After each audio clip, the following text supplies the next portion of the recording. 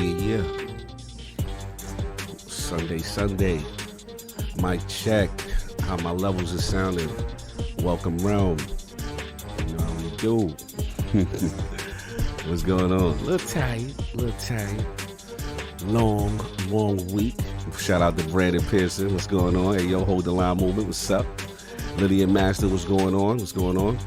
Bots already starting beefy talk.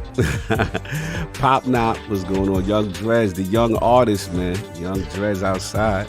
Salute to him. You know what I mean? Hustler Motivate, what's going on, brother? How my love is sounding.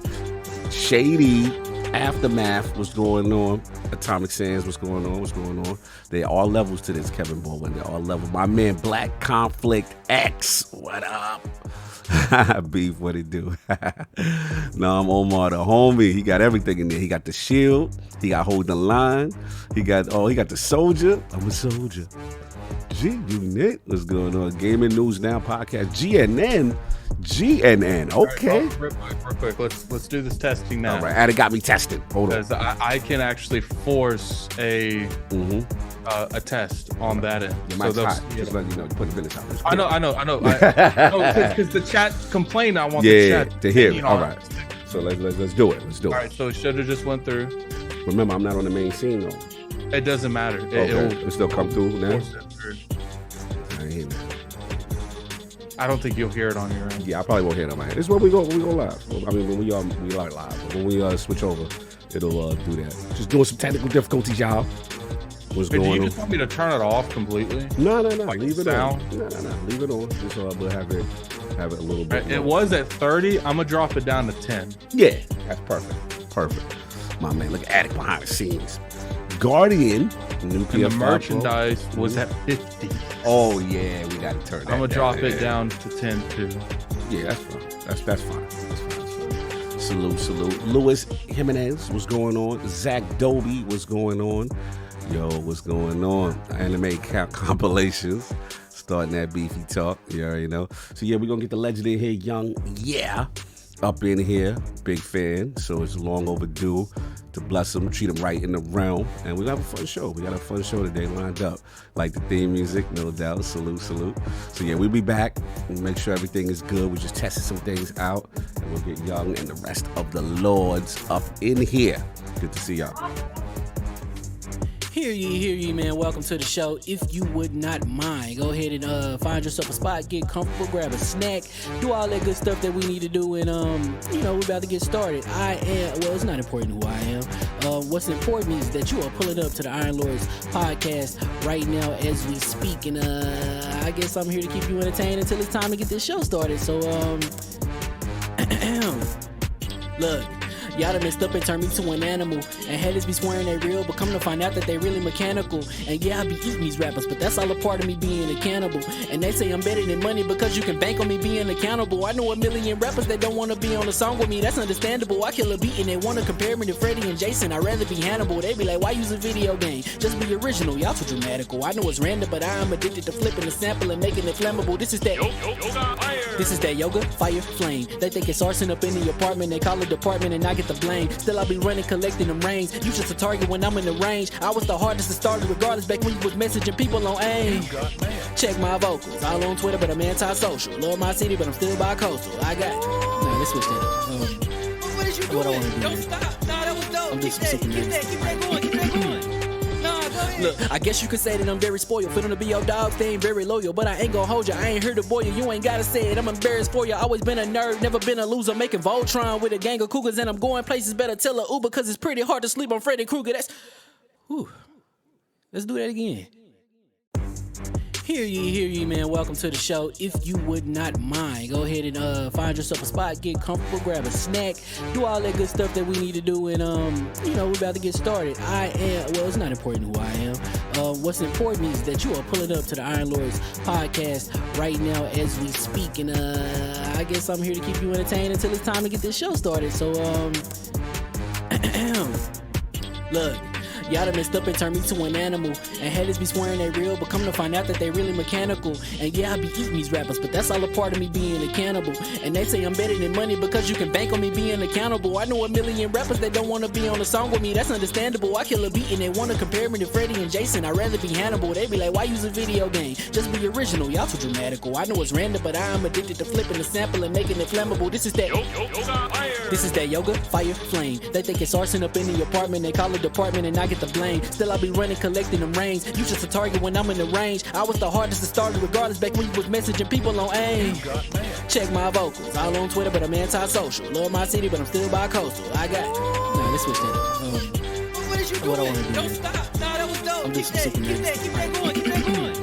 Nah, go ahead. Look, I guess you could say that I'm very spoiled. Feeling to be your dog, they ain't very loyal. But I ain't gon' hold ya, I ain't here to boil you. You ain't gotta say it, I'm embarrassed for ya. Always been a nerd, never been a loser. Making Voltron with a gang of cougars. And I'm going places, better tell a Uber. Cause it's pretty hard to sleep on Freddy Krueger. That's. Whew. Let's do that again. Hear ye, man. Welcome to the show. If you would not mind, go ahead and find yourself a spot, get comfortable, grab a snack, do all that good stuff that we need to do, and we're about to get started. It's not important who I am. What's important is that you are pulling up to the Iron Lords podcast right now as we speak, and I guess I'm here to keep you entertained until it's time to get this show started. So look. Y'all done messed up and turned me to an animal. And haters be swearing they real, but come to find out that they really mechanical. And yeah, I be eating these rappers, but that's all a part of me being a cannibal. And they say I'm better than money because you can bank on me being accountable. I know a million rappers that don't wanna be on a song with me, that's understandable. I kill a beat and they wanna compare me to Freddie and Jason. I'd rather be Hannibal. They be like, why use a video game? Just be original, y'all too dramatical. I know it's random, but I am addicted to flipping the sample and making it flammable. This is that yoga, fire, flame. They think it's arson up in the apartment. They call it department and I get the blame. Still I be running, collecting them rains. You just a target when I'm in the range. I was the hardest to start regardless back when you was messaging people on AIM. Check my vocals, all on Twitter, but I'm anti-social. Love my city, but I'm still bi-coastal. I got. Nah, let's switch that up. What is you doing? What I wanna do? Don't stop. Nah, that was dope. I'm just Keep that going. Keep that going. Nah, go ahead. Look, I guess you could say that I'm very spoiled. Feeling to be your dog, they ain't very loyal. But I ain't gon' hold ya, I ain't here to boil you. You ain't gotta say it, I'm embarrassed for ya. Always been a nerd, never been a loser. Making Voltron with a gang of cougars. And I'm going places, better tell a Uber. Cause it's pretty hard to sleep on Freddy Krueger. That's. Whew. Let's do that again. Hear ye, man. Welcome to the show. If you would not mind, go ahead and find yourself a spot, get comfortable, grab a snack, do all that good stuff that we need to do, and we're about to get started. It's not important who I am.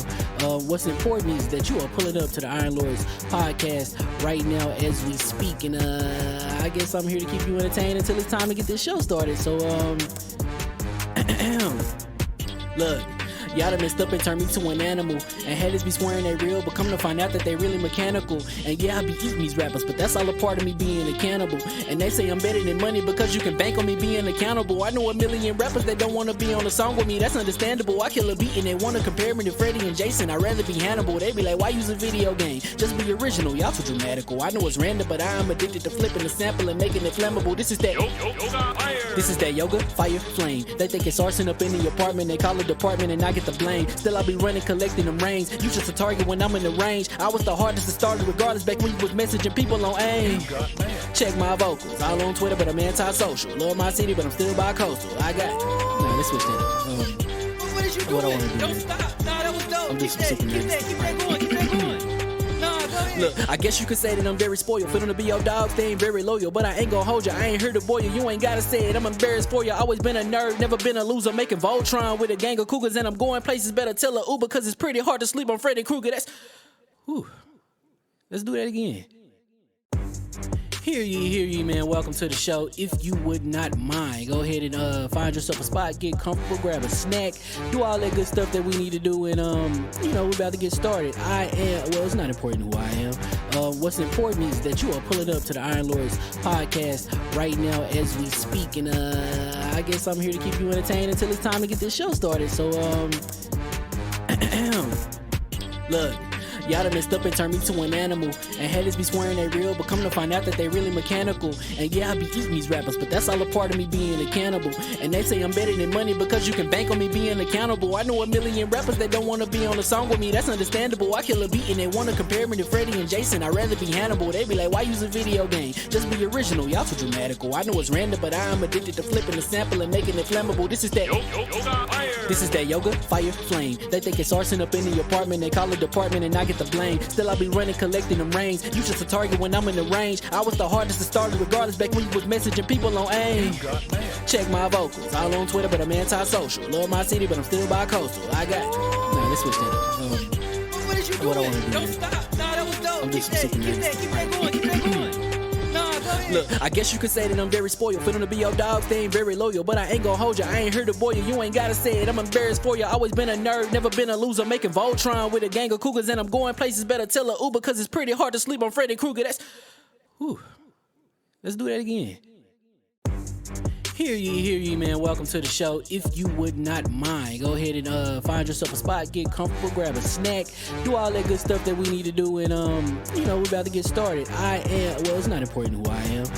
What's important is that you are pulling up to the Iron Lords podcast right now as we speak, and I guess I'm here to keep you entertained until it's time to get this show started. So look. Y'all done messed up and turned me to an animal. And haters be swearing they real, but come to find out that they really mechanical. And yeah, I be eating these rappers, but that's all a part of me being a cannibal. And they say I'm better than money because you can bank on me being accountable. I know a million rappers that don't wanna be on a song with me, that's understandable. I kill a beat and they wanna compare me to Freddie and Jason. I'd rather be Hannibal. They be like, why use a video game? Just be original, y'all too dramatical. I know it's random, but I am addicted to flipping the sample and making it flammable. This is that yoga, fire, flame. They think it's arson up in the apartment. They call it department and I get the blame. Still I be running, collecting them rings. You just a target when I'm in the range. I was the hardest to start regardless back when you was messaging people on AIM. Check my vocals, all on Twitter, but I'm anti-social. Love my city, but I'm still bi-coastal. I got. Nah, let's switch that up. What is you doing? What I wanna do? Don't stop. Nah, that was dope. I'm Keep just that super going. Keep that going. Nah, go ahead. Look, I guess you could say that I'm very spoiled. Feeling to be your dog, they ain't very loyal. But I ain't gon' hold ya, I ain't here to boil you. You ain't gotta say it, I'm embarrassed for ya. Always been a nerd, never been a loser. Making Voltron with a gang of cougars. And I'm going places, better tell a Uber. Cause it's pretty hard to sleep on Freddy Krueger. That's... Whew. Let's do that again. Hear ye, man. Welcome to the show. If you would not mind, go ahead and find yourself a spot, get comfortable, grab a snack, do all that good stuff that we need to do, and we're about to get started. It's not important who I am. What's important is that you are pulling up to the Iron Lords podcast right now as we speak, and I guess I'm here to keep you entertained until it's time to get this show started. So look. Y'all done messed up and turned me to an animal. And haters be swearing they real, but come to find out that they really mechanical. And yeah, I be eating these rappers, but that's all a part of me being a cannibal. And they say I'm better than money because you can bank on me being accountable. I know a million rappers that don't wanna be on a song with me, that's understandable. I kill a beat and they wanna compare me to Freddie and Jason. I'd rather be Hannibal. They be like, why use a video game? Just be original, y'all too dramatical. I know it's random, but I am addicted to flipping the sample and making it flammable. This is that yoga, fire, flame. They think it's arson up in the apartment. They call it department and I get the blame. Still I be running, collecting them rings. You just a target when I'm in the range. I was the hardest to start regardless back when you was messaging people on AIM. Check my vocals, all on Twitter, but I'm anti-social. Love my city, but I'm still bi-coastal. I got. Nah, let's switch that up. What is you doing? What I wanna do? Don't stop. Nah, that was dope. I'm just Keep super that going. Nah, go ahead. Look, I guess you could say that I'm very spoiled. Feeling to be your dog, they ain't very loyal. But I ain't gon' hold ya, I ain't here to boil you. You ain't gotta say it, I'm embarrassed for ya. Always been a nerd, never been a loser. Making Voltron with a gang of cougars. And I'm going places, better tell a Uber. Cause it's pretty hard to sleep on Freddy Krueger. That's... Whew. Let's do that again. Hear ye, man. Welcome to the show. If you would not mind, go ahead and find yourself a spot, get comfortable, grab a snack, do all that good stuff that we need to do, and we're about to get started. It's not important who I am. What's important is that you are pulling up to the Iron Lords podcast right now as we speak, and I guess I'm here to keep you entertained until it's time to get this show started. So look. Y'all done messed up and turned me to an animal. And haters be swearing they real, but come to find out that they really mechanical. And yeah, I be eating these rappers, but that's all a part of me being a cannibal.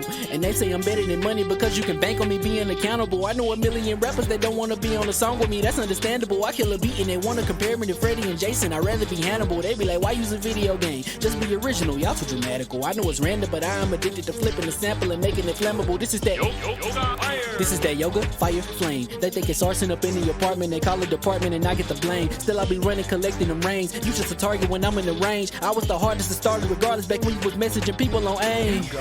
Check my vocals, all on Twitter, but I'm anti-social. Love my city, but I'm still bi-coastal. I got nah, let's switch that up. What is you What I doing? wanna do, Don't man. stop. Nah, that was dope. I'm Keep just that, super keep that, keep that going, keep that going.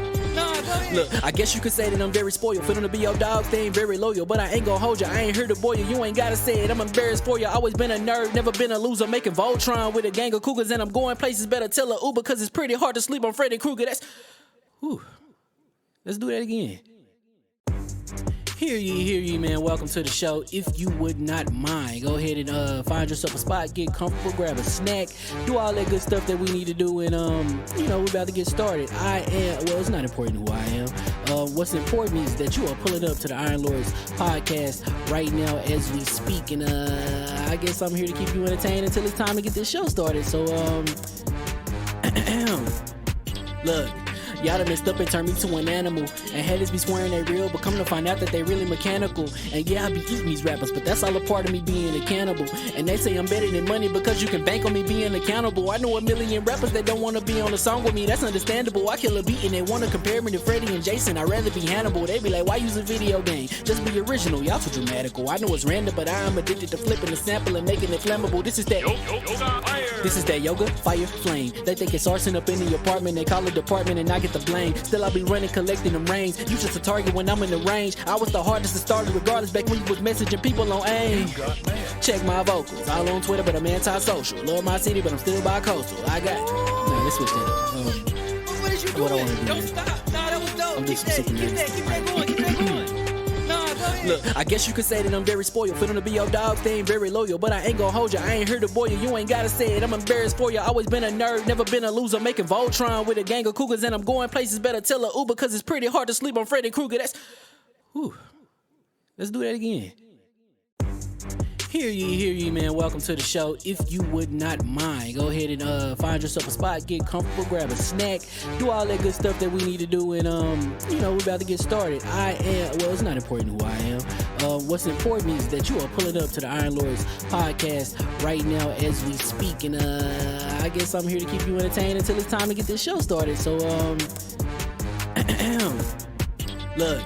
Y'all done messed up and turned me to an animal. And haters be swearing they real, but come to find out that they really mechanical. And yeah, I be eating these rappers, but that's all a part of me being a cannibal. And they say I'm better than money because you can bank on me being accountable. I know a million rappers that don't want to be on a song with me, that's understandable. I kill a beat and they want to compare me to Freddie and Jason. I'd rather be Hannibal. They be like, why use a video game? Just be original, y'all too dramatical. I know it's random, but I am addicted to flipping the sample and making it flammable. This is that This is that yoga, fire, flame. They think it's arson up in the apartment. They call it department and I get the blame. Still I be running, collecting them rings. You just a target when I'm in the range. I was the hardest to start regardless back when you was messaging people on AIM. Check my vocals, all on Twitter, but I'm anti-social. Love my city, but I'm still bi-coastal. I got nah, let's switch that up. What is you What I doing? wanna do, Don't man. stop. Nah, that was dope. I'm Keep just that, super keep that, keep that going, keep that going. Nah, go ahead. Look, I guess you could say that I'm very spoiled. For them to be your dogs, they ain't very loyal. But I ain't gonna hold you, I ain't here to boil you. You ain't gotta say it, I'm embarrassed for you. Always been a nerd, never been a loser. Making Voltron with a gang of cougars. And I'm going places, better tell a Uber. Cause it's pretty hard to sleep on Freddy Krueger. That's, whew. Let's do that again. Yeah. What's going on around? Just a little technical difficulty. Cog messed up. Told YongYea the wrong time, but we got it straightened out. West Coast, East Coast thing. He's on his way, so we're just gonna hold the fort. We're gonna hold the fort down for him. We're gonna hold the line. We're gonna hold the line for Young, you know what I'm saying? But yeah, by fault, Cog messed up. And what I was gonna say, also real quick, legitimately, and King will not disagree, please send some love to Saul. He got something going on, and this is for real. And send some love to our brother, and we will inform you, not all the details, but just inform you once we go live too as well. So hold the line. YongYea's coming. You know what I'm saying? We still gonna have a good show, and he will be. So we're just gonna give him a few minutes to get in here. His cock messed up. All right, y'all. See you in a bit. All right, y'all. Hear ye, man. Welcome to the show. If you would not mind, go ahead and find yourself a spot, get comfortable, grab a snack, do all that good stuff that we need to do, and we're about to get started. It's not important who I am. What's important is that you are pulling up to the Iron Lords podcast right now as we speak, and I guess I'm here to keep you entertained until it's time to get this show started. So look. Y'all done messed up and turned me to an animal. And haters be swearing they real, but come to find out that they really mechanical. And yeah, I be eating these rappers, but that's all a part of me being a cannibal. And they say I'm better than money because you can bank on me being accountable. I know a million rappers that don't wanna be on a song with me, that's understandable. I kill a beat and they wanna compare me to Freddie and Jason. I'd rather be Hannibal. They be like, why use a video game? Just be original, y'all too dramatical. I know it's random, but I am addicted to flipping the sample and making it flammable. This is that yoga, fire, flame. They think it's arson up in the apartment, they call it department and I get the blame. Still I be running, collecting them rings. You just a target when I'm in the range. I was the hardest to start regardless back when you was messaging people on AIM. Check my vocals, all on Twitter, but I'm anti-social. Love my city, but I'm still bi-coastal. I got let's switch that up. What is you doing? What I wanna do? Don't stop. Nah, that was dope. I'm Keep just super that going. Keep that going. Nah, go ahead. Look, I guess you could say that I'm very spoiled. For them to be your dogs, they ain't very loyal. But I ain't gonna hold you, I ain't here to boil you. You ain't gotta say it, I'm embarrassed for you. Always been a nerd, never been a loser. Making Voltron with a gang of cougars. And I'm going places, better tell a Uber. Cause it's pretty hard to sleep on Freddy Krueger. Let's do that again. Hear ye, man. Welcome to the show. If you would not mind, go ahead and find yourself a spot, get comfortable, grab a snack, do all that good stuff that we need to do, and we're about to get started. It's not important who I am. What's important is that you are pulling up to the Iron Lords podcast right now as we speak, and I guess I'm here to keep you entertained until it's time to get this show started. So look. Y'all done messed up and turned me to an animal. And haters be swearing they real, but come to find out that they really mechanical. And yeah, I be eating these rappers, but that's all a part of me being a cannibal. And they say I'm better than money because you can bank on me being accountable. I know a million rappers that don't wanna be on a song with me, that's understandable. I kill a beat and they wanna compare me to Freddie and Jason. I'd rather be Hannibal. They be like, why use a video game? Just be original, y'all too dramatical. I know it's random, but I am addicted to flipping the sample and making it flammable. This is that yoga, fire, flame. They think it's arson up in the apartment, they call it department and I get the blame. Still I be running, collecting them rings. You just a target when I'm in the range. I was the hardest to start regardless back when you was messaging people on AIM. Check my vocals, all on Twitter, but I'm anti-social. Love my city, but I'm still bi-coastal. I got let's switch that up. What is you doing? What I wanna do? Don't stop. Nah, that was dope. I'm just Keep super that going. Keep that going.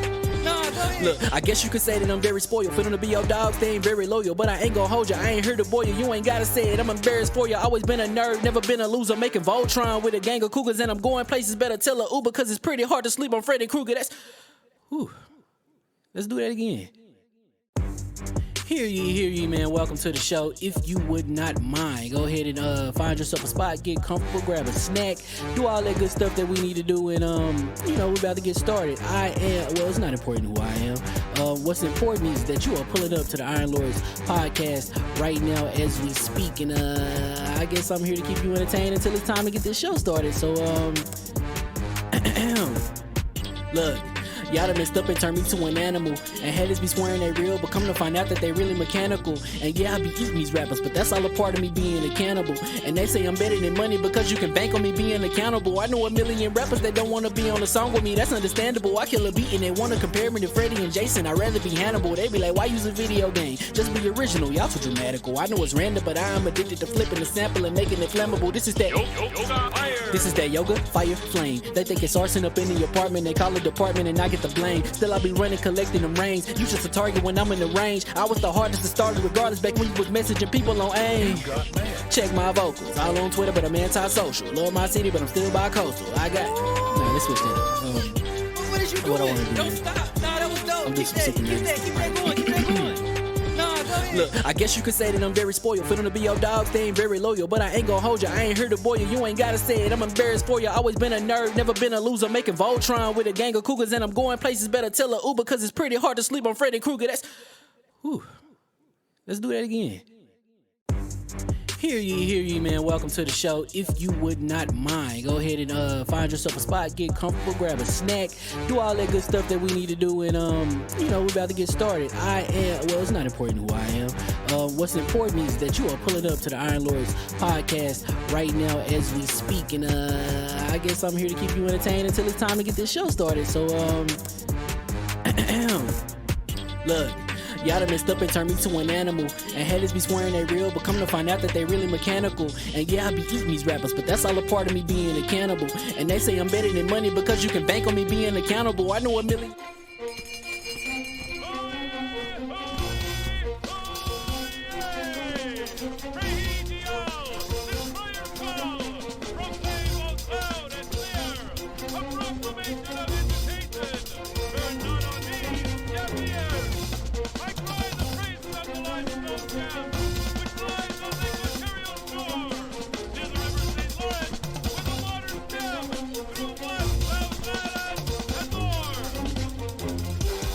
I'ma just chill and watch them and eat snacks in the attic. I wanted to chill with the pack and be like a young whoop, but then they would mistake me for addict. If I can imagine it's cool to give you some advice, then invite your girl to your squadron. Cause if you don't give her that option, you gon' be single player like Sovereign. You gon' get tossed in the bushes by King David. Royalty and not a pretender. Detrimental to an elemental, what's an avatar to a knee bender? I gotta be me though. I know it's my destiny, word to Cognito. Who cares if you fly, if you still a mosquito? You swear you ain't something, but really be Steve-O. Sure. You like to collect stuff and that's cool, but I got bad news. Even if you really was that dude, King David still be the king of the statues. Since a juvenile, I've been cursed with a curse to be musical. And if you hate it, we'll meet in the crucible. Other than that, then it's cool and it's beautiful. We let you know that your dreams are pursuable. Whatever you wanna do, then it's doable. If you got work on a Sunday, it's suitable. Cause you can listen to this in your cubicle on the Lord's Day. Woo. If you got work on a Sunday, it's suitable. Cause you can listen to this in your cubicle on the Lord's Day.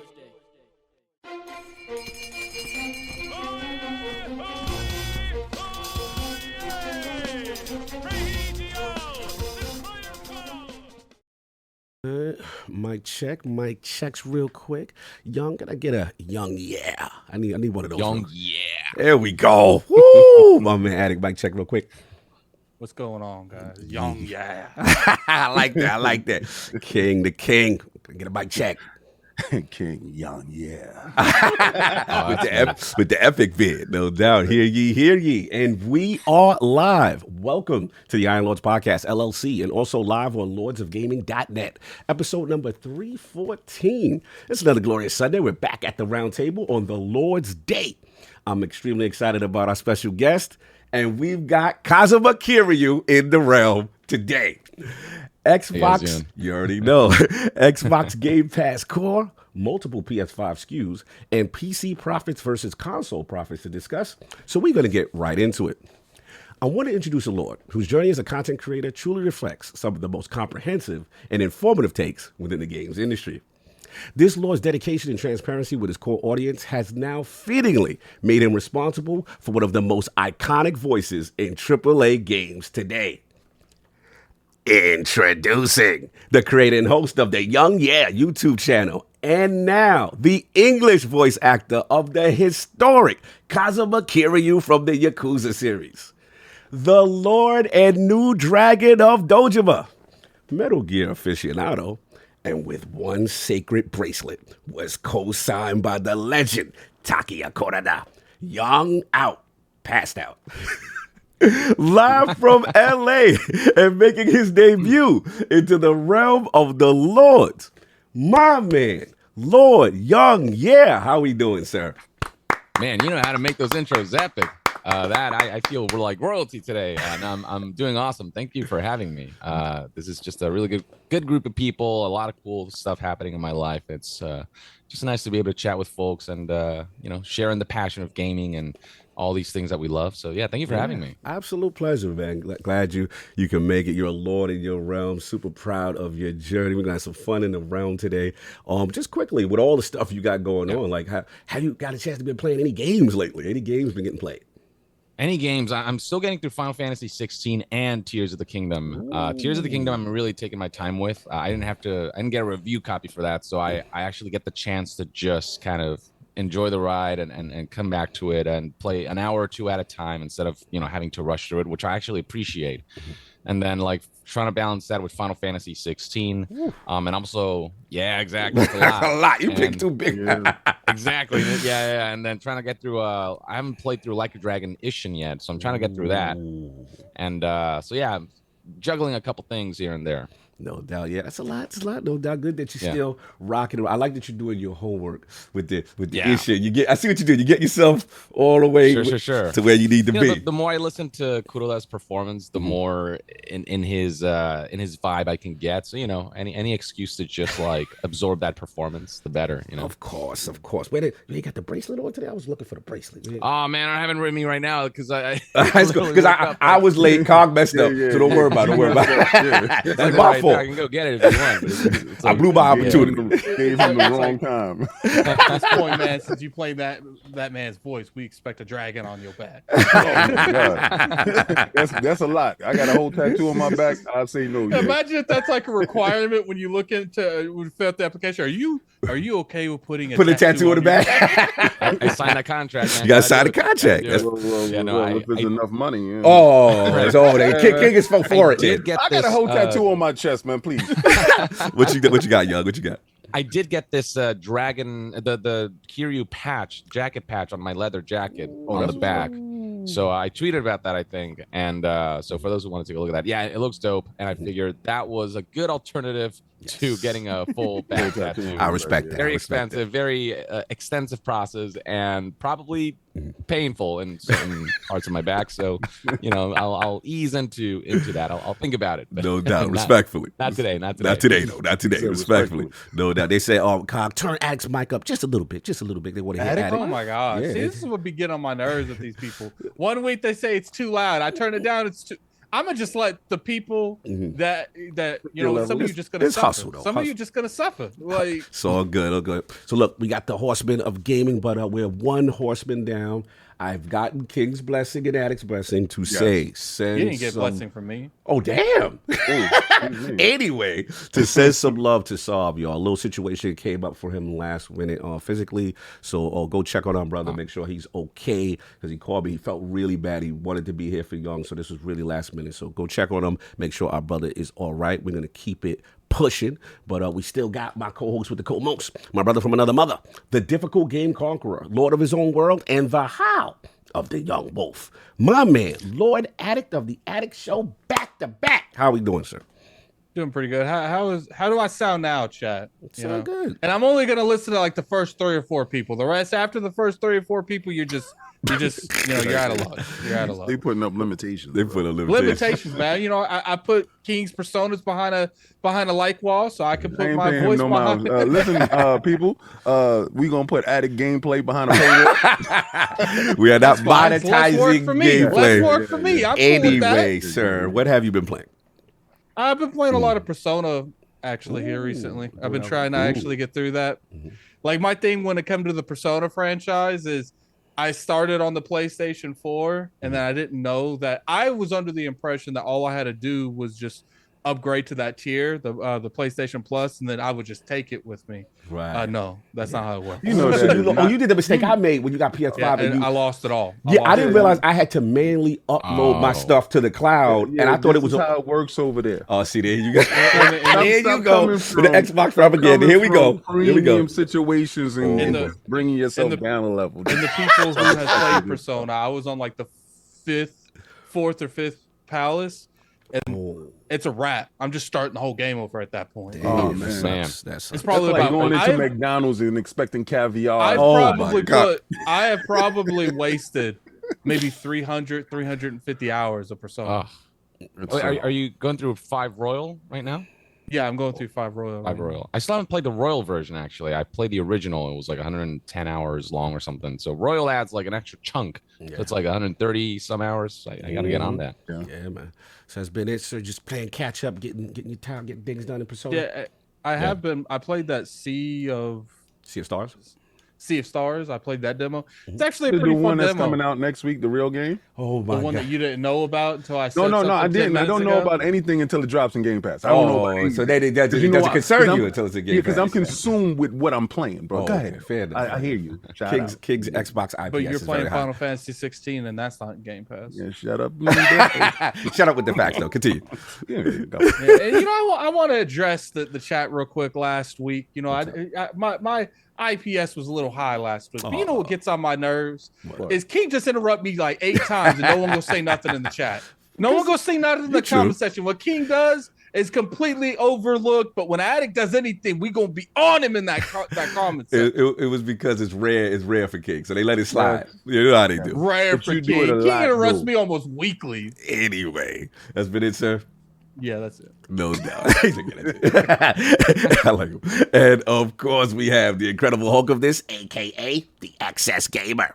Ooh, The prophet of Xbox. Swami. King of the statues, who demands nothing less than that premium experience, and is the leader of the Hold the Line Xbox movement. Ooh. Beloved Lord King, how we doing, sir? Well, first, I'm super happy today. You know, we got YongYea here, and I'll get a little story about that later. But last night, I went live for the first time on Twitter. Now, everybody that's used to Combat Talk being on YouTube, it will migrate straight over to Twitter because there's certain things that I'm able to do logistically with Twitter as far as showing you the fights. Now, what I am disappointed in is you guys. Oh damn. Show up. How you gonna not show up for real me? man Y'all show on up? my- y'all Oh, on my man. Twitter all the time. When I'm doing crazy stuff and putting up weird tweets going at the opposition, you guys are there. So hey, show up for the fights, right? Why? Because the fight was paid for, and y'all got a chance to see said fight.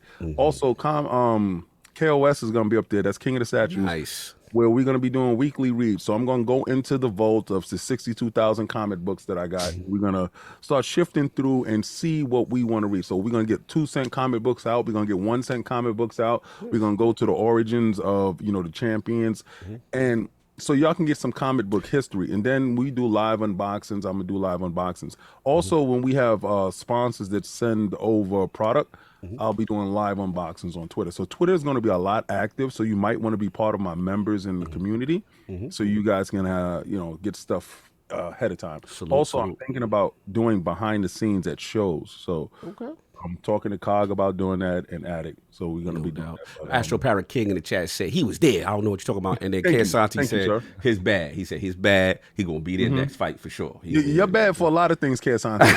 You're bad for a lot of things. And my Rod ally knows exactly who you are. So I might have to go to my man Alex on this. All right, Young, what's up? I heard the number 62,000 comics. Was that hyperbole or was that a literal No, number? that's serious. What? 62,000? Yeah, All right. I would have had more, but when I was growing up, like 10 to 12 years old or whatever, I would sell some of my comic books to buy my mother Mother's Day gifts. Oh, wow. Yeah. So a lot of my comic books went there, but as I got older, where I was working, I was able to keep my books. So throughout the years, I just kept my books, kept stacking them, and this weird trend started where people started slabbing their books. That's when you send your books out to go get graded, and then they put it through into a plastic binder. You cannot open, and it's sealed. I don't think that's where the fun leaves, right? I'm a book, so I want to open my books and read them. And if they degrade a little bit because of that, then whatever. But I didn't buy them to sell them. I brought them to read and enjoy the book. 100%. That's what I got. So, but I got 62,000. That's insane. Yeah, Wow. he's a beast. What I've been playing, is Fortnite. Back on. I saw you catching some W's. I swear. Yeah, crown victories. Shout out to Sinister. He jumped in my party yesterday, and one of the Channel 5 originals, and he worked behind the scenes at Iron Lords podcast. It was really fun to hang out with my brother, and we got a good epic run. We was playing another YouTuber, and that was really fun. So I encourage everybody, if you see me on, or if we are friends, just send me an invite. You won't see me on. I'll be invisible. Just send, but they got to search. Okay, I get you. Just send the invite and random invite and hope that King David will join your party. Got it. If you're in Fortnite, it snitches on you. Oh yeah, that's true. That is true. No doubt. And some Diablo I was playing. Oh, salute. New season's out.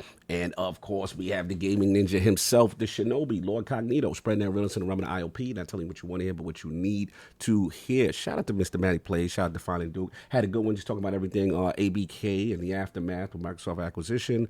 Shout out to the last word with Ebontis and no Ty guy Travis this week. He was traveling, we was talking Destiny, the new Solstice event, Diablo's new content, Remnant 2. And for me, it's been Tekken 8 closed beta. I'm such a Tekken head, young. You a beta boy. Come on. Oh yeah, let me put the music. No, I'm definitely listen. For Tekken, I'm gonna be a beta boy. Listen, I'm with you. Let me tell y'all right now. And this is not. I keep the music. There's no hyperbole. UE5 in that game. I am sorry. There's nothing that looks better than this game. Mortal Kombat, I'm not saying it's not going to be good. I'm being respectful because I love Mortal Kombat. And Street Fighter, I love you. You're great. But UE5, and from the startup screen, when you see Kazuya's face and you can maneuver the camera, it is insane. Now, as far as the game itself, they rewrit all the animations. Everything feels completely different. From Kazuya, obviously I'm Harang main, and like Harang main. Oh, Korea in the house. Korea, Taekwondo. I knew you was my man. Anyway, so like if you played Warang for all those years, there's a feel to him, right? Yes. Now he feels heavy. The animation, so the kicks, the way the impact is different. Obviously, he's got the new look going on. He's got the smug. He's kind of like Bayek Master vibes with like he's got some Baek-Do-san moves as well. Yes, into his, punch counter from Baek-Do-san. A lot of bro. I just love the vibe. It is just crazy. And the thing that changes the game. How many characters did they let you use? A lot. So Claudio is in this demo, which is his debut. We got your man, Leroy, you know what I'm saying? From Link Chun. I want Leroy, Brian Fury's a beast. Kazuya's in it. Jun Kazama's in it. Jin, of course. Jin is, oh my God, Jin is ridiculous. They really fused Devil Jin and him very well now. Now he's got a unique style. He's a match for Kazuya now because Kazuya was is a savage. Kazuya's still some combos that right now people in the community still got that mid body check. Into some like demon power thing, and they like Harada. This got to get nerfed. Like people already complaining. They tweaking Harada already. So yeah, listen, man, it is amazing, and I will say the netcode. Excellent. I didn't have any issues. Look, the game is fire. Take your time. Where are you playing it at, sir? I'm playing PlayStation. Closed betas this week. They got the marketing for it 1 week earlier. Oh, yeah, they paid for that. Yes, King. There's no outrage here. Yes, they paid for this. But Xbox should get it I believe it's the next week. Yeah. So they doing that. It doesn't matter after y'all done use it. Ridiculous. Anyway, go check that out. And it's coming to PC, Steam. There'll be a closed beta. So all 3 will be next week. But yeah, it is absolutely amazing. So hopefully that's been pretty much it for me. Attic, is there a lot of super chats? Otherwise, we could just get into it if there's a lot. How many are we looking at? He's muted, I think. Attic. Yeah. He's do you have something going your way? Because I think you're supposed to be PC Master Race as well, sir. Oh, yeah, but I haven't got it yet. So. He's getting that thing soon. How's your anticipation for it? Or do you feel a little anxious? Do you feel hype? Or you looking at the mill every day? What's up? Looking at the mill every day. Ridiculous. He's ridiculous. That's how I was when my ROG was coming. I was checking the mill. I was looking at the cameras to see if the mill was looking at the cameras. I did pick up the Final Fantasy Pixel remaster. Okay. Well, the Pixel Collection. You can't remax the Pixel Collection. They've already been remastered. Nice. So I'm going to try those out on the Steam Deck, and to be continued. Thank you for interrupting me. On that you was muted. I did not interrupt anything. Real quick, Attic, before we get any super chats that we got before we start. Let me just read them real quick. There's a few, but let me just get them out of the way. Jared Mack with the $5 super chat. All hail the IOP. Salute the Lord. Shout out to the hashtag Graybeards. Yes. Hashtag We Them Boys. We outside.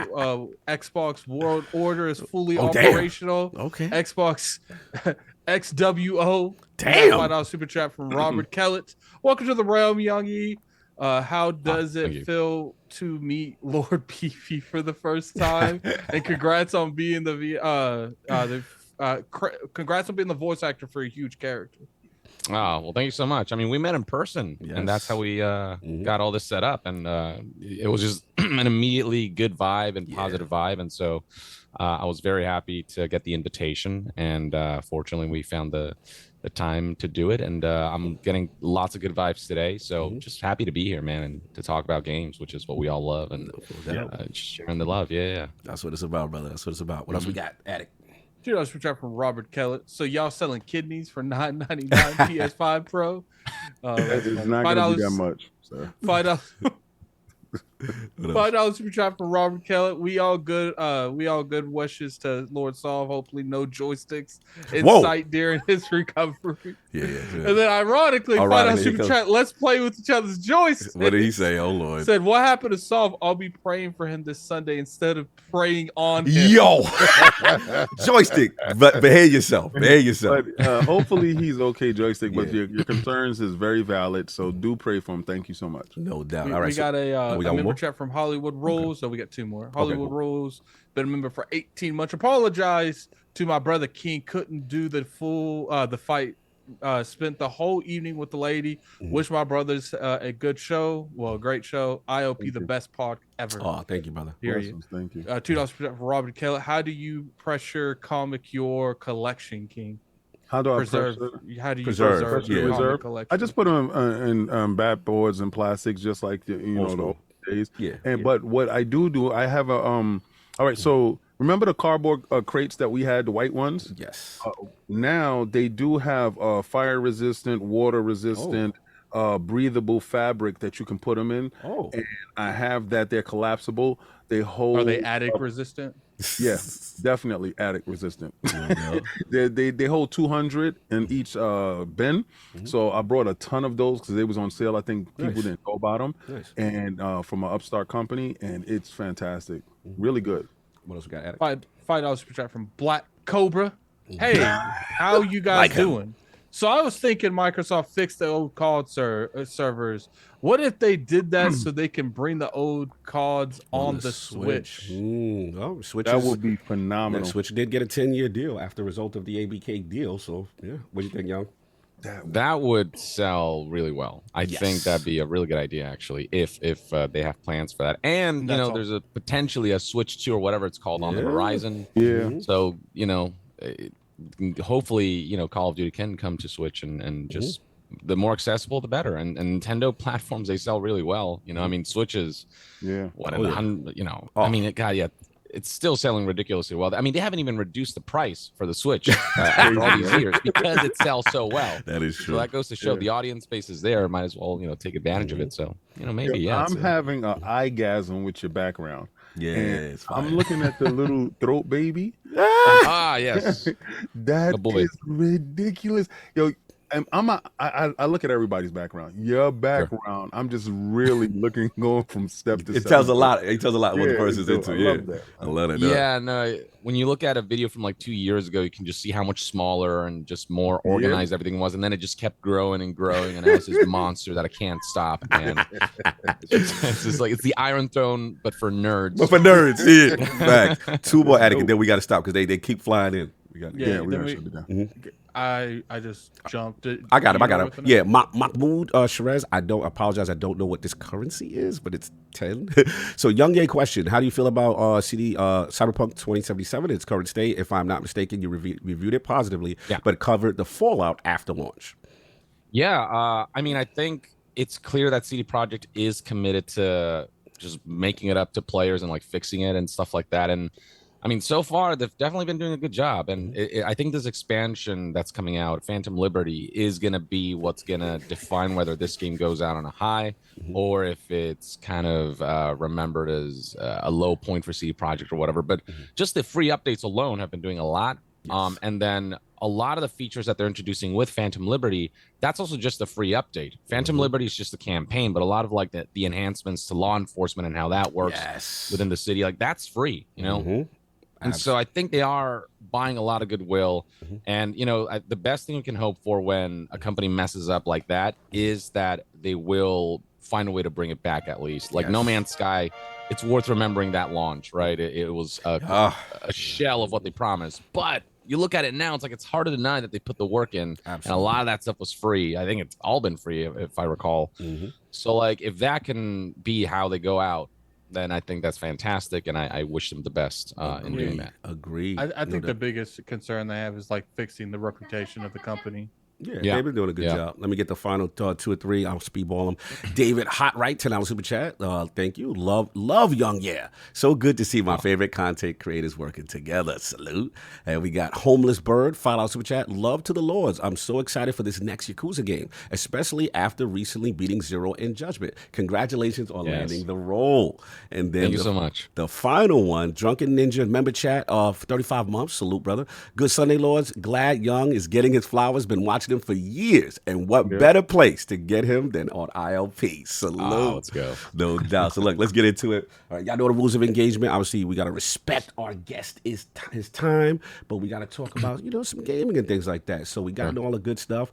Let's check the shift back to Lord YongYea, his video game system history, his journey into content creation and voice acting, and of course what led him to becoming the English voice actor for the iconic Kazuma Kiryu from the Yakuza series. So Lord YongYea, let's start from the very beginning. What were some of the first video game systems you had, and what got you into gaming? Yeah, I actually remember the game that I first remember playing ever was Mega Man 3 on the NES. Now, when we were kids, my parents were a bit more liberal with getting us video game consoles, but there came a point where we started going to school, and as Asian parents do, they're like, all right, video game time is over. It's all about study, study, study. I got up to like N64. They never got me a GameCube or a PlayStation 2. They never got me a PlayStation 3 on Xbox 360. Oh, no. So I had a lot of catching up to do once I got to a point where I could afford my own stuff. But Mega Man 3, Mario, obviously, and then like the games that really made me fall in love with gaming were Ocarina of Time. Let's go back to Mega Man. Let's go back. Oh yeah, what's up? Yeah. Did you have to leave your cartridge on because there was no save? Oh my god, yeah. You remember that? I did that one time. We were playing, and it was at my friend Raheem's house, and we made it to a point where we had to get to Cutman, and we was like, all right, we had to stop playing. We told his moms, don't touch it. We're good. We come back the next day. Dude. His sister turned it off. Damn. So did you have to go through any of those pains? Because these guys don't know our pains back in the days. Yeah. Did you have to go through any of those pains? Oh, I'm having flashbacks as we speak. I'm having flashback Every time episodes, you guys talk about what happened back in like the 80s and 70s, you be The acting 70s? like He said it's the 70s, ain't that 50s, old. 40s, Oh my God. It's a gift. You act like it's a curse. I didn't know that. It's a gift. I didn't know none of that. You got to do your research, young buck. You got to learn how it started. Let me start. with all the limitations of the time, though, you had to get really good at that game to beat it. So I got pretty freaking good. So it was one of those challenges that was like really fulfilling to overcome. But a lot of we had to crawl and claw our way through that game, man. But once it was me, my brother, and then a friend who we would just like come in every day to try to like get as far as we could within a day and see like if we could get a little further every day. And eventually you got to freaking Williams, the clay monster. Yeah. Man, that got so tough. Yeah. Terrorizing. What part did you notice? The only reason why I'm going a little bit heavy on this is because your gaming history is stunted at a point in time because of schooling. Yeah. Right. Yes. So I'm going to like focus earlier on in your gaming, and Mega Man is a certain way that you had to beat the bosses, right? If you beat this boss and you got this power, it made beating this boss a whole lot easier, right? It was a lot of strategy involved. For sure. And we found that over repetition because, usually we'll get one game and it will last a year. Exactly. So back then the internet wasn't, where it is now, obviously. And so we couldn't look things up. Right. There was no YouTube video addict so that you could go cheat and find out how to beat a boss addict. Not say that you do that. I'm just saying for the young generation that, Yeah. I'm messing. I'm sorry. Yeah, so, no. So bothering. So I like. Did you find out that the heavy strategy? Someone said Adam thinks the Lord Man? was black and white, literally black and white. Y'all are so bad. Okay, I'm sorry. What's your question, King? I'm sorry. No, I just wanted to know How long did it take for him to find out that strategy? Being there was 3 of y'all, because everybody we grouped up back in the days. Yeah. We get our friends in the house and we all huddle up against the TV and we get that one cartridge. And usually we had a time from the parents to tell you have from this time to this time to play, because it was like one TV that we can play on. Right. How was that experience with your team, your core, your group, your guys? Oh man, this was a long time ago, like literally my first gaming memory. So not everything's crystal clear, but it is one of those games that we spent years on. And my friend especially, he was a couple years older than us. He was really good at this, and more often than not, we'd be backseat gamers. We'd be the ones watching him just kill this thing, and we try to emulate him, but we were just nowhere near as good as he was. And so a lot of it was just going like, okay, we can't beat this, we got to rely on our friend here. And he the platforming segments he would just absolutely nail. I was like 4 or 5. I was pretty young at that time. Oh wow. Exactly. So I didn't have the experience or the hand-eye coordination that he did at the time. But we eventually started noticing, like there are elemental things that come into play with and certain powers that definitely do offer an advantage. It's that process that we take for granted that's kind of fun, and we feel really good about it because we figured it out, and it wasn't the internet who told us, this is how you do it. It's so easy to look things up now that it takes away a bit from the challenge, which is why I kind of, when I played FromSoft games lately, I miss that feeling of like, there is no, like, there are guides to overcome some of these bosses to make it easier, but ultimately you just got to be skilled. Like that's what it comes down to. And that's what old school games were all about. You just got to get good. There's no way around it. And they didn't hold your hand. They made it hard. And so just all, I have really fond memories of those years of just that communal like struggle. You painted the picture beautifully as in reference to the struggle back then and the challenges involved with the difficulty and things of games at that time without social media and all that stuff. So now you go to school. Now you said there's a hard stop. So at the hard stop, what were the consoles that were had at that point? Just so I know. Sure, yeah. So I did get up to N64, and then from there on, like to play GameCube games, I had to rely on my friends. Go over to their houses. Yeah, exactly, and play PS2 games. So like Super Smash Brothers, Melee, I remember playing a lot back in the day. Nice. Metroid Prime, I got introduced to by a friend who had a GameCube. My parents never bought me a copy of Zelda Ocarina of Time. I had to borrow that. They bought me like the first game that they bought me for N64 was Wipeout. They just kind of I remember that was it was actually pretty fun. It was actually pretty fun. But then I had to convince a friend's dad and beg him to get me Mario 64. So he bought that for us as a gift.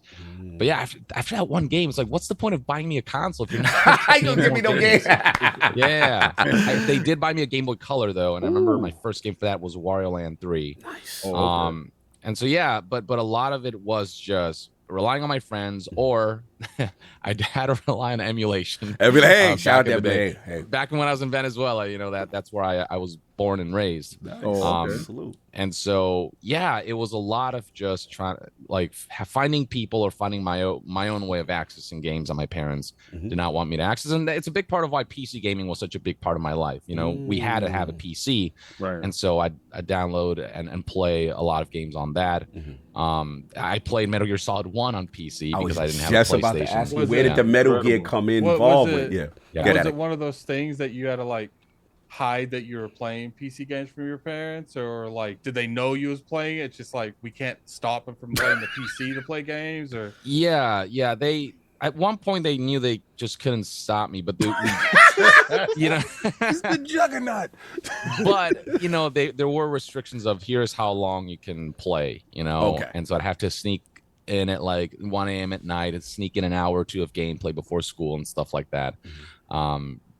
But if I went over to a sleepover at a friend's house, we'd be all night playing, all day, all night, just playing. I got a question. What was the gaming scene like in Venezuela? Was it a large community? Was it a segmented? What? I have no idea. So I want to get a overall question. Yeah, funny enough, pretty much every friend that I knew gamed. Yeah, no, we there was a mall where there was this big game store, and a lot of people would go there and buy their systems. And so also like the piracy scene in Venezuela was, shall we say, thriving. And so it was easy to get like modded consoles, and with all the games in there, or people would have there'd be trucks sort of in some street, and they'd just open it up, and there's be just tons of pirated copies of PC games. They had a truck that pulled up with the pirated game. Yeah, straight up. Yeah. Like this was like a food truck. Instead of having like pirated games, Instead of having the ice cream vans, I was about to say, hold on. They got a thing that go around now for schools, and you can schedule it. It's called the game truck. But now I'm thinking about the piracy truck. Right, exactly. I'm trying to paint this picture. So, like, when did you know this like truck it would come around specific times, like, or where in the neighborhood, like, where was it going? I think it would just like sit in a specific, like a food truck. You'd find it in a specific spot, and you just go there, and if it was available to sell games, you just you look through. And was it near schools? I'm just curious. Where was it? Where was it situated? Schools. As sad as this, it was just in big market areas and stuff like that. As sad as it sounds like something that's in an RPG. There's this hidden shop. It's only in these spots for a certain amount of time. This is hilarious. Be like a pickup truck, and they're just like that's incredible. And you'd be able to just like look at their library of games and just like look and say I want that one, and they'd be dirt cheap, like a couple dollars.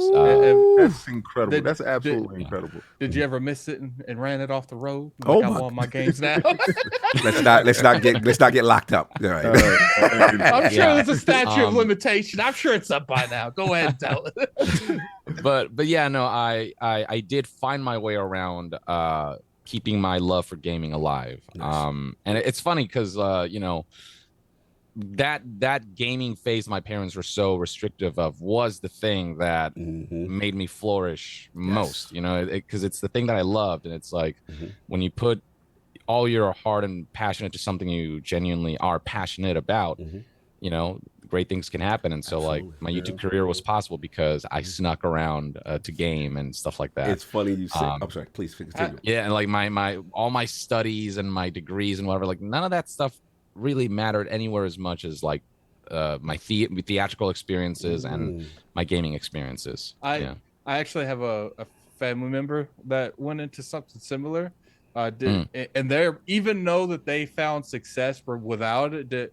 Is it still one of those things where like your family's like, I love that you had success in this. It's like, but we still would want you to be a doctor. Yeah, I was going to ask you about not anymore. No.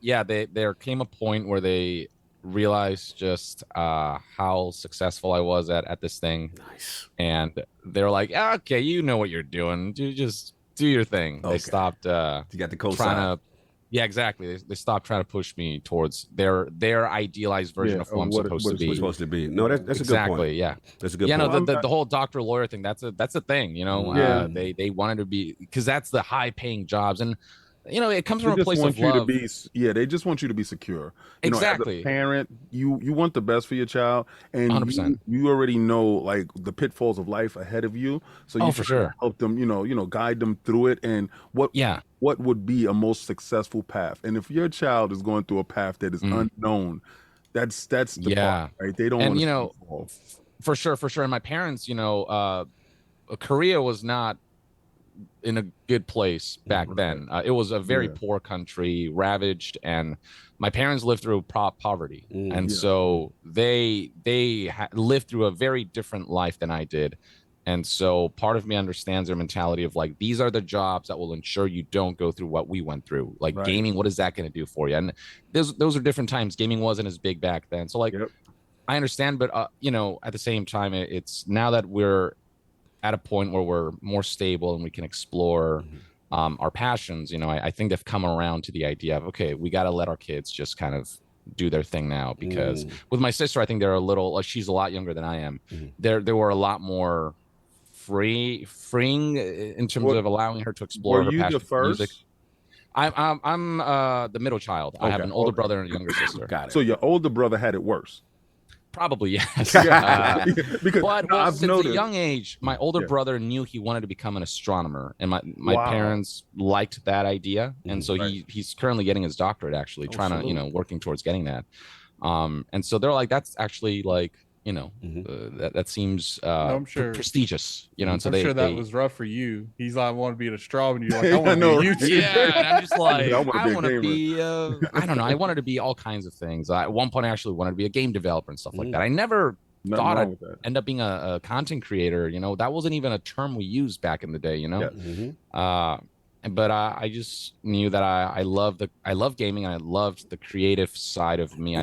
I used to sketch a lot back in the day, and then acting was always, once I got into it, I just knew that I wanted to do this for as long as I could. Yeah, You did theater in school? So one more time. Did you do theater in school? Yes, a friend of mine convinced me to audition for Bye Bye Birdie, the whole junior year of high school.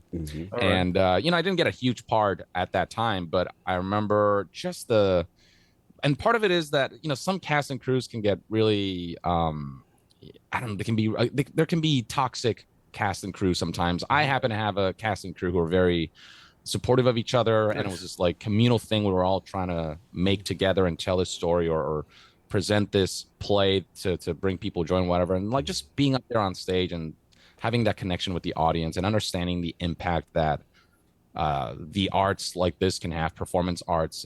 That not only was it a whole lot of fun, it made me realize that there's more to this than just the applauses. It is about that connection with the people who partake in these shows, and so there was just something to that I was really attracted to. No, that's dope, man. That's dope, and I love hearing. Obviously, it's funny because we kind of have similar backgrounds with restrictive parents, and then realizing, okay, this is his gift. This is what he loves to do. He's at that point, and then obviously you mentioned the theater background, which was very interesting to me. You always had that passion there. So I want to get back into the content creation part, because obviously there was a push-pull at one point. We have Young, we have him, our envision is for him to do X, Y, and Z, and then this content creation. Like, what started that? Talk about that journey that kind of pushed you in there. Early videos, that whole bit.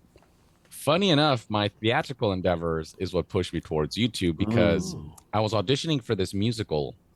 It's called The Mystery of Edwin Drood, and one of the roles required me to have a British accent that I was auditioning for.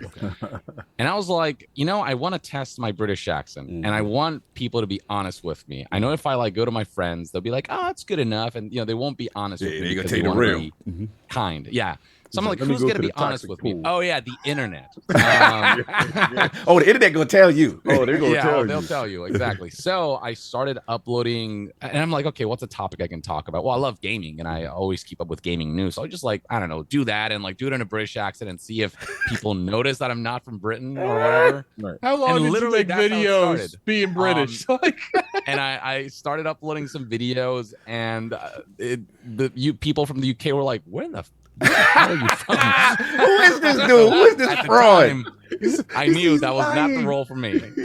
But as I kept uploading those videos, I began to realize how much fun I was having with that.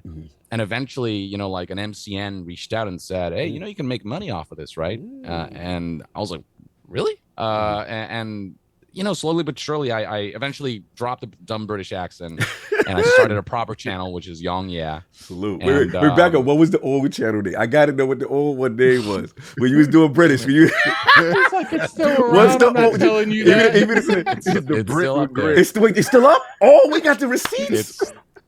What's the? Oh, come on, y'all. Come on, the statute of limitations up, bro. You made it. You can tell us where you came from.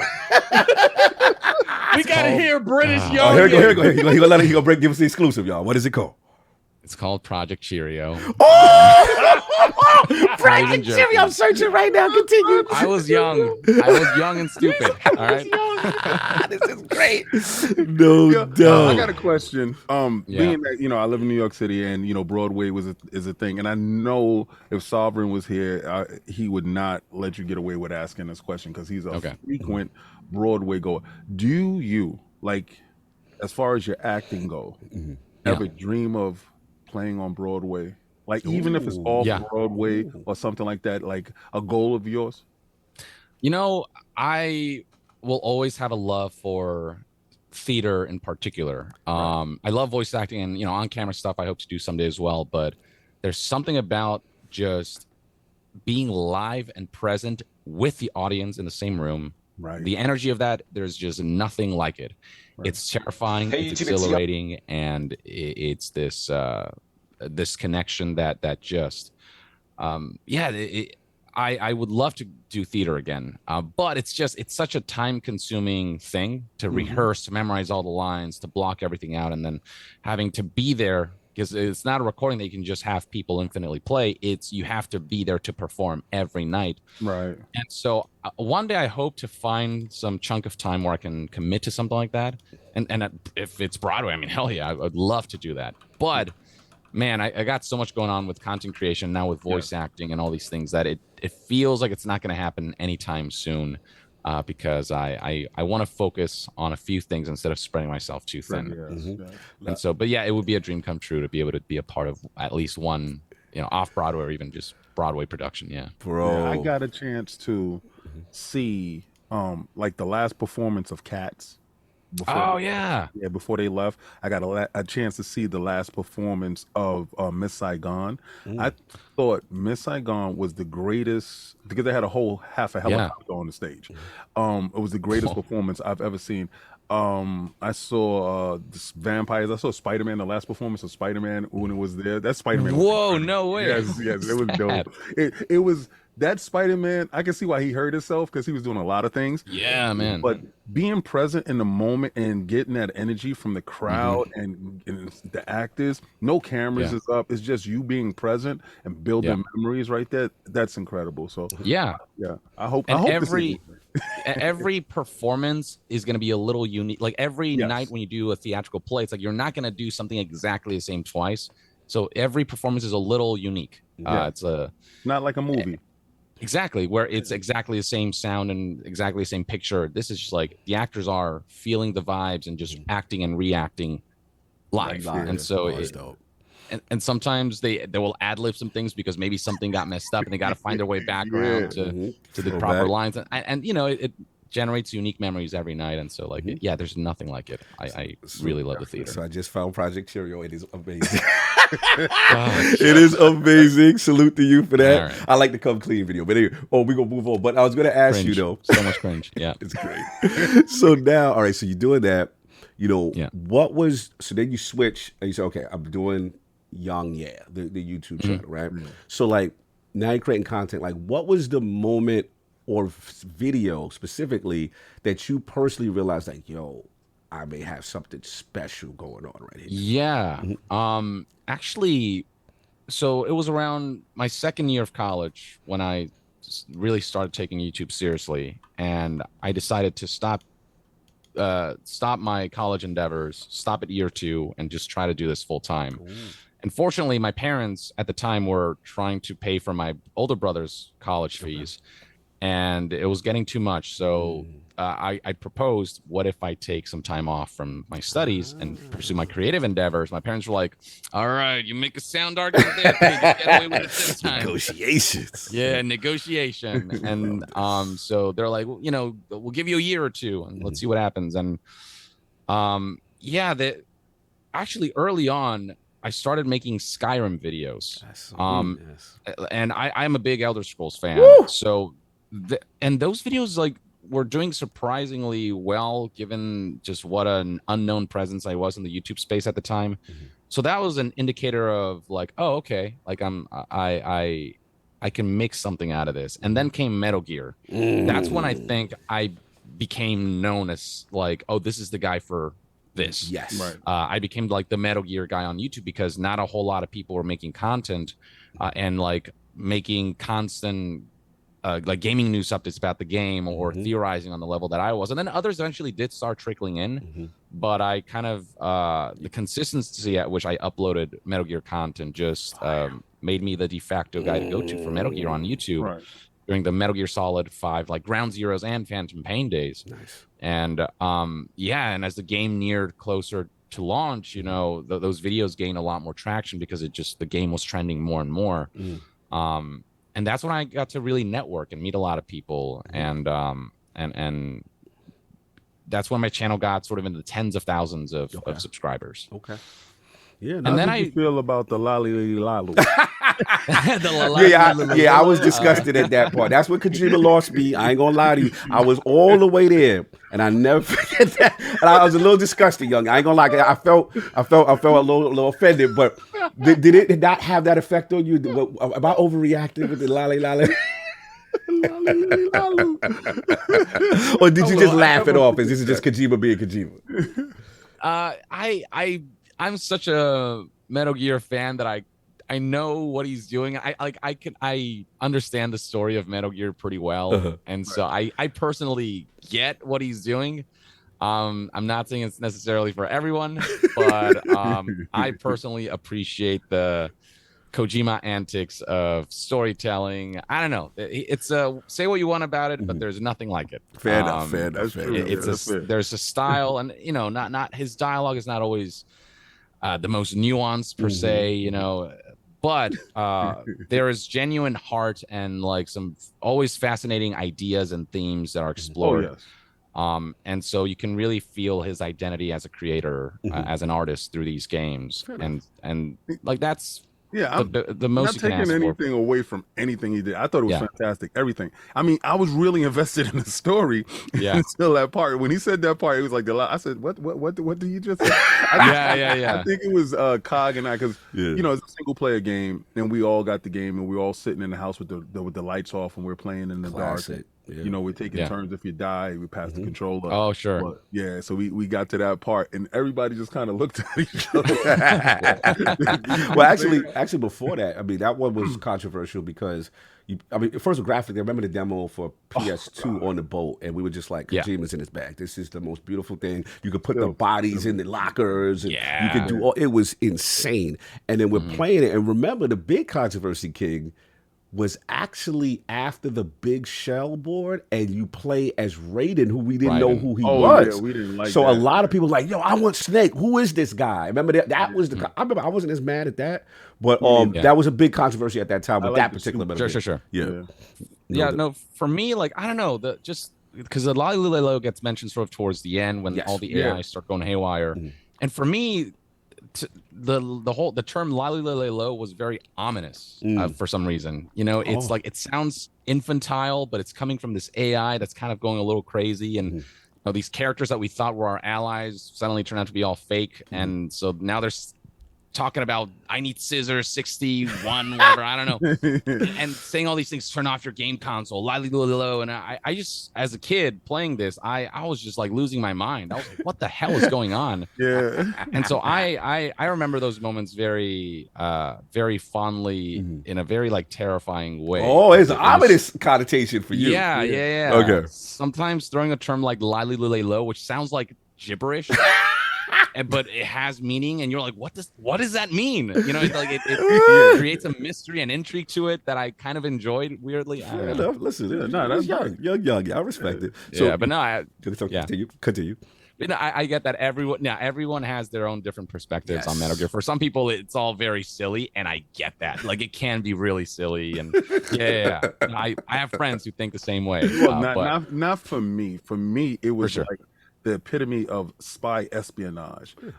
Because I really wanted a Mission Impossible game. And that's what it felt like. It felt like that. It wasn't 007. This was Mission Impossible. And it's a distinct two. It's distinct. Mission Impossible is in the shadows. 007 is out there. He's telling people, I'm Bond. I'm James Bond. And Snake is different. You won't know. You won't find Snake, or you hear about Snake, or you see Snake, and then when you got Oscillate and all that other stuff. I really thought his games took that, because I would watch the TV show of Mission Impossible, and it took that idea and it ran with it. And I thought with mechs and with supernatural powers, with like it's almost like a superhero. It's kind of scenario. You've got your gallery of villains almost with their own unique powers. But it's all very like he grounds it as much as he can as well. But also there's a lot of humor and silliness to it. So it's just a unique blend of things that is very unique from your typical like spy thriller of that. Absolutely. Just really stood out to me. And I love the way how Kojima would always utilize the hardware in new and different ways, like take your memory card out, put it in another slide, put the controller into the other slide, and that's the way that you can beat this guy. The thought process going into making games with him encompasses everything, and I think he becomes whatever the title is for that period of time, and it shows throughout the the title. Yeah. No, salute. No, I agree. I agree. Jim is a legend, and he's done so many unique things in this space, no doubt. So I'm just going to ask, so obviously, Venezuela, you're doing that, then you got school, the channel. Now, at this point, when did the move happen? So that was the move at the start of the channel or before, as far as when Delaware, from my understanding? Yeah. So I was supposed to move. I moved in like May of 2019 is when I moved out to LA. Okay. I was supposed to move here in 2017. Okay. But that was right around the time when my channel really started to blow up. Gotcha. I started, I knew that I couldn't just stick to Metal Gear news because, especially after the Konami Kojima split happened, I knew that if I just stuck to Metal Gear, my channel would die. So I had to diversify. I had to just and I had been covering other games like Final Fantasy 15 or Versus 13 and Fallout 4. I cover those games alongside Metal Gear as well. And so I knew that I could expand my horizons, and maybe some Metal Gear fans will unsubscribe or whatever. But I also knew that a lot of people were there just because they enjoyed the way I presented information. And so I decided to just start covering games industry stuff in general, whether it's news for specific games or things happening in the industry as a whole, and especially with how the Kojima Konami stuff played out, I started to become more critical of just how game companies and higher ups and executives would handle certain situations and stuff like that. And so covering Mass Effect, Andromeda, and Star Wars Battlefront 2, and just what a mess those launches were. That's when my channel got into the hundreds of thousands of subscribers, and that's when I'm like, oh, I can reach 1 million. I can do this. And that's around 2017 is when that explosion started to happen. Gotcha. So I was like, let's hold off on voice acting for a year or two, because this is a critical period of my channel where I can really set a foundation for it and set myself up financially in a way where I can move to LA and live comfortably and just do the acting without having to worry about, oh my God, am I going to make it through the next day or through the next month of rent or whatever. And so 2 years later, in 2019, my channel was at 900 and almost 1 million subscribers. I moved to LA, and a month later, I reached 1 million. And by that point, financially, I was doing pretty well for myself, pretty comfortable. And so I'm like, now is the time. I can feel that this is the time. And so in May of 2019, I moved out here. And at the same time, while I was doing YouTubing, I was doing free voiceover projects for mods. To ask you, yeah. For mods, I was also just absorbing information. There's this website called iwannabeavoiceactor.com that from D. Bradley Baker, who's one of the voice acting greats. He just set up this free website with all the resources and insight you could possibly need to get you started. And so, and then combine that with my experiences with theater. I did theater for 8 years straight. Every semester I would do some kind of theatrical production. Combined with all that, I just felt prepared. I was getting the fact that I was booking roles from these free VO auditions or that were not paid, but the fact that people were impressed enough to hire me for some of this stuff, and the reactions that I was getting through my theatrical endeavors, where people had strong reactions to some of the scenes that I was in, I felt like I was actually good at this. Because that's the hard thing to know about yourself as an actor, is am I actually good? How do I compare myself to other actors and all that? But there came a point where I felt prepared, and so through that website, I knew iwannabeavoiceactor.com. I was like, okay, I need to get some reels, voiceover demo reels. I need to set up my website, and I have to just kick off sprinting. I need to let the VO world know that I'm here, and I'm ready to work now. And so after my move to LA in May of 2019, E3 happened, so I first did that and got myself situated, and then throughout October, November, December, I got my demo reels done for video games, animation, and commercial. I set up my website, and I also took some classes. And in one of the classes, somebody noticed one of my performances. It was like an introductory class, and they were like, "You don't belong in the introductory class. Here is my business card, and also this is a casting director. Let them know that I referred you to them, and they'll send them your reels and your website, and then they'll start sending you auditions."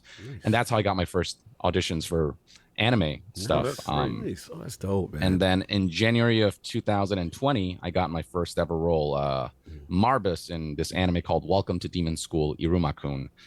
And from there on, I just kept getting auditions, kept networking, and eventually that started to build and build. And then once my resume got to a certain point, I decided I want to get an agent because that's going to help me land roles like Kiryu, we'll get to that. And so, a year, for sure.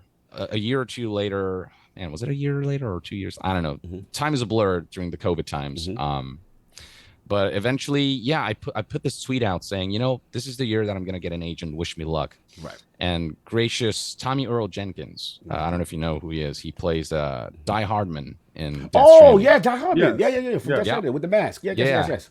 We had connected because I covered some Death Stranding, but he also saw that I was like, pursuing voiceover. And when I tweeted that, he messaged me and said, "I can't guarantee anything, but I see you doing the work, and I see you're really passionate about this. Call my agent and see, or email my agent. Let them know I referred you to my to them, and send them your reel, send them your stuff, and see what they say." And so he opened that door for me, and then they looked at my material, and they're like, they liked what they heard. We did an interview, and then they eventually said, "Welcome to the roster of SBV." Oh, this is fire. And that's when I started getting the bigger auditions for the AAA games, the union stuff. Right. And eventually I got into a union project and got into SAG. And then that's when all the real. Yeah, that from then on, I really started kicking off. So now we're talking like Demon Souls, JoJo Adventure. Are we talking Lost Judgment at that point? Lost Judgment was union. Okay. Yes, Lost Judgment was union, and I got the audition through SPV. JoJo is union. JoJo wasn't union until part 5 or season 5 or part 6 in the manga, Stone Ocean, because that was a direct to Netflix type of release instead of an episodic thing. Got it. And any anime that comes out on Netflix is automatically union. So JoJo was union, and I got and I got the audition for Pucci. And put my heart and soul into that, and I still can't believe I got that one. And things just kind of snowball from there, because more people start to know who you are. They start to see your work, and they, a lot about casting is not necessarily just talent, but also like, can we trust this person to do the work and to not be a pain in the ass to work with, and all these things. So your reputation as an actor matters as well. And I'd like to think that I'm pretty easy to work with and pretty cooperative, and so eventually more people start to recognize my work, and then we get things are just kind of flying off. Do you find that they tell you that so and so recommended you because I had such a great experience with him? Yes. Do you find that a lot, and that's how you get the entry in? I mean, because it's like a key into the door. It's like a pass, and you get the pass in, but you got to work your way in there. Yes. But do you feel that's prevalent in that industry? Yeah, it's not all it is, but there are definitely roles that I've gotten because somebody was like, "Oh, I remember I worked with this guy, and his performance wasn't right for this role, but I remember just liking what he did, and now that I think about it, that he might be well suited for this role, and so I might get cast just off of that because of an audition for something else that made them go, ooh, that could be good for something else." Or they had such a positive impression working with me or whatnot that they're like, I already know what his vocal range is, and I know he's easy to work with, and I know we can bring him in and he'll be available on the spot. Let's just hire him. And so there have definitely been occasions where just having that goodwill because of your work ethic or your talent or just your attitude and your graciousness, all of that is a factor in casting directors saying, we can work with him. We can give him this role. And he can make it shine. Okay, so we're finished this project, but you are perfect for this other project that I have. Yes. And look out for we're gonna get to that exactly. But I gotta get Attic because Attic been patient. What was your question, Attic? Do you think that your fame and all your hard work on YouTube helped you have more opportunities in the voice acting thing? Because I'm sure you made connections that in some way, shape, or form cross-platform between your YouTube and your voice acting? Not as much as people would think. Casting directors more often than not don't even know that I Hey, like it's just a regular dude.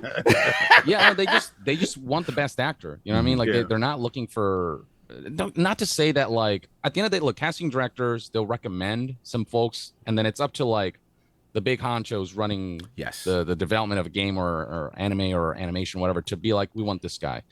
And so in that sense, sometimes follower numbers can have an influence where it's like, well, these two are really good, but this guy could give us a little more marketing, so let's go with it. I've heard that stuff happen, but it's like, to even get to that point where you're like top 2, top 3, you have to be good. The casting director has to notice your talent. And so, like, I not a single role that I've gotten has been a result of somebody going, oh, YongYea, the YouTuber, oh, he's gonna market our game or our animation or our anime. He's an influencer. Let's get him on board so we can sell more copies. Like, people overestimate my ability to sell copies or to make people, you know. I've seen a lot of like YouTubers and stuff say they want to do stuff like that, and you don't see them doing it. So clearly, there's more of a barrier than people think between one or the other. Yes, they just care about you being able to deliver the performance for the role. Like that's their job. But the casting directors are under a lot of pressure to cast the right actor for the right role, because they know that if somebody's miscast, then it can lead to a lot of backlash and can lead to negative PR and marketing and stuff like that. And so they want actors to be the solution to their problem, which is, who do we cast for this character? And so you just got to bring your A game. And you know, I mentioned how the reason I got to know Tommy at all is because of my coverage of Death Stranding. So like, there's stuff like that where it helped with networking, of course. But why I got into my agency SBV isn't because I had a YouTube channel. It's because my reels were good. I had a website. I had a good resume. The interview went well. There was a whole process to that. It wasn't just YongYea influencer. Yes, let's have him on board. What you're saying is the YongYea helped you get in the door, but the YongYea voice actor is what got you the roles. To a degree, yes. But SBV didn't, like, unless like my channel was like just, I mean, talking about all kinds of like weird, crazy things, and like I was being just awful as a human being. Right. It's like they generally, you know, and I guess the fact that I'm passionate about gaming it just helps me know what to do with video game auditions, because I play so many of them and I know what that sounds like. And so there's stuff like that where it helps, but generally this notion that I've got to where I am because I'm an influencer is bullshit. Like, it really is. Language on the Lord's Day, but we let that one slip because we knew that was from the heart. My apologies. No, you good. No, I knew that was from the heart. You was like, hey, nobody gonna say. I feel where you were at. I have a question. Being that the website, you know, how to be a voice actor.com. Did that teach you to have all those things in a row, have all those different aspects set up? Because, you know, somebody might go in with one aspect, but if they don't go to the website to understand that you need these tools in order to get this, you know, like you have your reels, you have your website, you have this, that, and the third. Did that help you to have that package available to be seen? Because you have to come with a complete package. You do. With voice acting, you are running a business, and the product is you as a performer. And so you got to make your quote unquote product shine.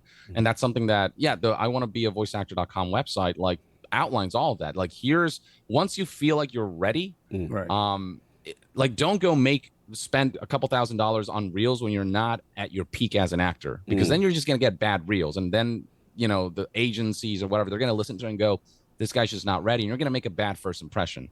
Do not make a bad first impression. Like, practice the craft.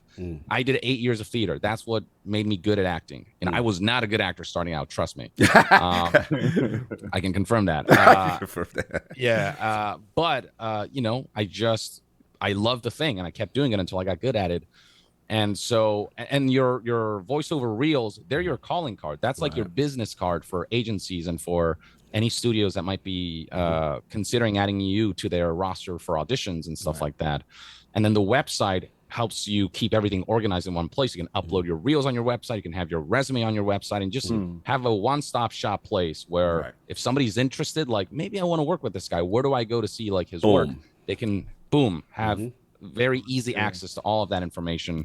If you make their life easy to like gain interest in you, then it's just gonna increase the chances of people noticing you and your work and you being able to get in the door and stuff like that. So it's about due diligence, really. That's it. It's not about my YouTube channel and stuff like that. I did the work. It wasn't easy to I busted my ass to get to the position that I'm in now.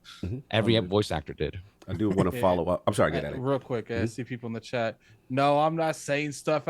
People act like just because I ask a question that like those are going off my beliefs. It's like, that's just be asking. No, that's a good question. It's a good question. It was good. Is there ever a time where you feel like you might put up the YouTube the YouTube channel for voice acting? Or you think you will always be like a mixture of both?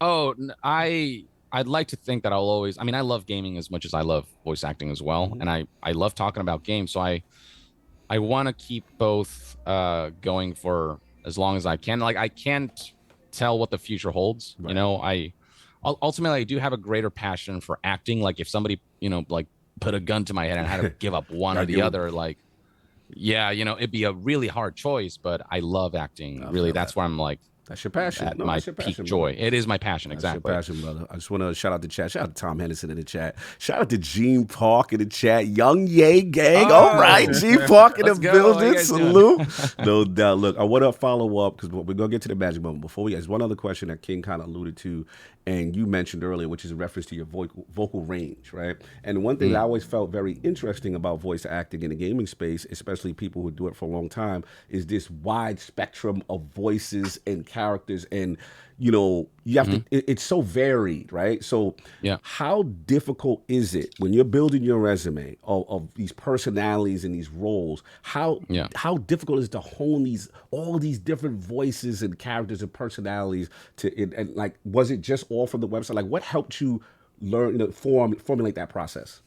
Yeah, well, one of the ways that I'd make my little sister laugh back in the day was making dumb noises, so I've always had a propensity for, just talking like this all the time at one point, or, going back down here or whatever, I would just do dumb random things with my voice. But ultimately, the voice is just the instrument. The essence of the craft is the performance. Right. It's called voice acting. People just focus on the voice and they're like, well, I can make funny noises. Am I a voice actor? Like, well, can you be sad as that voice? Can you be joyful as that voice? Can you express anger as that voice? Can you take the backstory of that character and find those nuances of how this character would behave in a certain scenario with that voice? That's what makes a performance shine. It's like you can have the best guitar in the world, but if you don't know how to play it and express yourself through it, doesn't matter how beautiful your instrument sounds. You know what I mean? Yeah, it's just a guitar. Yeah. So having those voices, like there are some people like Nolan North, more often than not, performs with his Nolan North voice. He doesn't really try to shift his voice all that much. Lance Reddick. He's just Lance Reddick, right? You can immediately pick him out when he's in a role, but his performance just defines those specific characters and differentiates those characters, even though it's basically just his voice. Right.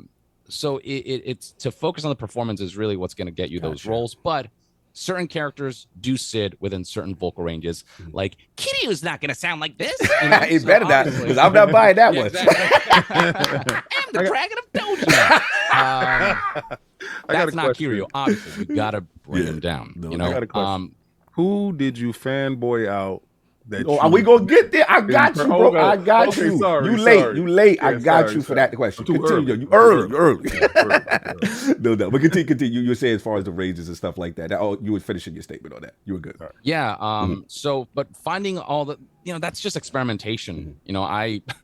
If you turned on a camera on me in my apartment while I'm alone, I'm constantly just like talking to myself. Sometimes a scene will pop up in my head. I'd be like, "Oh, let's play with that," and I'll just try to find a voice for this character that I have in my head, and I'll just experiment. It's like, you know, when chefs try to come up with new recipes, you know, they just kind of start messing around. And that's really all it is. Just play. Like treat it like, you know, remember when you were 5 years old and you were, I don't know, you were Spider-Man or something. And it's like in that moment, you were Spider-Man. Facts. I was being with the G.I. Joes and the Transformers. I was doing the voices and all that. Yes. You're right. Yeah. You're right. And it's like about going back there where you didn't care about any of the judgment. You didn't care about how silly or stupid or whatever you looked. You just care about how much fun you were having and how immersed you were in that moment as Spider-Man, as Superman, as whatever character you embodied in that moment.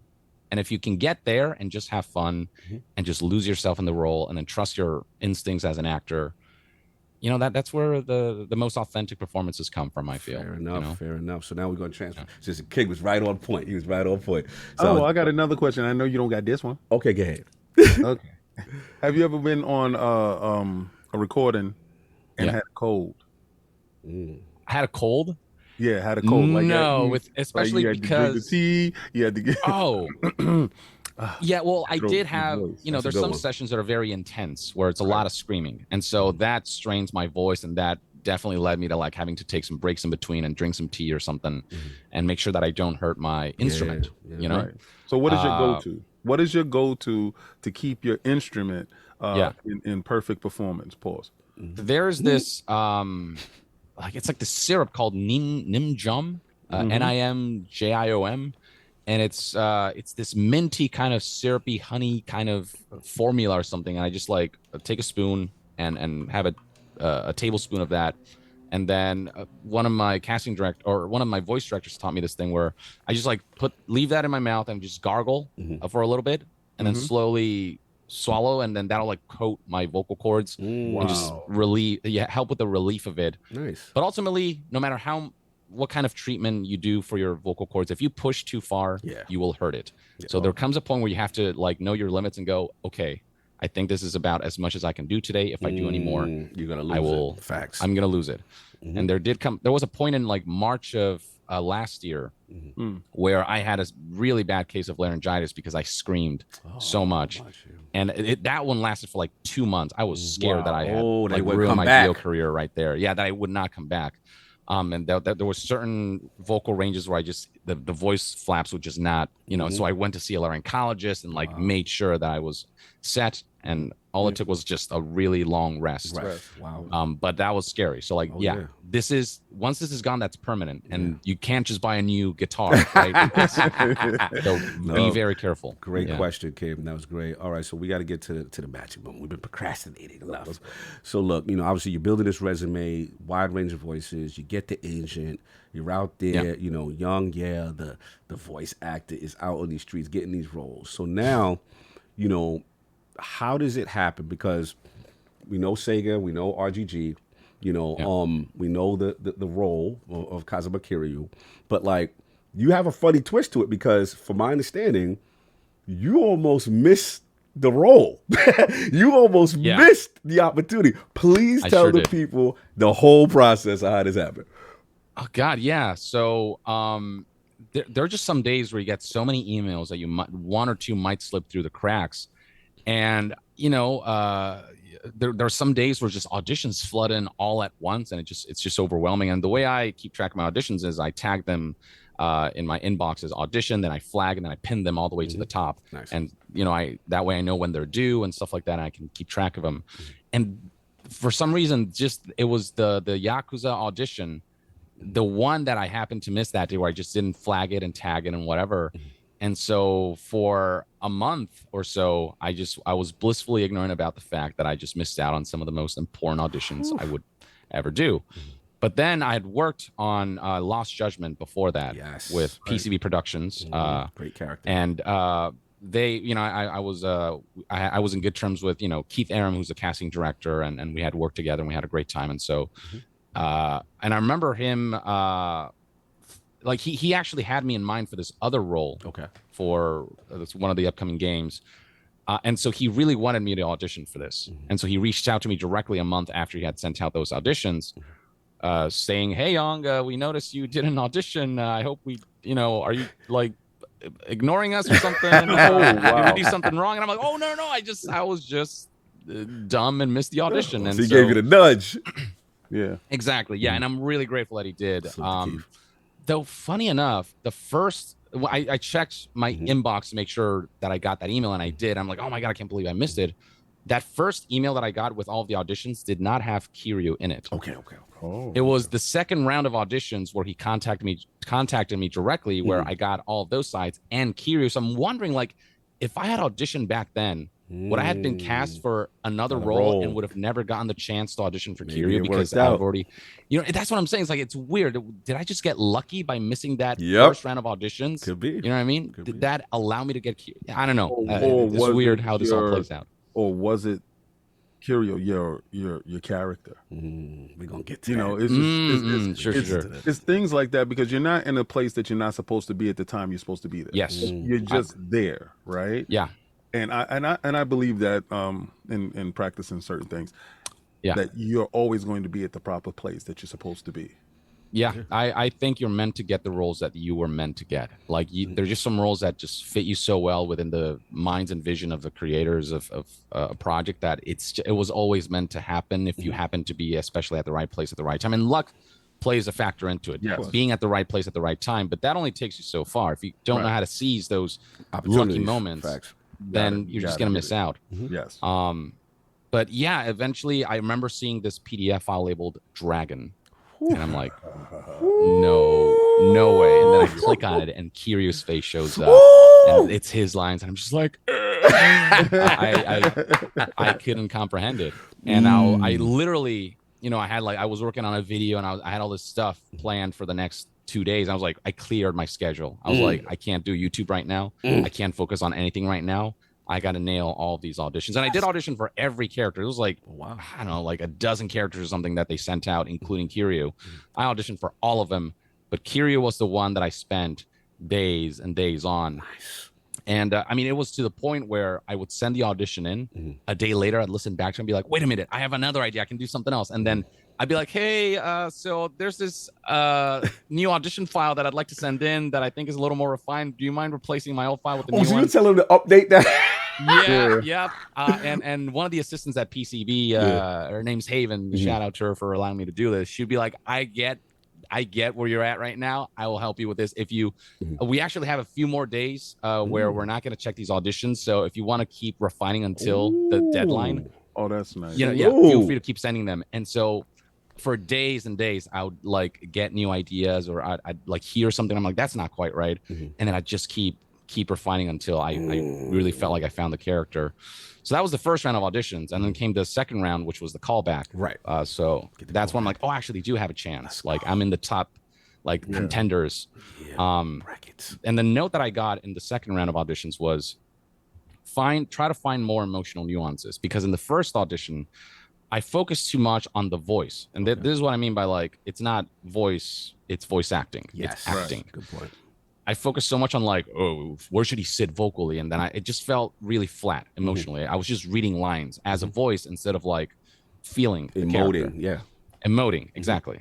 And so for the second round of auditions, now that I had sort of the voice of where he sits down, and I was like, okay, I got a callback. So they clearly like where that voice sits. So let's keep it there and now find those emotional nuances. Where's Kiryu's headspace? Is he sad? Is he happy? Is he melancholic? Why is he in the state that he is? And how does that affect the way he speaks?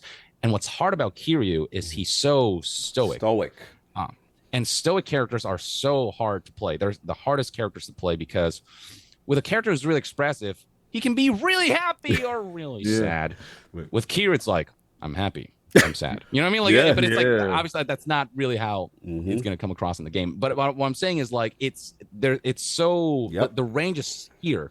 Right. And you got to find very nuanced things that won't lose the character and the badass stoicism of Kiryu, while still expressing those little emotions, those little nuances, breaks, those little nuances that make you go, oh, there's like, whether it's in the pauses or little fluctuations that inform, oh, he's like feeling something here. He's going through something here, but he's not trying to show it too much, because Kiryu's not a character who shows his emotions unless he's like really pissed. And he's like, Yakuza 0, one of my favorite moments is when he sees Tachibana being tortured by Kuze, and he goes, Kuze! And he just like punches him in the face, and it's just the most visceral scream.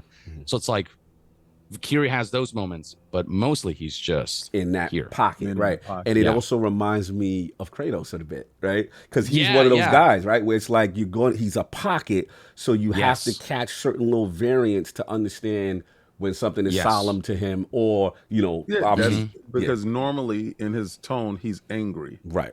Yes. But you have to when he's talking to his son, he has to find that gentleness in that. Yes. Right.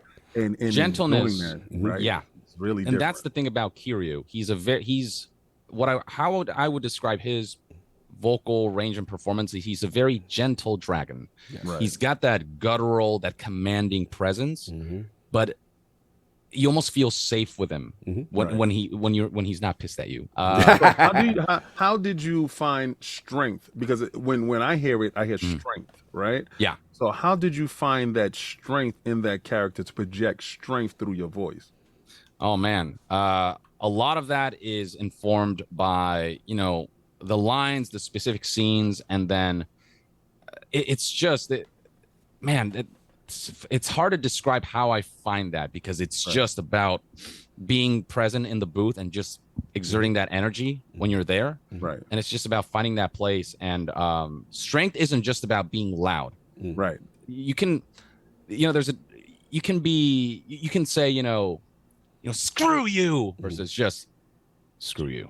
And just that one, like that quieter screw you can speak louder than the louder screw you, Mm-hmm. So it's about finding those moments where Kiryu, like he can be very commanding without doing much. You know what I mean? And so it's about not doing too much. It's about like less is more sometimes. Okay. And that's the case with Kiryu. He sits in such a specific pocket, and if you try to do too much, it's just not going to feel like It's not going to be Kiryu. him. Right. No, Yeah. Good stuff. And so, but again, he has those explosive moments as well of like rage or of sadness or of whatever. And those moments, are important to capture as well. So how long does sorry, Addy, how long does the role last that you're doing the role, and do you find yourself to be a method actor that when you're outside the road you're going to get donuts or whatever, right? Whatever, you're going to go pick up something. Are you Kiryu at the Dunkin' Are you Donuts? Kiryu outside of the booth? Do you carry him with you until that role is over? Because a lot of actors do that, and it works. It helps with the performance. So I want to know, is that how you work or yeah. something? So we've been working on Kiryu for a couple months now, and I think to me there is a line when it comes to method acting. Some people just go a little too far and go a little too crazy with it, to the point where they just start being jerks or just hard to work with. You know what I mean? And I don't want to be that. Rats and stuff. Right. Like I'm the Joker. Yeah, right. For me, one of the things that I really took to heart was when I asked Takaya Kuroda doing Anime Expo when we met up. Let's go.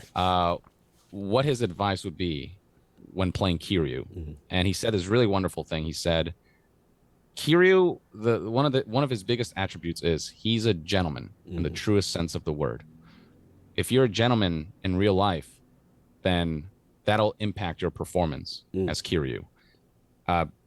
It'll help you ground him as what is he, because he's ultimately, yes, he has a scary presence. You just looking at him, he's very commanding. He's got that frown and whatever. He's got that stoicism, but then you get to know him, and he's just so kind, and he's always so considerate, and he's always trying. Even if you're a stranger, he'll try to help you, even if it takes him on this insane, crazy sub-story journey where he has to do something embarrassing. He'll still do it for you because he has that much empathy, and it's empathy that doesn't necessarily come across physically or emotionally because he's so stoic all the time, but through his actions and once you get to know him, through his just attitude and just how he is as a human being, that gentleness will always come across. And so I just find that just keeping that kindness and empathy in mind helps me just get into that space of this is who Kiryu ultimately is. He isn't iconic because he kicks so much ass. I mean, it's part of what makes him iconic. He is badass. He is fierce and ferocious, but what really makes him iconic, what really makes him legendary, is his kindness and his empathy. Absolutely. And that's the thing that always has to be the core of who this character is. Within that stoicism, there is a lot of empathy. Absolutely. And so that helps me ground the character, keeping that in mind. And then I'm behind you. I got a quick question for you, Young. What out of all the stuff, let's keep it games that's coming out in the next like 2 or 3 years that we know of. What is like that dream role that like if they called tomorrow, you would drop everything to do? Yeah. Honestly, I want to work on some kind of dramatic piece with Naughty Dog one day, because God, the level of performance that demands, the level of emotions, and also you are building the performance from scratch for these characters. Correct. You know, like with Kiryu, I'm coming in and inheriting this role. Right. But I want to also just create my own character who becomes iconic, like who I build from scratch, who is based off of my performance. And I think, you know, with Naughty Dog, they're so performance driven, and they, you know, with performance capture and everything, I really want to use my whole body to convey a character one day. No, that's dope. Because I actually fell in love with Abby. Yeah, that's fair. A lot of people did. I cried when certain things happened because sure, I did not want to approach those things. And then I'd say another one would be, I want to work with Kojima one day. Ooh, I can see that. You know, I can see that. I want to create a character in one of his worlds, and that would bring me great joy. That'd be a dream come true. Salute. I like to. But, you know, one step at a time. Speak it into existence, brother. So it's gonna follow up towards. I know we got a couple questions. We're getting towards time, but we got to talk about, obviously you submit the emotional performance now of Kiryu, because you're like, hey, this was great. I found the pocket of the voice. You submit that. Now let's talk about when you get the acceptance. And then the next magic moment when you meet the legend himself, Takia Kuroda. Yeah. He give you the cosign. Let's go. Yeah. I remember, I remember this day very distinctly. I was at PCB recording for this other project that I can't talk about yet. Before the session starts, one of the assistants tell me, by the way, Keith wants to see you and he wants to talk to you in private. Now, at the time, it had been like a month since I had sent out the callback audition. And at that point, I figured somebody else got this part. Right. And so my thought process was, am I like in trouble? Because this has never happened before. He will speak to you in the back. Yeah, the principal would like to see you now. And I'm just like, oh no, what did I do something? I got you. Accidentally break NDA or something? Crazy anxiety going on the whole walk over there. Yeah. And so, but I was in the middle of doing this other session, and Valerie Aram, who was the other voice director at PCB, who was working with me on this project, she kind of gives me this hint that you're gonna have a really good day today. Great. And I'm like, and that's when like it started to click a little bit that, wait, could it be? No. Like I was like, no, I don't want to hope, because you'll if get it's yourself not what hurt. I think it is. I would be so hurt. So I'm like, nah, it's not that. It's something else. I don't know, some other thing I auditioned for. And then we take a break from that project we're recording, and I meet Keith outside this like courtyard area of this establishment, this studio. And he's like, Yong, sit down. You got to sit down. Oh no! Yeah, Oh, no. and it's this table, with chairs outside, beautiful day. And then he just kind of gives it to me straight. He said, "So, you know, we had you auditioned for Yakuza. We had you in mind for this other role that we were sure we're going to give to you, but then you sent in that Kiryu audition, and we sent it over to Sega, and they loved it. And we got a call yesterday that they want you to play Kiryu." Let's give it up. And it was like that simple. And I just stood there and my ears were kind of ringing, you know what I mean? Because I'm like, did he just say what I heard? yeah, like come again. Like, yeah. No, I was looking there, around like, for the cameras. Like, am I on camera somewhere? Y'all punking me. What's going on? Exactly. There's the camera. There's Got the camera. him. Okay, you guys. Yeah. No, but it took me a second to process the news, and it was both exhilaration and also like, there's also a side of me that was like, oh my God, I'm gonna play Kiryu, and like this is a huge responsibility. You know, people love this character. I got to bring my A game, you know. So there was part of me that was like a little terrified of just what I'm taking on, you know. But once I got my bearings, I this role came to me for a reason. Nice. You know, and they liked my audition, and if they chose me, I knew that it was my responsibility from then on to have fun. Nice. And along the way, you know, just really do this character justice. And because I got to play through all the Yakuza games recently, I was in a good headspace where I understood this character's history. And there are even, you know, games in this series often have like callbacks to past events and stuff like that. And so like I'm like, oh, I knew what that is. I knew which character he's referencing, and I know what kind of relationship they had. And so that informs my line read. That informs how I play this scene. So it's like there's stuff like that me being a gamer and being so like intertwined with these games and their stories, and like all that really helped. Just me being a fan of these games really does help in informing Kiryu's headspace in certain scenes. Absolutely. And so I Taki, I gotta get Taki. Yeah. And Taka happened. You know, we were months into recording at that point, and then I got this invitation for a panel at Anime Expo at RGG, and they told me that they somehow managed to get Taka Kuroda and Sakamoto-san to come to the U.S. and participate in this panel, and so we planned things out behind the scenes. And then on the day of, before I went to Anime Expo, I did have this bespoke suit made. So I guess suit. In some ways, I'm method acting, I suppose. I got the Kiryu beard now. I want to cosplay him as much as I can. But there's something about just getting in that suit that just, I don't know. You felt like you was wearing it, right? Yeah, like there's an energy to that suit. I don't know, because you know it looks just right, and with the collar up and everything, it gets you in the mood. Yeah. But yeah, the Anime Expo day finally came, and it was a whole day that we had planned out. It was lunch, and then an interview with this news outlet, and then the panel, and then dinner. And so I spent all day with the team from Japan and with Kuroda-san. And it was lovely, truly. It was they were so gracious and polite and willing to. It didn't feel like Kuroda-san was like possessive of the role or anything. He was so willing to be like, you know, supportive of me during the panel. You know, he was just so kind with his words, and we grabbed lunch, and that's when he gave me the bracelet. Awesome. Yeah, I had gifted him this like the tattoo patch that I got for my jacket. I made a second one with Kuroda's name and printed on it, and I gave that to him. And it was a little awkward at first because of the language barrier. But then eventually conversations started to kick off, and I was asking about his accessories because he's just so the man is insane. What? Insane. Yes. Yeah, exactly. And so I was just like curious about his accessories, and he takes the one on his left arm off. There's a light blue one here and then a dark blue one here. He takes off the dark blue one and he hands it to me, and he goes, "That one's for you."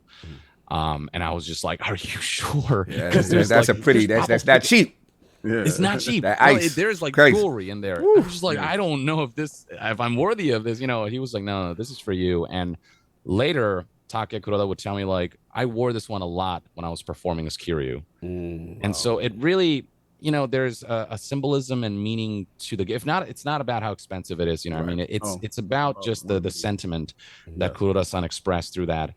That just gave me a lot of confidence and energy, and I just feel so grateful that he was so gracious. That's a great level of support. Yes. Going into your most meaningful, like, you know, voice acting job. That's incredible. Without question. And that also just made me understand why Kuroda-san is so perfect for Kiryu. That's the most like Kiryu thing. He could have done, you know what I mean? And it's not something that he puts on. He's just naturally a gentleman. He's just naturally that gracious, and he has Kiryu's heart of gold. And so that made me like understanding Kuroda-san better, made me understand the character better. In a lot of ways. Oh, that's dope. And so I feel like I can take that and just like infuse that in Kiryu more. And and Sakamoto-san like pulled me aside. He's like, he usually never gives those answers. You know, like, and I'm like, yo, God, let's go, bro. That's so dope. So that means he truly endorses you. Yeah, that's the co-sign. I'm pretty sure that he got a chance to listen to some of the stuff in the background, like who's going to be taking over this part, and heard it and was like, yeah, I got to give him a thumbs up. Yeah, man. You know, I hope so. You know, I do want to make the folks in Japan proud, and but you know, at the end of the day, I just got to focus on the work. And absolutely. You know, obviously, I've seen the cutscenes. I've seen how it all blends together, and it's turning out really cool. I think this is dope. And I hope. Yeah, I hope people look forward to it. Oh no, it's gonna be absolutely, great. absolutely. I got like two more quick questions on the way of time, and I gotta ask. So I'll be remiss if we didn't talk about a little bit of controversy, a little mess. Sure. So Okay. obviously, you're out there, you do the RGG panel and stuff like that, but then the internet, being that the internet is, decided to Sure. take some off the cuff stuff you were doing, and then kind of combine it with footage and be like, see. That's the finished product of YongYea's role doing that. Like, how did you deal with that backlash? And as far as internalizing, people try to put together something that may not be representative of the finished product yet. Yeah, I mean, it's always a little frustrating when something like that happens, where it's because somebody, like you said, somebody took just like audio footage from a panel where we just did this random line read of a line that we have not recorded for yet, actually. And so I don't even know what the direction for that's going to be like. We don't even know what the localized version of that line is going to be like. But it was just a line that we decided to throw out there because we were promoting Gaiden, not 8. And yeah, it's just like, obviously it's not going to fit. Obviously it's not going to sound the best either. But somebody like infuse the clip with the footage with the audio, and they're like, and they didn't add the context that the line read was from Anime Expo, and so a lot of people thought it was like an off-screen recording of the official English trailer or something. I don't know. A lot of people thought it was official, and that's the frustrating part. But at the same time, a lot of people are not used to hearing my voice as Kiryu, and they haven't really seen it within the context of the game. And so I get it. On some level, I get it. It's different. It's not Daryl Carrillo. That's not what I'm going for. I'm going more Takaya Kuro, that direction. And if you hear Kuroda versus Carrillo, Kuroda's voice is actually a little higher pitch. Carrillo really makes him really gruff, and for a lot of people that's great. But I really wanted to bring out Kiryu's gentleness, you know what I mean? And so I haven't shown much of that side. I mean, there's no official footage out there. And so a lot of it is about just, I'm realizing I cannot be the news reporter here. I can't just be like, here's an update. Right. I have to be patient. I just have to stay quiet. Yeah, let the work speak for itself. That's what I was about to give you advice. Best advice, you just said it your own self. You know what you got to do. So there was a period where I was like trying to be like, this is not official, blah, blah, and I'm like, I just need to shut up. Facts. Just fade into the background, let people have the discourse that they will, because when the game comes out, that's when people can really judge. And, at the end of the day, with anything you do, not everyone's going to be happy with the way you do it. Of course. But what I would say is, imagine if, the role of Snake, you've heard Akio Otsuka's performance for 20 years, who is the Japanese actor.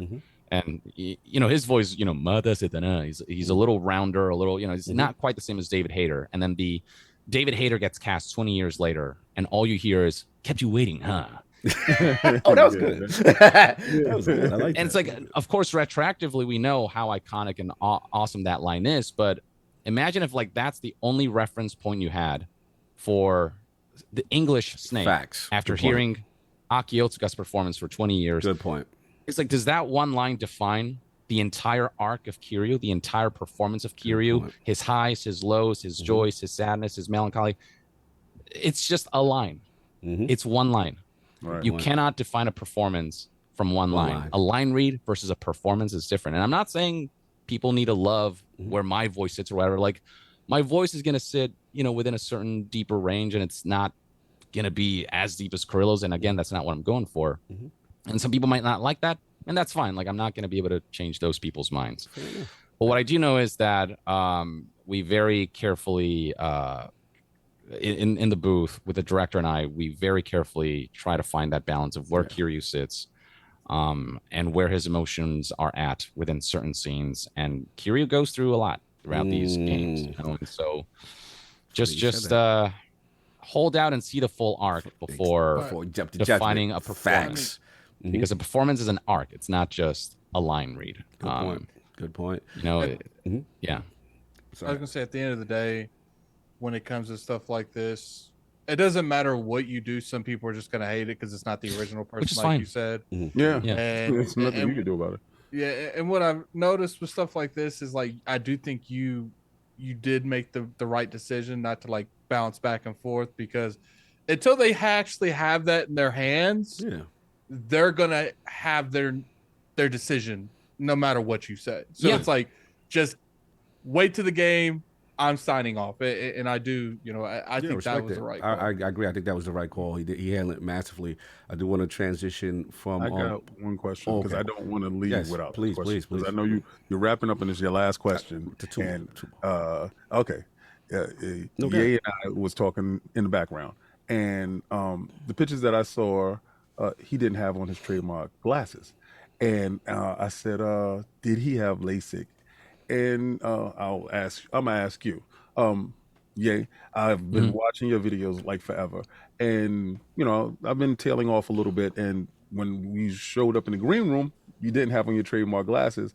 Do you want to tell the story about that, or how you went about LASIK? Because I was going to go get LASIK, and I found out that I had a fourth nerve palsy in my right eye from a car accident, so I was able to get it. So I was like denied. Man.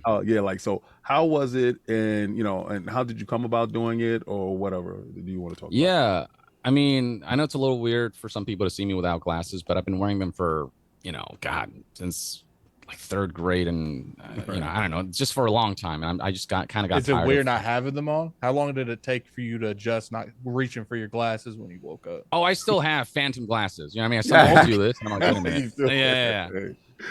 So that I still have that a little bit. It's going away little by little, but just having this piece of plastic on my face just got tiresome. I started getting like on the nose, like on the ridge here, you just get these bruises and stuff like that. When I'm doing a voiceover, sometimes like I'm wearing headphones, and then the plastic of the glasses rub against the headphones, and it makes a noise. And sometimes I've lost a take or two because I like moved my head a little bit, and it like the rubbing made a noise. Yeah, and so like I started to like be like, okay, this is starting to become really inconvenient. And then with performance capture, you can't wear glasses. And then when I can use contacts, but I just don't like putting them on and taking them off. And even when I have them on, they can get irritating. So I was at a point where I'm like, I am tired of not being able to just see naturally. And so a couple of weeks ago, I set up an appointment to have my eyes checked to see if I'm eligible for LASIK. And fortunately, I'm at a point where they could perform that particular surgery on me. I know there are other forms of like optic corrections that's not just LASIK. It's like there's other stuff out there, so maybe there are options for you out there, but specifically LASIK.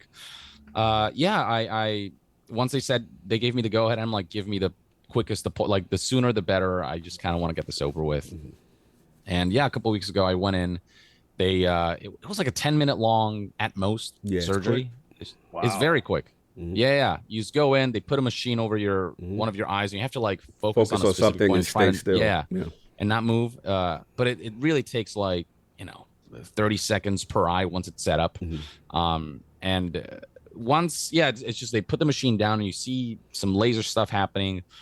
They do like peel like the top layer of your eye off a little bit like that, and so that's when your vision gets completely blurry and you pretty much can't see anything. So that moment can be a little disorienting, but it's scary. You're like, oh god, did they just make me blind? Yeah, exactly. I'm gonna be the percentage that messes up. Right? No, but oh god, no, but that goes by pretty quickly. They put the machine on you, see some like red lights and stuff, and they're like, all right, we're done. They put the layer back on, and they do it on your other eye.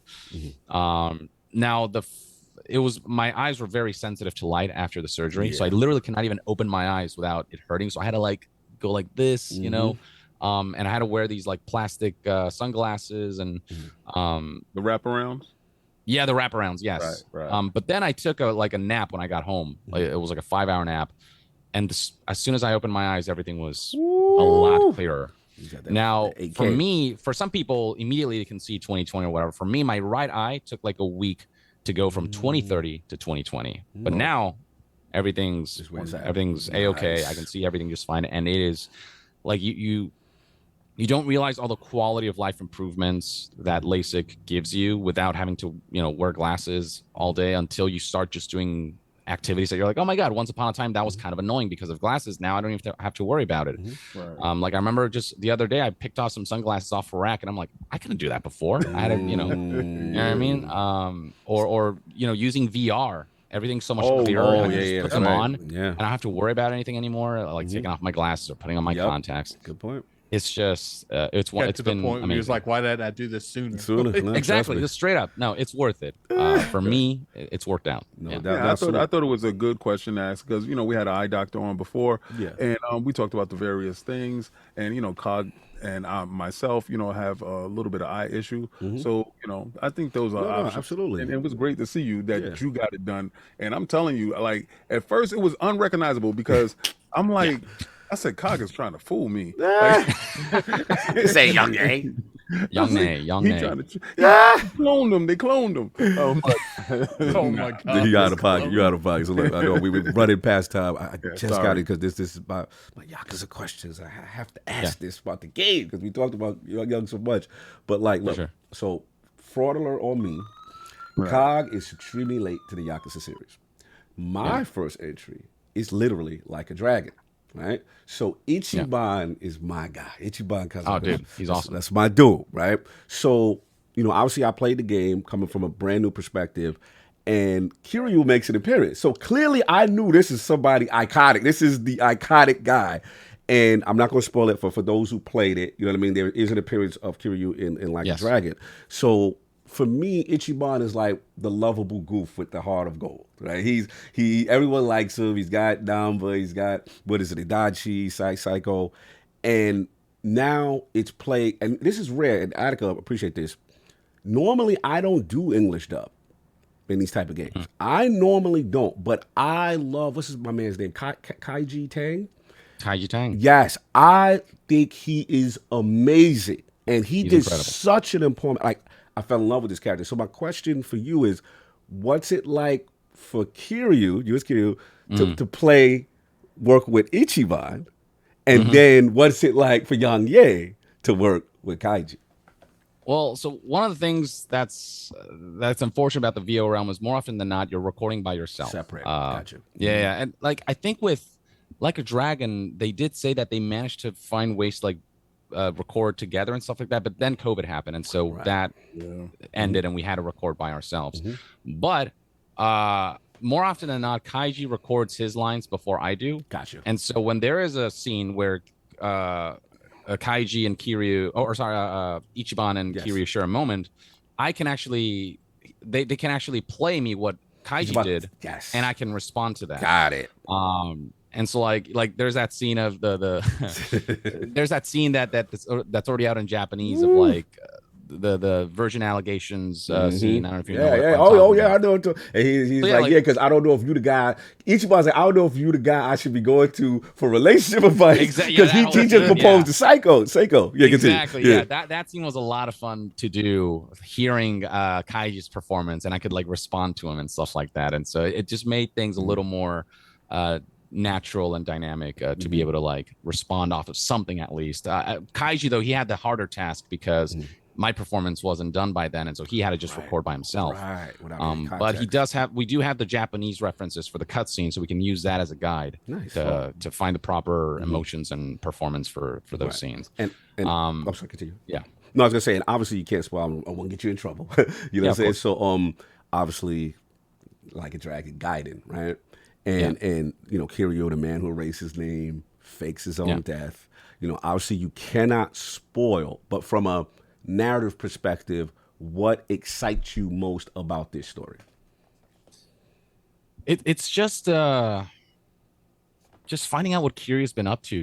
He's such an enigma that to be able to bridge that gap between 6, where that the ending of that was pretty dramatic, and that's quite a way to go out, and to live a life of isolation like that, to make that this sacrifice of death is a relief compared to the torture of having to isolate yourself from the people that you love, and just having to keep them at arm's length and have them believe that that you don't exist. It's a cursed existence. Yes. And you see it in Kiryu. There's that first trailer for Gaiden that came out where the monk's you still haven't absolved yourself of all of your personal wishes, like family and stuff like that. And you can see just the sadness in Kiryu's eyes, just how dead he feels inside, you know. And so the exploration of that, and seeing Kiryu like come back in 8 and stuff like that, and seeing that arc, it just really excites me to see like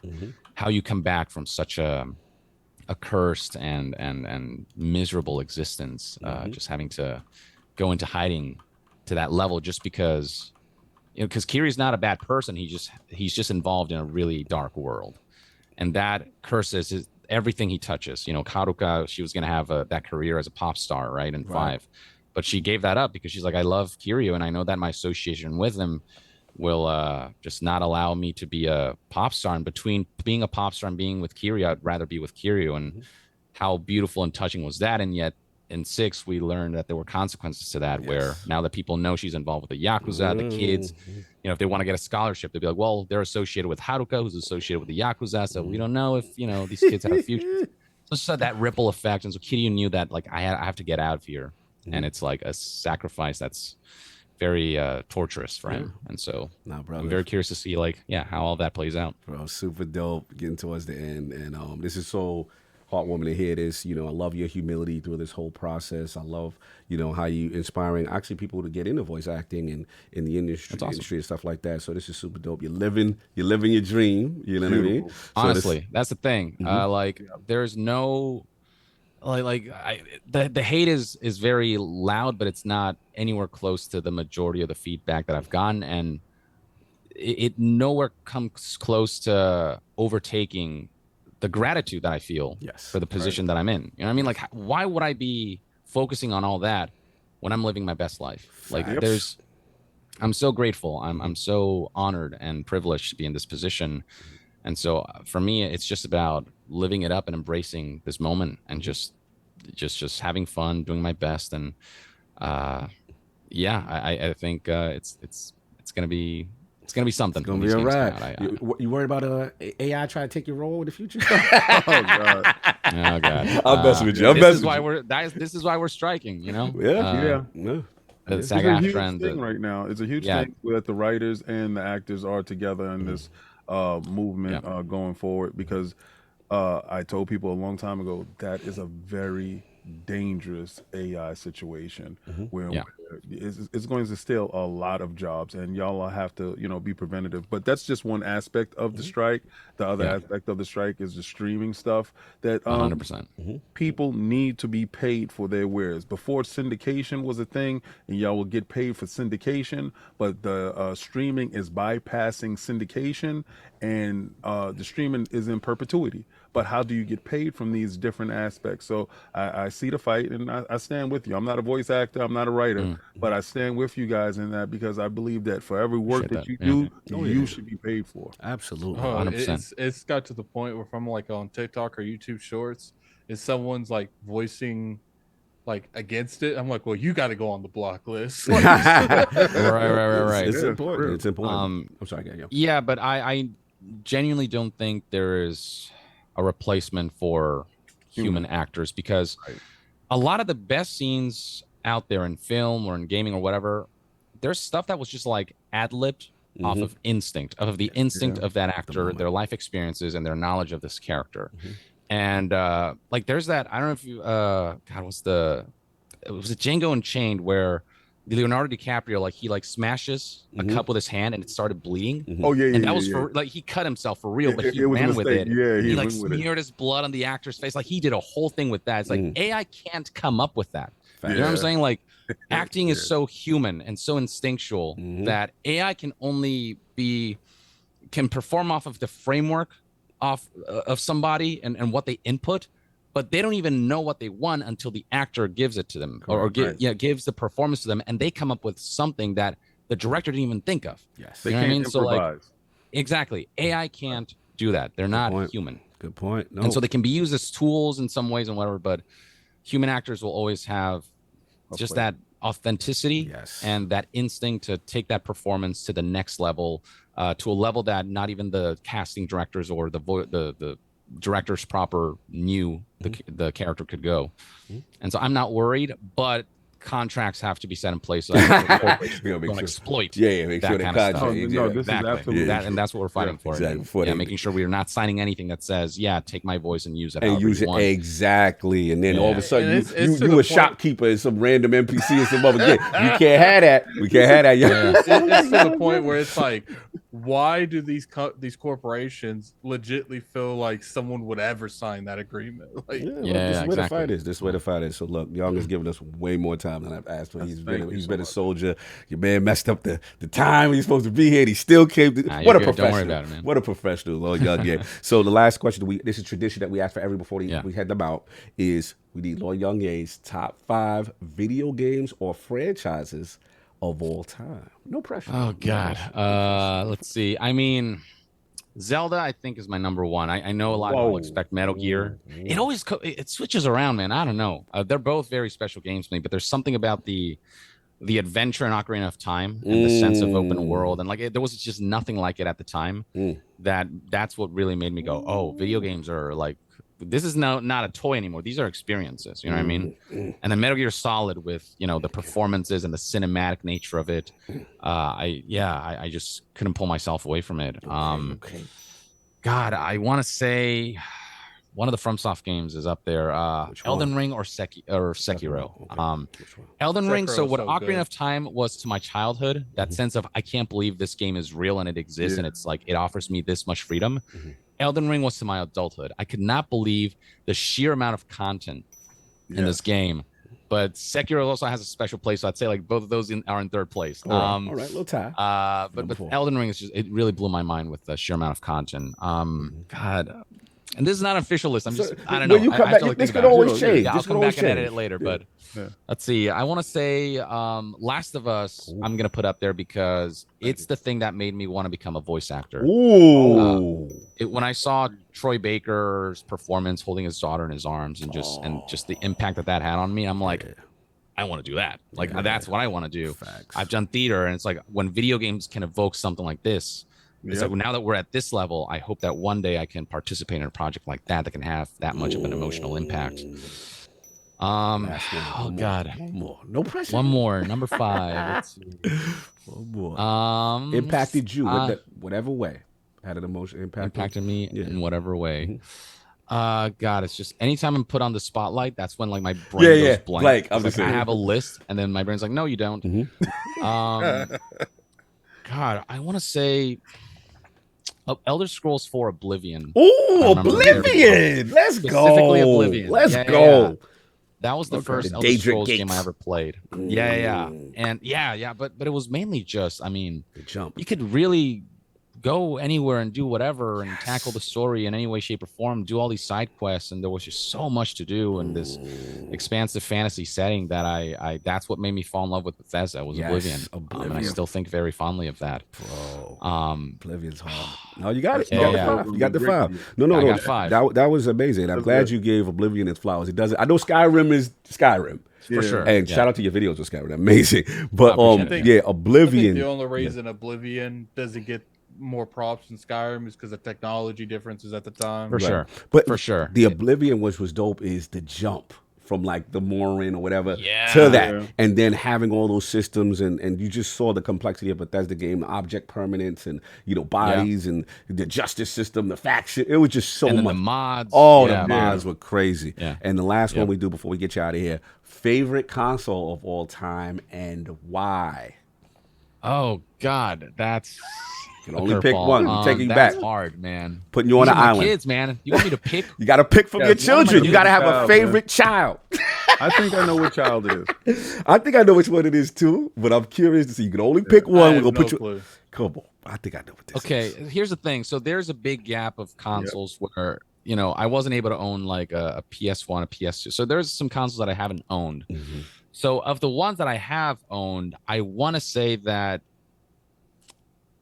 N64 just is that what you were thinking? No, he threw me off. I was wrong. I didn't want to taint the pool. Yeah. I was like, is it King 64? is very well known for that. Wow. Yeah, I felt the 64. For sure. It's more about the memory, the impact that the console had on me. Obviously, there are amazing games on all of these other consoles that we're seeing today, but N64 was my first foray into like 3D gaming on consoles. It's what introduced me to Zelda and Super Smash Brothers and all these games that really shaped my love for gaming, you know, and it's a big part of why I'm here today covering games. It's why my love for gaming has just continued to transcend. And so I got to give N64 a big shout out because it's so sort of in many ways my ground zero for how much I fell in love with video games. Yeah. Brother, this was an absolute pleasure. Thank you for Thank you for taking having the me, man. time So much out of fun. your day. The legendary YongYea, my man. Bro, I mean, your journey, you're one of us. So to me, it's so inspiring to see your elevation and to see now you're doing your dream job. Bro, I've been watching it for years. I've been hearing, the saying for years, and Appreciate I love that. your news content. I love that you're still doing it, and keep on with your journey. Let the people know quickly, like, where can they find you? What is it for those living under a rock who don't know what YongYea is? Yeah, it's twitter.com/YongYea or @YongYea is where I like kind of just share just random thoughts and whatnot. If you want to watch just my gaming news content, it's youtube.com/YongYea. If you want to check out my VO stuff, YongYeaVO.com. I have my resume, my reels. If you are interested in hiring me for anything just are curious about what I've done. And yeah, those are the big ones, I'd say. Yeah. No doubt. Lord Addict, outros for Lord YongYea before he heads out. Yeah, what's funny is I was in LA when Cog met you, and I stayed home and I stayed at the hotel, ate 5 burgers and played Persona. I was like, shout out to I you, was like, not networking. He was like, yeah, I just told him like, that's all you. I'm gonna sit here, eat these 5 guys and play Persona 5. Because I just don't like the club scene at all. Like anything remotely close to it. It wasn't even a club. We was like outside, but it's cool. Too loud. I already know it's too loud. So he comes back to the hotel. He's like, yo, I met YongYea. I was like, cool. I was like, how'd that go? He's like, I think we might actually get him on ILP. You know what I appreciate. I'll be real. Like, I not to interrupt you, Addy, because you cooking. I knew you was a real one because sometimes I think me and you share this. I go off energy. Yeah, and your energy was like, so really good, and I was just like, because let's be honest, we know how this thing goes, and people network. And people, oh yeah, I got it, I'll do. Yeah, see you soon. Yeah, the Hollywood, and listen, I don't even get mad at it. To be honest, I don't get mad at it. But like, I feel like, yo, I like it. I think it might happen. You know what I'm saying? I was like, and he was a man of his word. Like in true Kiryu fashion, he followed through. Like, so I was like, yo, I felt confident. I was like, yo, I think it's gonna happen. And salute to you for that, because you didn't know me. You didn't know my platform, and obviously our platform, excuse me. And it was just so cool for you to take the time out. But finish your story. I'm glad you said that. Oh, no. It was an absolute pleasure. I mean, I remember meeting you in person and just the energy you gave off. I'm like, yeah, no, we can hang. We can hang. I want to get to know this dude. Yeah, and the crew. Salute. So no, yeah, this was such a pleasure, and you asked some great questions. We had some really fun conversations, and I excited for the future of this podcast and everything that it has to offer, man. You have like a really just wonderful personality that fills the room with positivity, and so all of you, I think, just make a really great crew, and I think, there's a bright future ahead for all of you. Cog's the upper and I'm the downer. Yes, he's the balance to the force. He's the balance to the force. King, outro. I'm sorry. Please, I was just going to say, what I appreciate about you, man, is like, there's a lot of people out there that they have personas that's so far, because everyone, especially like me and Keith, we who we are, we just amped up a little bit for the podcast. Sure. But when you come across people that their persona isn't who they are, it's a completely different person. That's when you go back to the hotel and you guys exchange, and they never show back up because that's not who you saw a different side of them that wasn't them. But what I appreciate about you is what you see is what you get. Oh, 100. Oh, well, I'm glad. No, I just try to be me. It's when you do. That's a very rare quality. Yeah, a lot of people. I just when you make content and stuff, you just want an authentic connection with people. So I don't try to put on anything. It's just that's who I am. And when I'm talking to folks, I just don't want to be ashamed of who I am. This is me, and take it or leave it. It is what it is. But my number one like requirement when it comes to like people in the gaming industry in general, like doesn't matter if you cover it, if you're in it, is like the passion. I gotta feel that passion for the industry. Facts. And definitely felt that with you. No doubt. Lord King, outros for Lord YongYea before he heads out. Well, it sucks that I didn't get a chance to go to LA, but it was, reasons. He would have been there with Cog. I still would have been eating there. Five Guys. Thank you. but he would've IPS been is there with crazy. Cog. Thank you. IPS is crazy. It is. So, I would have been there. And then when Cog, hit us back and was like, well, because we used texting back and forth, and he was like, yo, I met Young.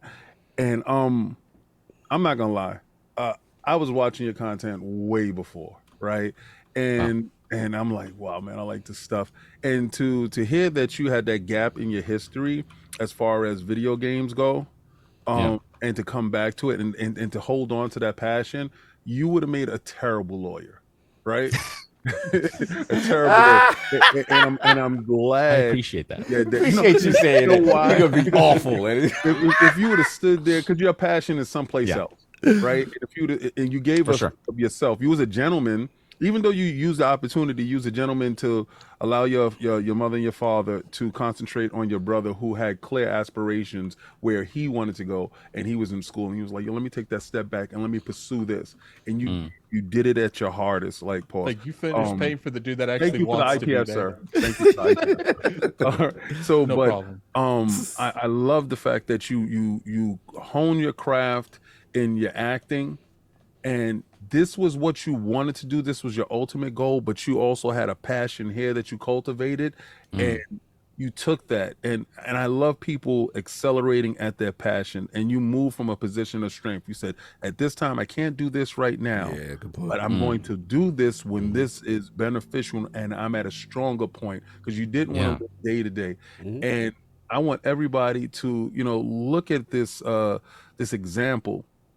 He gave you the website. He gave you what you needed. Jewels, facts. And he didn't gatekeep anything. He didn't say, easily. You said your mentor could have easily didn't put it for free.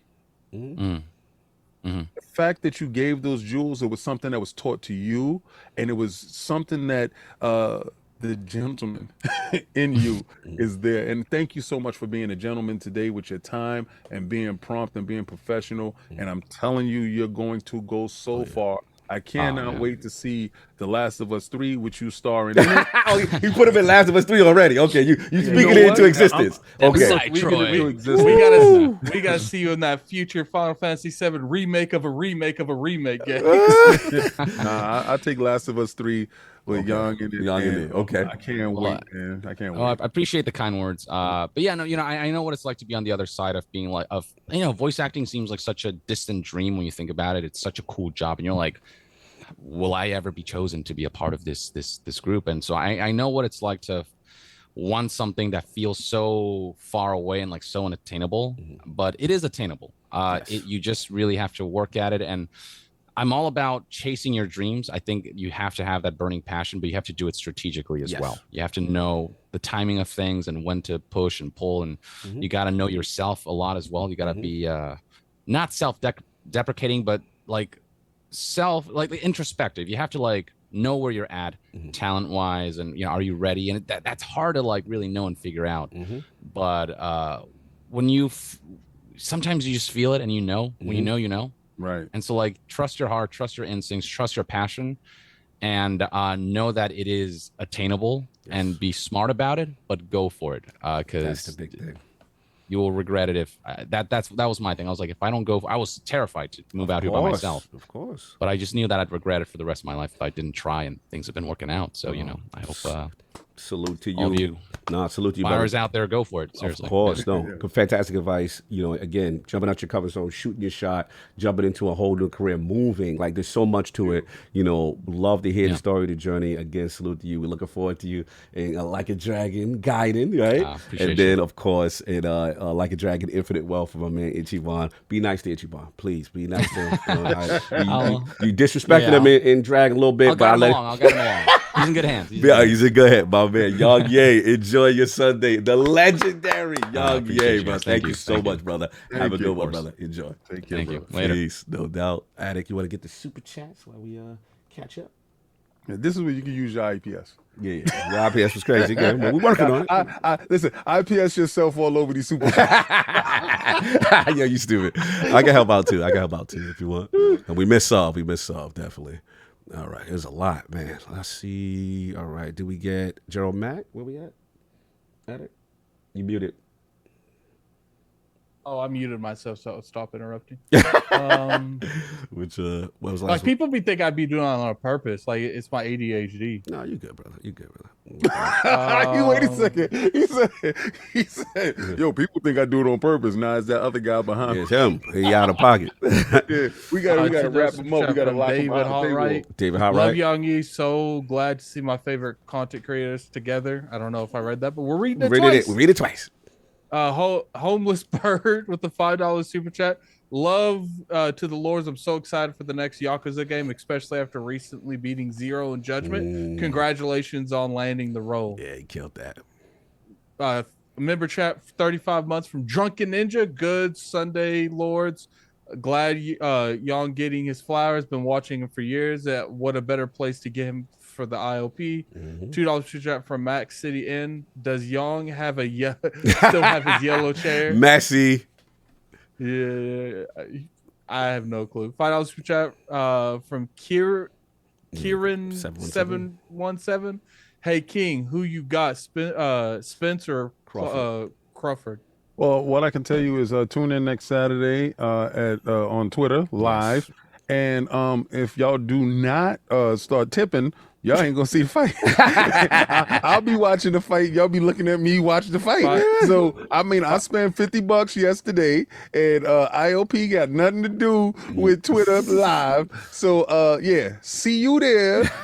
The monetization button is at the top. I can't. And then I can tell you who I got. $5 super chat from No Bunty. Salute call for holding it down on that SSXDD pod. You talk about the crossover. I'm a fan of Colin, but those weird, long-winded explanations were whack and consumer choice so bad. Salute No Bundy. Shout out to that salute show. to No Bundy. Thank you for watching the show, getting different opinions on. $5 super chat from Silent Cipher. Good morning, YongYea. Do you have tips and tricks to get into the voice acting? Side of the industry, a voiceover side of the industry, working on my Fiverr demo at the moment. Keep up the good work. He actually gave a lot of he gave a lot of gems. He gave a website. He gave a lot of gems on that. Hopefully you got that answered as well. $5 super chat from Zip Davis. I heard if you sleep on your stomach with the door open, the beefy fairy will appear and leave some advanced GG under your pillow. Ooh-wee. Who is that? Yo. That's why. That's the other beat. Hey. Back to you, addict. Got a $10 super chat from El Boogie. Love today's conversation and guests so far. Learning loads about voice acting industry. Keep bringing more guests like this. We'd love to if we knew more voice actors. $2 super chat from Robert Kellett. Gonna voice Sonic next? Question mark? Maybe. $5 super chat from Alvin. Kudos to YongYea explaining how it's the expression that make voice acting special. Reminds me of Kevin David doing the Arbiter. Subtle but powerful. Yeah, great choice. $5 super chat from Homeless Bird. I love you as I have no clue. We ain't even trying that. In the Kato Flies, the final shutdown had me laughing, crying, and just having a blast. It felt like the cast had fun. Shirakawa in the Kaito. Shirakawa, whatever. Cool. $5 super chat from Harvey Shani. Hope everything is okay with Saab. Yeah. It was nice catching up with you in LA. Young, congrats on the Cairo role. Now, if you could get called to play Yakuza 6. Yeah. 0 through 6. Because he knows everyone. I admit it. I admitted to the man. I was a fraud. I started nothing. I started on Like a Dragon. And then I'm going back to Kiryu. I'm not playing anything inside turn-based. See, the good thing is played nothing. It's on Game Pass, sir, so you can catch up. No. It's a me problem. Yeah, I gotta finish that Fortnite Battle Pass, and I'm finishing it this week. I feel that. No, but salute, and then Infinite Wealth with both of them should be turn-based. With hopefully, I forgot to ask him. Yeah, Infinite Wealth is most likely turn-based. But with most likely him as a party member with Ichiban, that'd be dope. Oh, that would be pretty. Yeah, because he's in the story. What happened? No. It's some stuff that I put in the chat that I need y'all to look at. Okay. And Graphic God is like, I think they might be busy right now. Oh, okay. He said himself right now. Oh, okay. $10 super chat from CDub 813305. Is he giving us his Nintendo Switch code or something? Yakuza series in my top 3 series of all time. I just hope Microsoft doesn't buy Sega and ruin it, because we know how they do. Half jokes aside, great show so far and great guests. Oh, salute. $2 super chat from Robert Kellett. YongYea being the next MC for The Last of Us Part 3. Maybe. $5 super chat from Ellis. I think that's a Canadian super chat, actually. Thank you for YongYea IOP, the place to be. Great guest as always. And $2 super chat from Robert Yellett saying Cog voice Captain Beef in the next Final Fantasy. Let's see if that's all the. Yeah, that's all. That's all. All right, no doubt. Oh, and Cedric H just gifted 20 IOP members chats. Yeah, I'm not reading all those people. You guys, Cedric, add him, wow. Cedric, and thank him, because that is a lot of gifts he just did. Cedric, I expect some at Cedric's and thanking him for that. Yeah, he blessed y'all in the realm right now. That's what's up. Salute Cedric H. He's been rocking with us for a long time. Salute to that. That is super important. What we're gonna do is get the poll. Last week's poll results are in, and the people have spoken.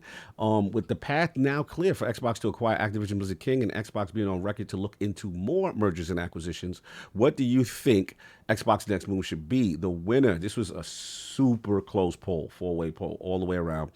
33% was buy smaller studios and avoid regulatory scrutiny. So this was really close. They pulled that out. Coming in at second place was at 25% of the vote was get a publisher who could be self-sustainable and continue to feed the Game Pass model group. In third place, razor close, 22%, was I don't care. Xbox invested in themselves, and we held the damn line. And in last place, at 19% of the vote, was still all close. ABK and Bethesda are enough. Manage what you currently have more efficiently grouped. So, King, the people want smaller studios. They don't want another publisher. So, where do you sit with that? Those are the mustard heart dudes. Like, I don't care if you got a mustard heart and you scared of regulatory process. It was 18 months, King, and my heart can't take it. I don't know how to hold the line. Oh man, get out of here, man. Nobody thinking small with you. Get out of here. We thinking big. So all you little mustard heart dudes, go sit in the corner and let us handle the business, and y'all can come out and act like y'all was with us when we was doing it. They scared. The publisher got them scared. We need to get a bunch of little things, King, so we don't upset nobody. Walk around the house like a little mouse, like the rats you are. Ooh, that's got us, brother. We walking around like rhinoceros, knocking things over. That sound like general talk. General talk. You know, because I'm just tired of these mustard heart dudes. You gotta stop calling that, y'all, bro. Stop with the mustard. You know, because see, okay, so mustard heart is a mustard seed. It's so small. Mustard seed is so small, and that's the size of your heart. Your heart is not in it, bro. Like, you not built for this. Why don't you just go sit down and go play retro games? You're a retro game dude. A game that has been established. Go get a console that is dead and defunct, and you ain't got to worry about anything. I love it, though. But the rent is good, though. The rent is hilarious. I'm tired, because you know what they want you to be? They want you to be weak like them. Weak wants company. Weak want to be hanging with weak? and I'm not hanging out with you weak dudes. Keep that away from me. Do not infect me with your weak. Oh, man. All frail and stuff. Go drink a protein shake. Man. Out here shaving the road. Damn. Y'all better follow Cog and go get beefy. Y'all better cut this out. Y'all not beefy at all. These not beefy dudes with the mustard heart. Man, they take a lean beef. Pause. So screw the regulations. Screw any. Okay, I see what we doing. But anyway, we gonna move on. Now, actually, we got a bunch of Patreon questions. Shout out to Snail Killer. Hello, Sith Lords. After Bobby's recent comments about being involved as much as little as needed, do you think they cast him into exile quickly? So I guess Bobby, after the thing, he said, P.S. Lord King, let me know if you want that Spider-Man plates for your PS5. I'll super chat you the money. You good with that? Or King disappeared? What you can do is you can Twitter me the money. Go to Twitter. You can go to Twitter, hit the monetization. I want the plates. Definitely I'm gonna get the plates. And yeah, Bobby is going to the Shadow Realm. We all knew Bobby was going to the Shadow Realm. Bobby was going to the Shadow Realm with the stuff that he was a part of. The whole part, they paying $68 billion to put him into the Shadow.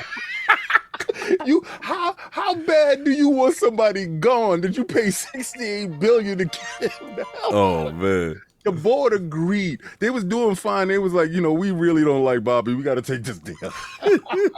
Get out of here, Bobby. But yeah, it's a monetization button on my Twitter. All right, no doubt. You make sure you hit that. That's how you help him with the thing. Hit the button. If you want to get me wings. Wings for the fight. Yeah. Fair enough. Attic, your That's comments what's on Bobby? Think they cast him away too quickly? I think there'll be a transitional period. I think he'll be around for probably 6 months, and then he'll be out.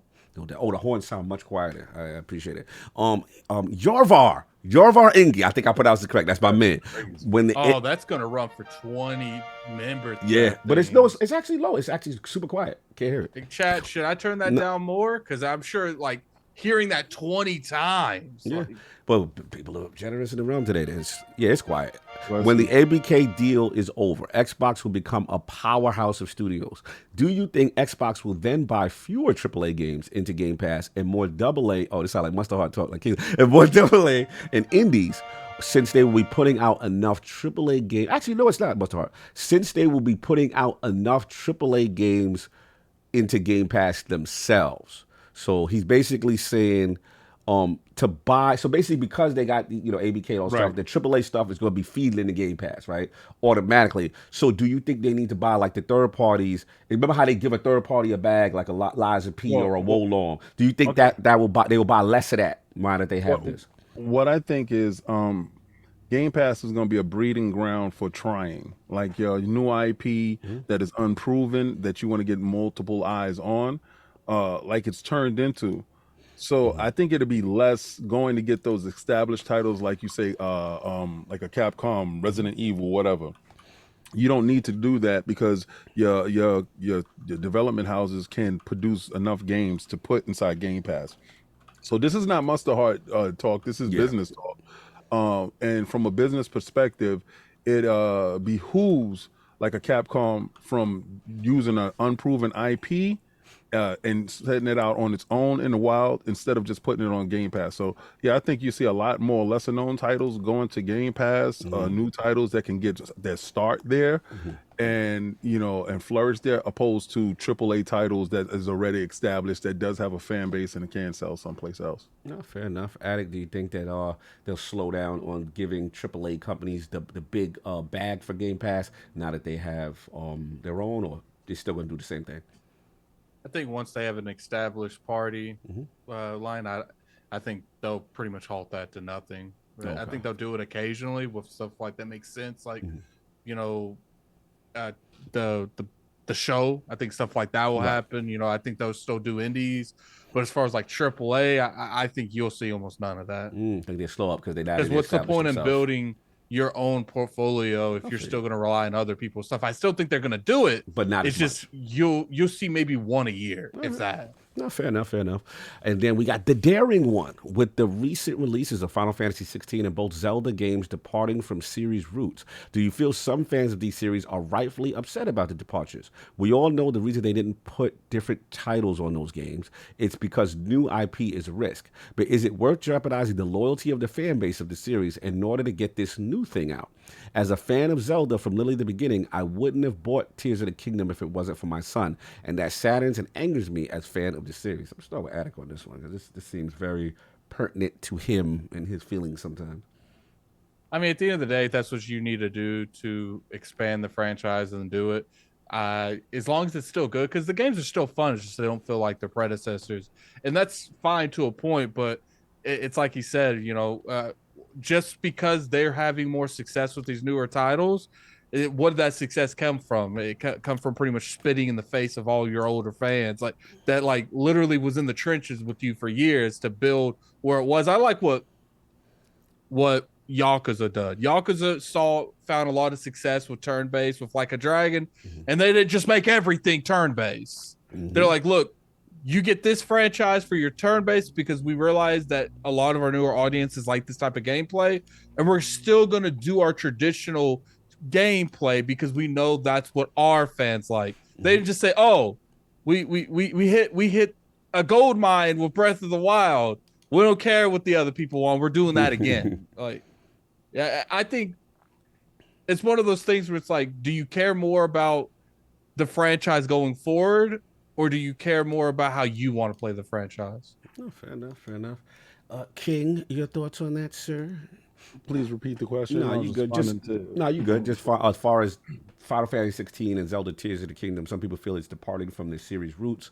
And do you think that it's risky for them, to kind of depart and put how like they used still the same name, Final Fantasy and Zelda? Is it risky for them, to try to put a new IP completely and go away from the risk? From their roots. Okay, well, Final Fantasy doesn't feel like Final Fantasy to me. It feels like another title. Okay.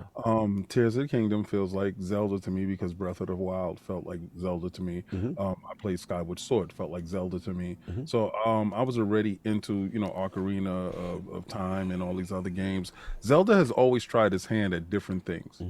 Right, and they have been wildly successful in doing so. There's a lot of lesser-known titles in the Zelda franchise that you may not remember because maybe you didn't dip your toes into that. So if it's a specific way that you want Zelda to be played, I believe they have a myriad of titles that's available for you. Same thing with Final Fantasy.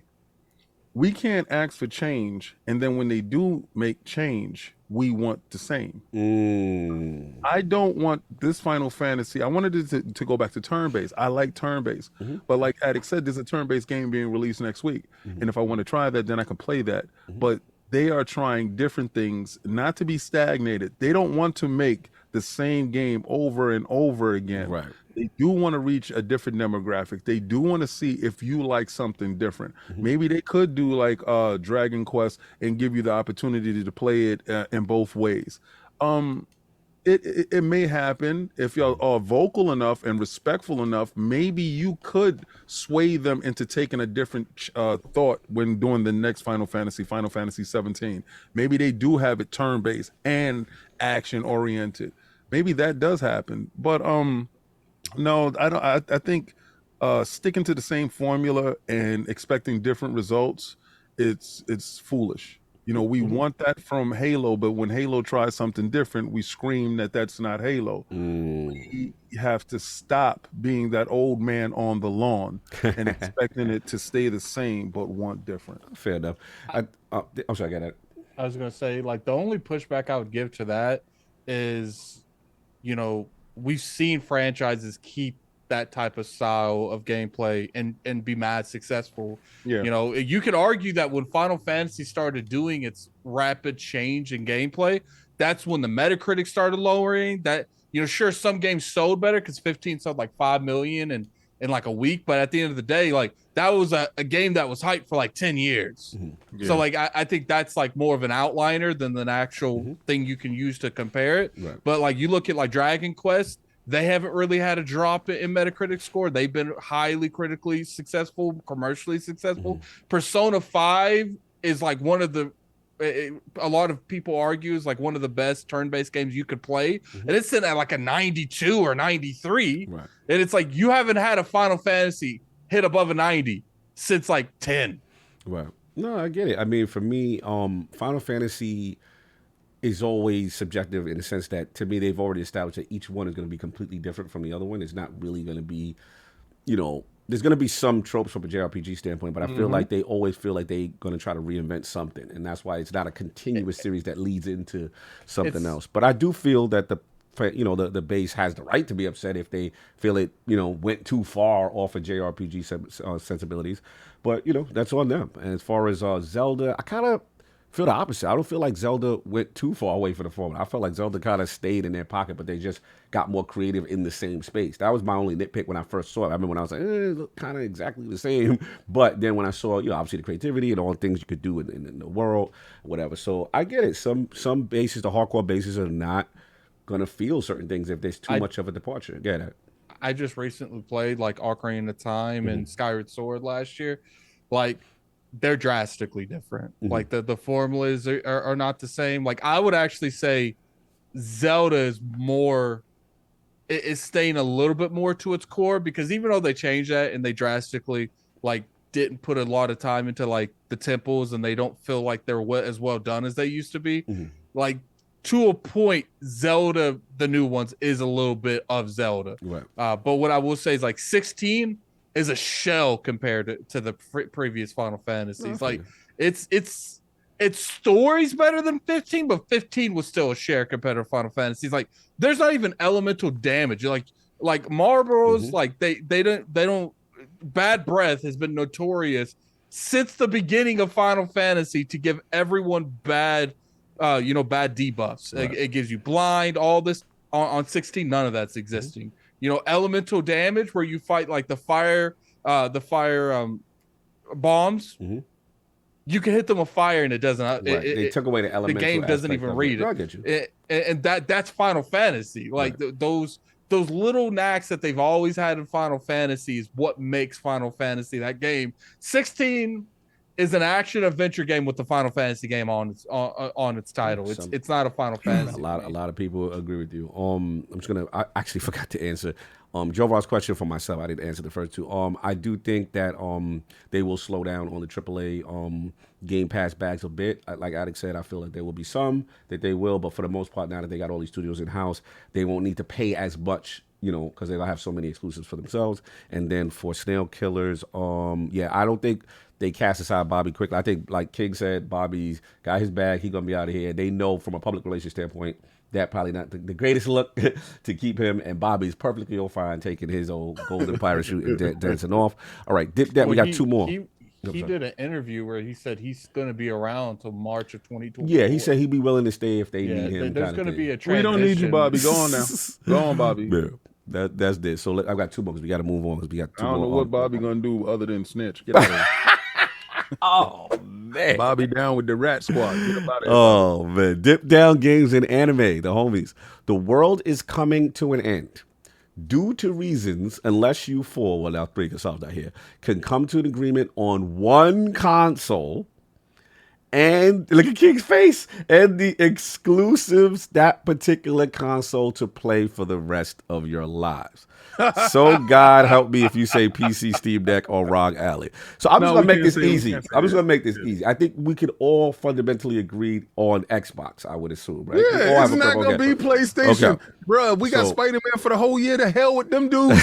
I would actually say probably Nintendo Switch. Oh, we definitely not going to. You definitely. I guess we got. The world's coming to an end. There, we're not gonna live. That's fine. He ain't gonna live. No, he ain't gonna live. He ain't gonna live. Because according to Dip Down, we all have to agree. All of us have to agree on this. The thing is, I just there's too much inconsistency. Like if I have to live off just exclusives and no third party, until I see Xbox deliver more in that vein, I can't just sit there and be like, "Yo, I'm gonna play your games the rest of my life." But when it comes down to like Nintendo, I generally am more satisfied with Nintendo games than I am Xbox purchased a Nintendo title that's since fine. Tears of the Kingdom, and that was the part he not understanding is we all have to agree. This is not. Yeah. We cannot live unless we all agree. We all die. No, we not. No, we not. You're going to agree. So we have to live. You're just gonna have to move on. That's part of the question is to work together. The part of the question is to work. He's just trying to get us to argue. No, you're trying to get us to argue. We need to get a solution. I'm not gonna. How do you like your human? Well oh done. My God, this man is willing to die. For all of us. All of us must die because we don't pick his choice.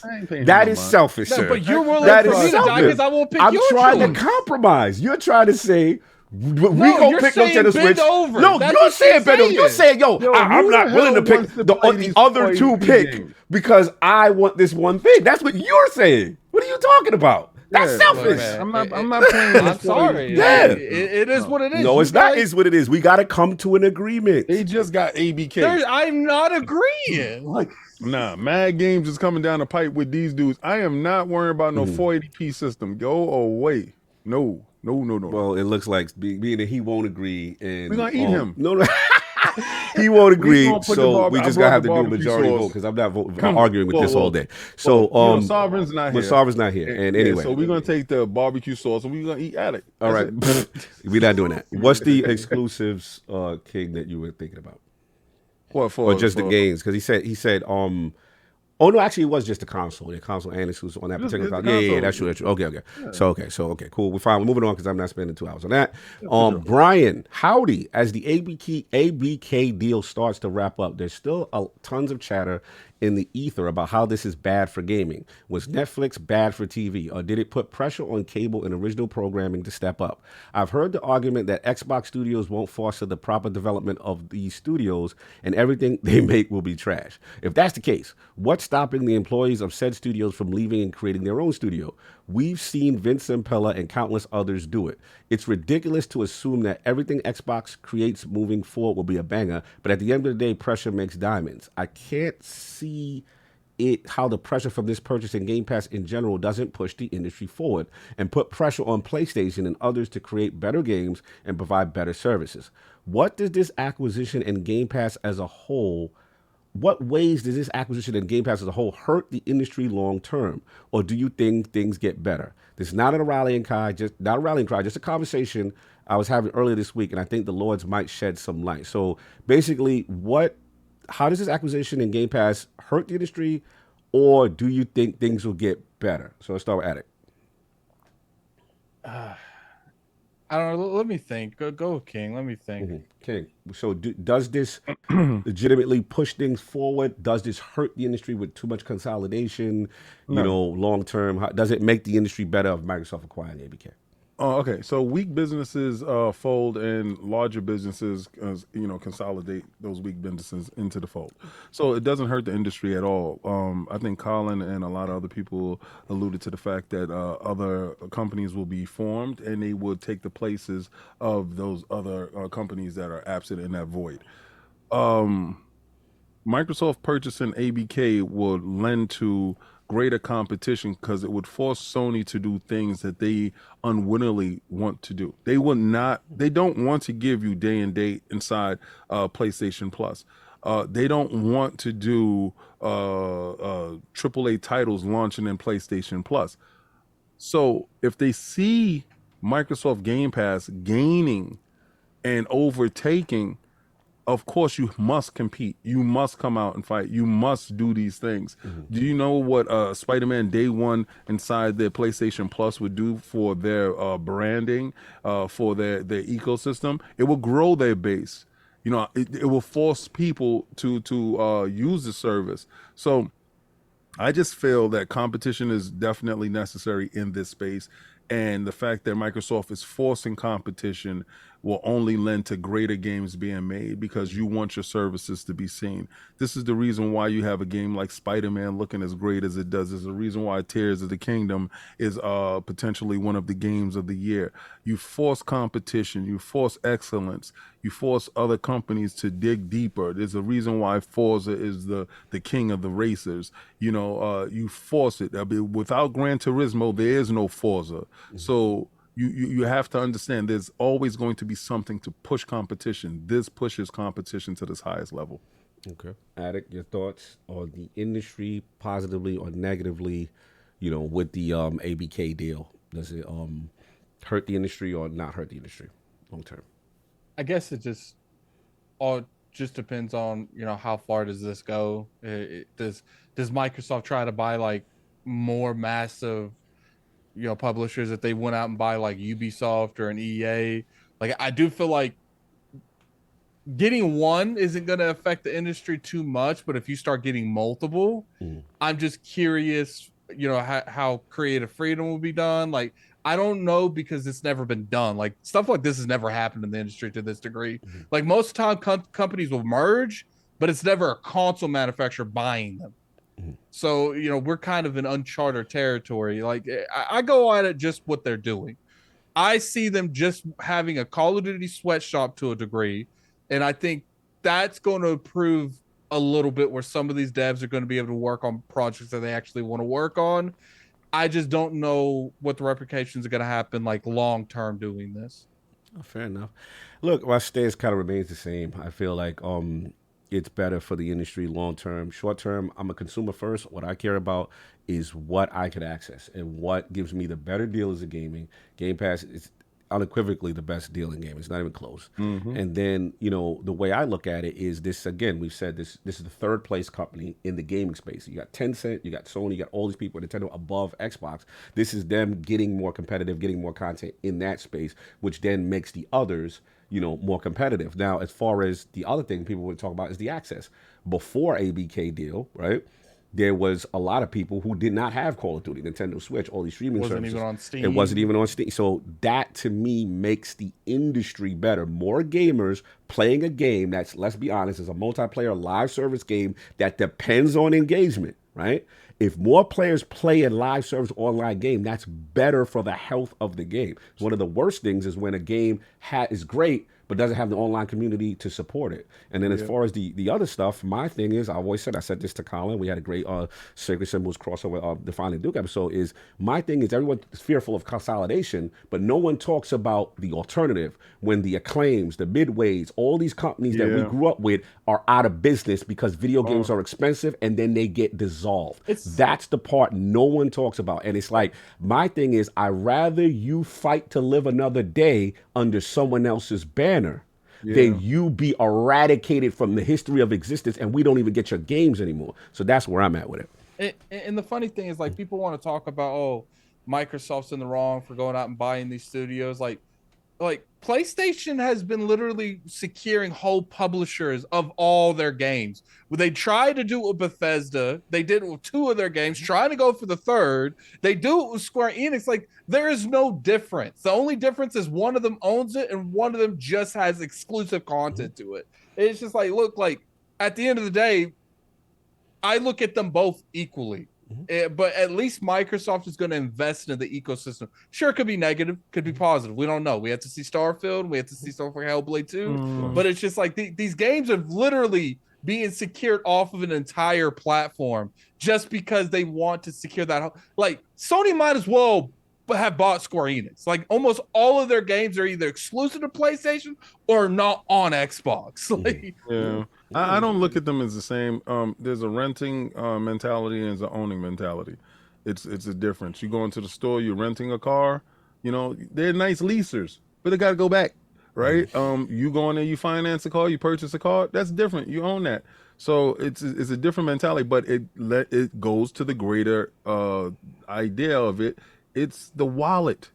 I'm pretty sure if Sony had the money of Microsoft, of course, they would have purchased ABK years ago. Yeah, they corporations purchased Bethesda years ago. So it's just what you're able to purchase and move how you do. We gotta respect how Sony is moving in the streets with the size of their purse. It's crazy. Right.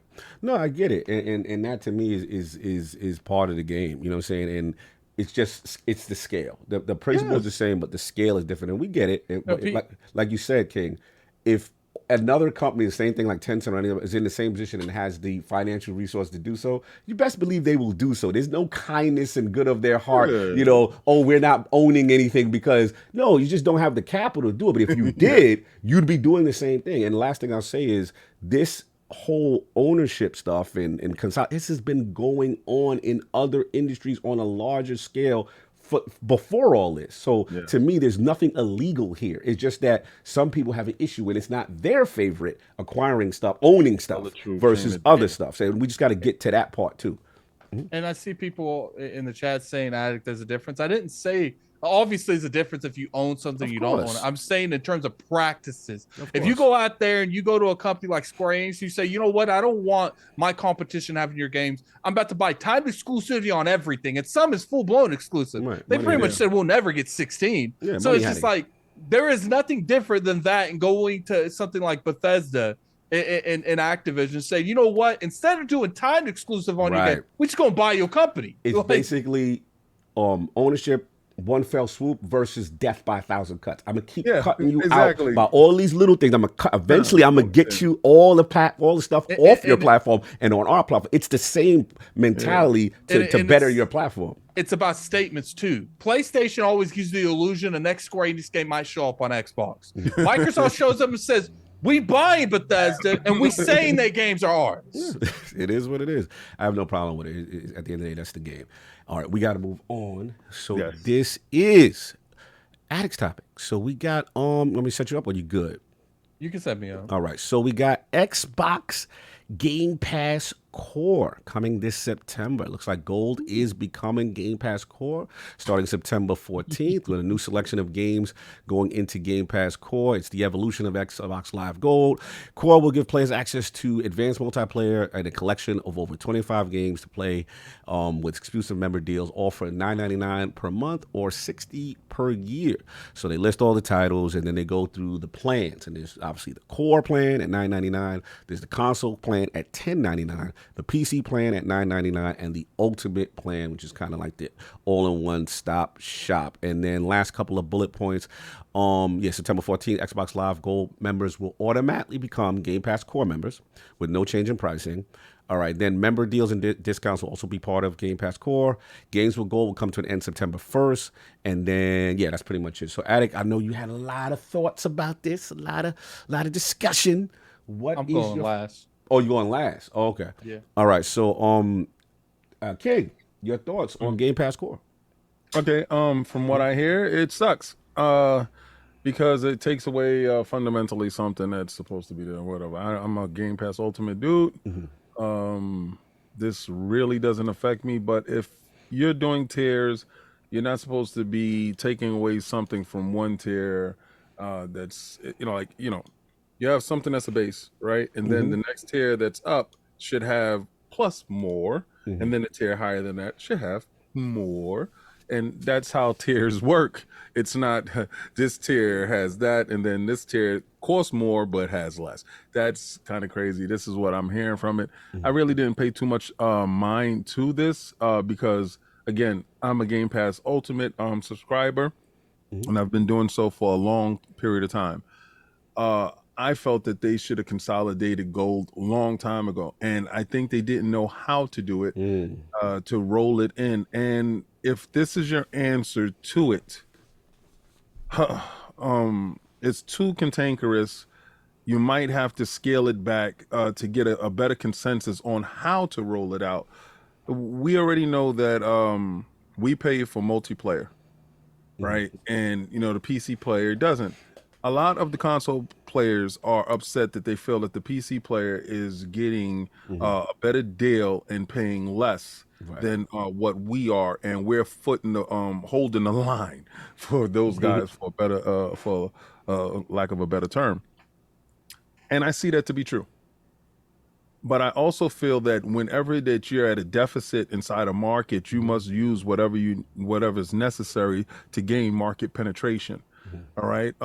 So if you choose and you see that the PC is the better option for yourself as far as Game Pass goes, then by all means go to PC.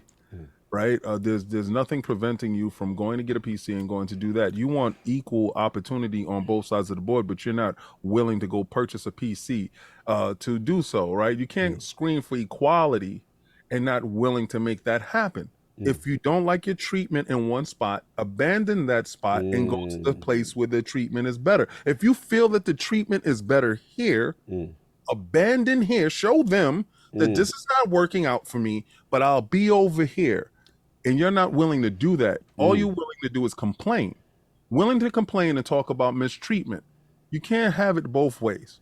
So wait, I just want to clarify. You're saying for the Game Pass console guy, because I think a bit of the debate is that the Game Pass console tier doesn't have online multiplayer, right? Whereas the quote unquote lower tier, right, which is Game Pass Core, does have it, but without the full. So you're saying if you're a console guy, you feel disrespected for that, then you vote with your wallet and then go. Just leave. Just leave. But you won't do it because you're so used to complaining and going through the things normally. And this is the sad part of what we have going on now. You guys are not revolutionary. You're just talking to talk, right? Do it. Get rid of your Xbox and go to your PC. There's nothing stopping you. Go get a ROG, right? Go get Game Pass over there. You're not paying for multiplayer over there. And then you have all those games, right? But you won't do it. You would just talk about it because you want to get into our spaces or you want to get on a Twitter feed and you want to rant and you want to rave and you want somebody else to do it for you. You want somebody else to push the narrative for you. But what you're gonna say is, King, we all should be equal. That's not how it happens. Over here is a closed ecosystem and they can control this. They can't control that over on PC. So what they have to do on PC, if they have to get in where they fit in. So if it's going to be a better deal over there, because people look at Steam and be like, the Steam is cracking. What makes me think I'm gonna need your Game Pass Ultimate over? You won't need it.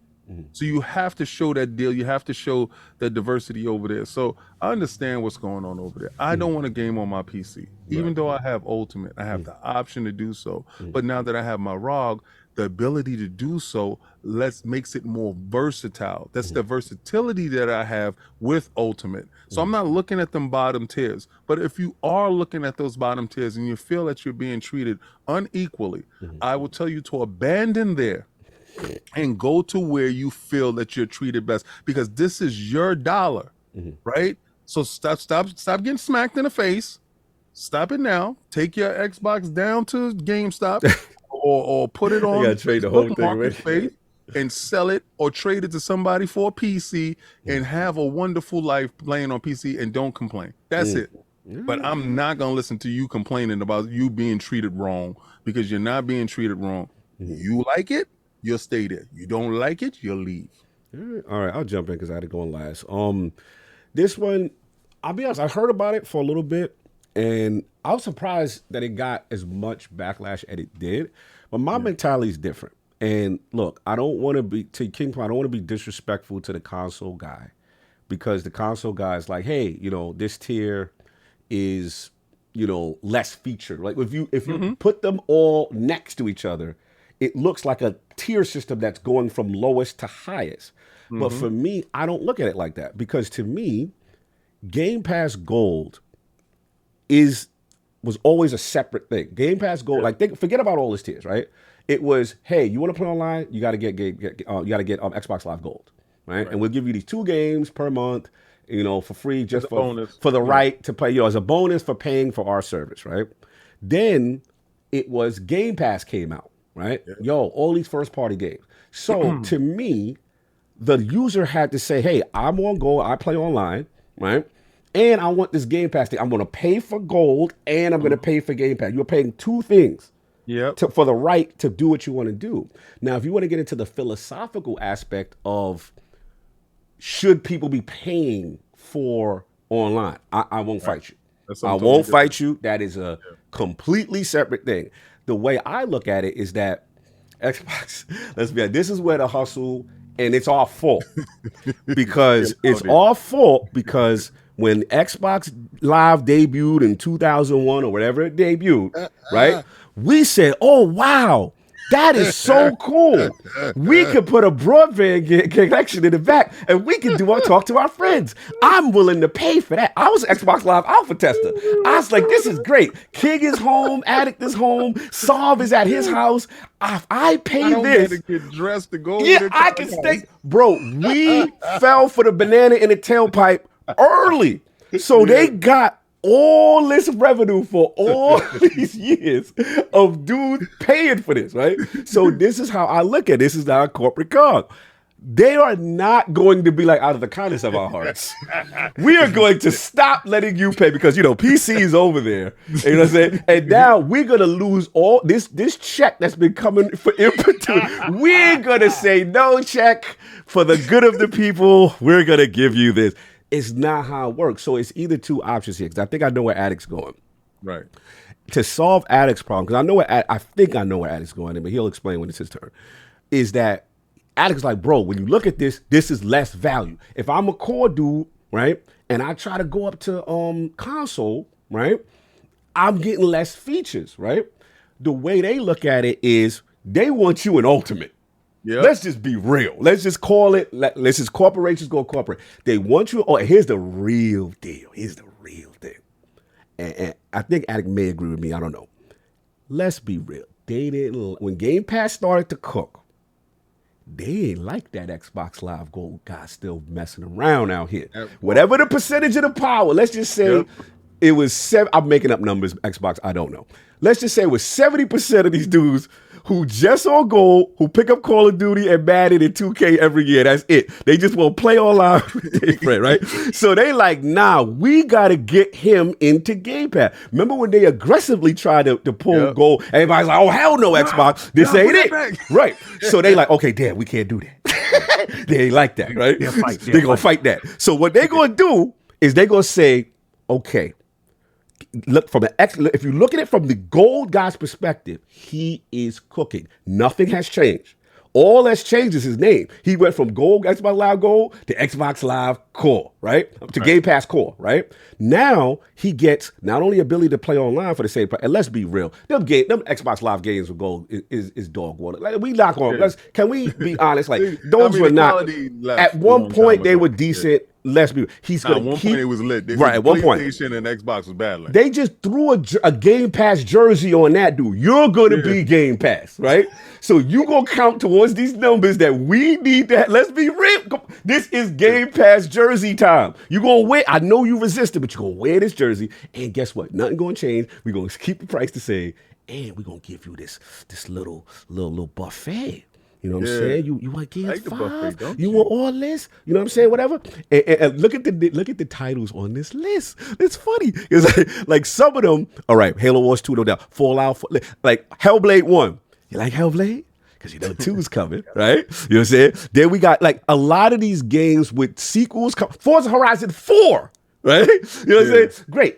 A lot of these games are great value and dope games. Elder Scrolls Online, all stuff that may be on the fence, and you're going to give them a variety of game. But the key is, this is the key. When September come around, and you see, you a core dude, you a gold dude that got transformed to core, and you like, yeah, I'm not really paying for Game Pass, like I'm here for online, but your friend list got that Starfield, your friend list got that Forza Motorsport, your friend list, you see it all, and they like, yeah, but just for like $1, $2 more, you can just go up to Ultimate, and you got it all, famo. This is the hustle. This is the it's a drug deal. This is a hustle. I'm not even going front. It is. I don't think I know how it's going, but I know what they're doing. They got to transform you into Game Pass and get the numbers up so that they can get more games, attract more publishers to the platform. That's the part I was about to say. That's what this is. That rollout. I mean, when PlayStation did it, nobody cried, right? Because they gave their joint and they rolled the PlayStation Now into PlayStation Plus, and it happened. I get you, but to Addict's point, PlayStation's. And I didn't get his point. I know what you're doing. You strategically went last for this. I'm trying to get all my bars up before you go. I think I know where you gonna go. You gonna scorch earth this. But to Alex's point, PlayStation's tier system is it's really a tier system. Yeah. It's real. With Xbox, let's be real. Xbox has always been it's gold and pay for Game Pass, right? Yeah. That's what it's been. And let's be super real. Xbox was charging for the free to play at one point. People had to push back. How come it's free to play, but I still gotta have gold to do free to play? Right? So that's what it is.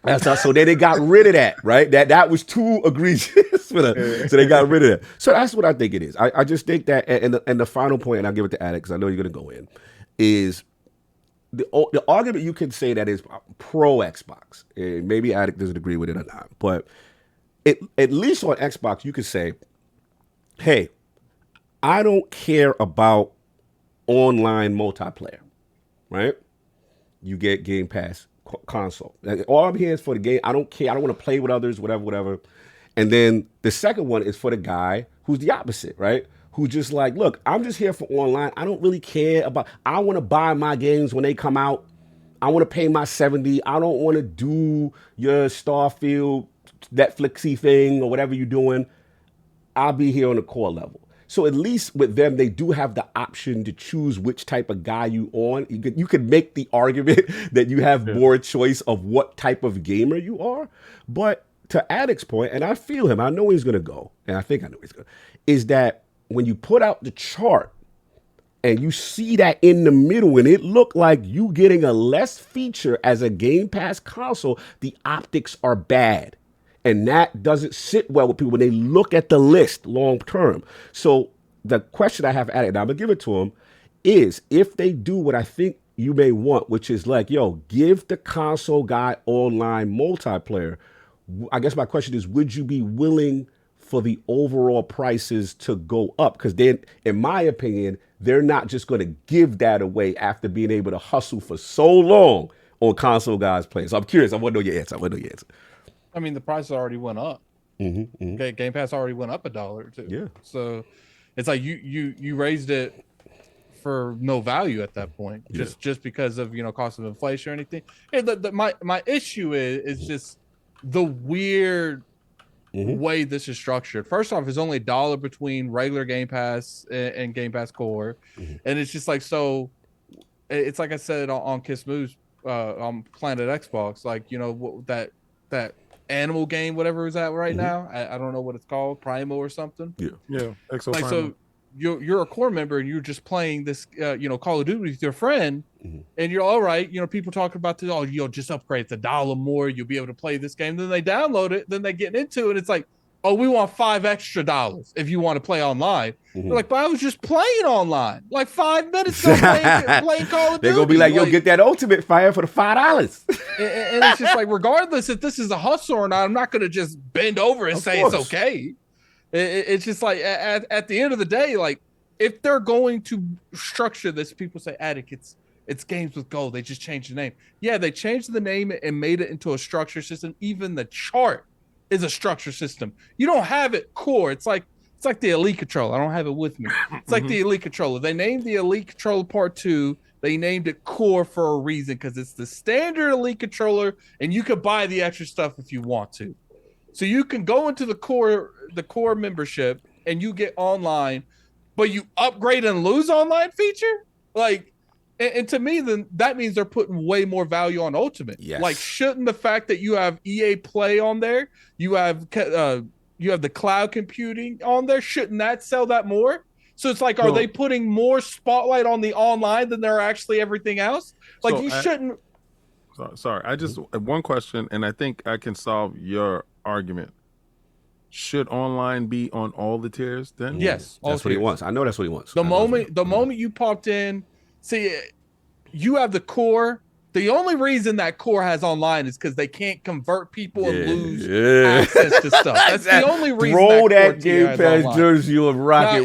If they are able to, because it's probably illegal to take stuff away from people and switch you. Because what they're doing is they're doing the switch and roll. They saw PlayStation do it, and they're like, okay, let's do that, because PlayStation artificially bumped up their numbers. It's our turn. We doing it now. And they can't just take away an online infrastructure like that people, because I think legally, because we have it with Patreon. If we switch a Patreon tier and we take stuff away, Patreon makes us get rid of the tier. Facts. Yep. You legally can't take away something. Legally, you can't do it. So you know what they're going to do? We're going to make it a core entry position. You know what we're going to put in there? We're going to change. And I think this is the right direction for switching and getting rid of Games with Gold. I mean, getting rid of Xbox Live Gold in general. Yeah, it's the marketing behind it. It's like I said, like, you're going to be marketing these high infrastructure multiplayer Game Pass games that's not in the core subscription service. And you're going to have these people come in from core to play these games. And then they're going to be like, yo, you don't have access. And let's say that, okay, I don't want to pay $60 for the animal dinosaur game. Right. I'm going to go back and just play Call of Duty. Guess what? They already switched up. So when they go to play Call of Duty with their friends that they just played 30 minutes ago, we want you to backpedal to a one that you just went for and pay us less money.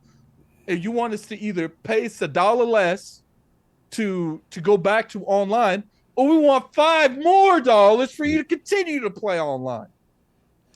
Well, it's not the right. It's not the right. It's not the right move. So I think it's very predatory. I'm gonna be real with you. They're deliberately making something look like more value, but they're taking away the most biggest thing that's in it. But wait, hold on. It's not predatory for the Game Pass, the Xbox Gold guy. The gold. If you're just a gold guy, Xbox Gold that is guy is winning. He's getting it all. I just want to be clear on that part. I know it's what predatory on the gold guy because How the is gold it guy is the one predatory? that's going to have to switch up. No, He's the one that but has the to gold have guy that was option never to going to begin with. switch up. He never had the option. I No, disagree on I'm that saying part. they're putting you in a situation where they're thinking you're going to actually captivate. They're going to put something like this Dino game in there, and you feel like, okay, I'm going to upgrade test to the you. dollar, and I'm going to play this, and then they hit that. Okay, now not only you paying the dollar, you paying the other $5 on top. Addict, Of it. we got back. I'm gonna Or give you. you can switch back to what you just had and play Call of Duty. To me, it doesn't make sense. I'm gonna give you the pushback. If I was a Games Gold dude and I wasn't looking at Game Pass anyway, it ain't lit. none of that stuff mattered to me. Yeah, he was never going nine on. times out of Doesn't matter. 10, I'm if not you're- gonna upgrade to go play. See, you're giving fake scenarios that No, would but never it's not a happen fake to the scenario. Gold- The but majority it's of the game people, of Gold dude. the majority of the people on games on Xbox Live Gold right now is a lot of the casual audience. That's why they never switch because they only want to play 2K. Right. They only And they don't want to play Call that of Duty. guy don't want Game Pass. But the thing is they are setting a piece of cheese in front of them, putting them over. But that's giving. That's not predatory. They're giving more value. But the thing is they're setting this cheese and like, yo, come over here and play these extra games. But that so they go over there. Can you let me finish? Let him finish. There we go. Yeah. So they're going over there, and this is not a fake scenario. The majority of these people don't want to play these games. That's why they're putting them in the core. They've been in the Xbox Live Gold for years. Right. So they're like, okay, come and play this dinosaur game or whatever it's called, Exo Primo or something. Yeah. Okay, I'll give you the extra $1. And then they're like, okay, I'm not paying $60 for that. I don't want to do that. I'm going to go back and play what I was paying. So then they're like, okay, you gave us the extra $1. And now the game that you actually play on our Xbox, we want an extra $5, or you want to have to go back to the previous tier you was in, or you can't even play that. No, but what previous tier? Gold. You either once you're in Game Pass Gold, Game Pass Core. Because Gold is just Core. So it's just a name change. It's the same. Core thing. is going up to Game Pass. So if you're a person that plays Call of Duty every year and your fans jump in the party like, yo, let's play this Exo You're Prime. still gonna play Call of Duty. So I'm like, okay, let me jump over that and try it. So you get over there and you play that in the regular Game Pass at this point. And it says, yo, if you want to play online, you got to give us an extra $5 on top of the one that you've already gave us to upgrade from core to regular Game Pass. I think this is discrepancy. And then, the discrepancy is that guy was buying Call of Duty for $70 regardless. He was going to play online with Gold regardless. He was never. But my point is you got that dude to switch because he wasn't. You got him to switch. I'm not going to keep talking. I'm listening to you, but it's done. Like. Don't be done because it's a conversation that you're having, but you're. I'm trying to explain it, but you guys keep interrupting me. So you give this person this cheat. Say yo, let's play this Exo Primal. They're in it because they want to play Call of Duty, but they're willing to try another game. Okay, I'll give you this extra $1. So they go over there and they're like, yo, if you want to play online with Primal, you got to pay the extra $5 to go to Ultimate, or you got to go back to the previous tier where you were. So they're like, okay, I don't want to do that. So what I'm going to do is I'm going to go play Call of Duty because I don't want to pay extra money to do that. But then they boot up Call of Duty and it asks for that again. Because once you go back, because they're going to go back and play the game that they're originally playing, which is COD, Madden, 2K. Right. And now that they've got them to upgrade for this game that they can't play because they can't play online in the middle tier, they're either going to have to go up to Ultimate to play Call of Duty again, or they have to go right back down to core to play Call of Duty again. I'm confused because Game Pass, they won't be able to play Exo Primal or Call of Duty if they were an Xbox Live Gold guy that got converted to core. They can't play that game. So they were going to buy $70, play the game, and have the online version as a core guy.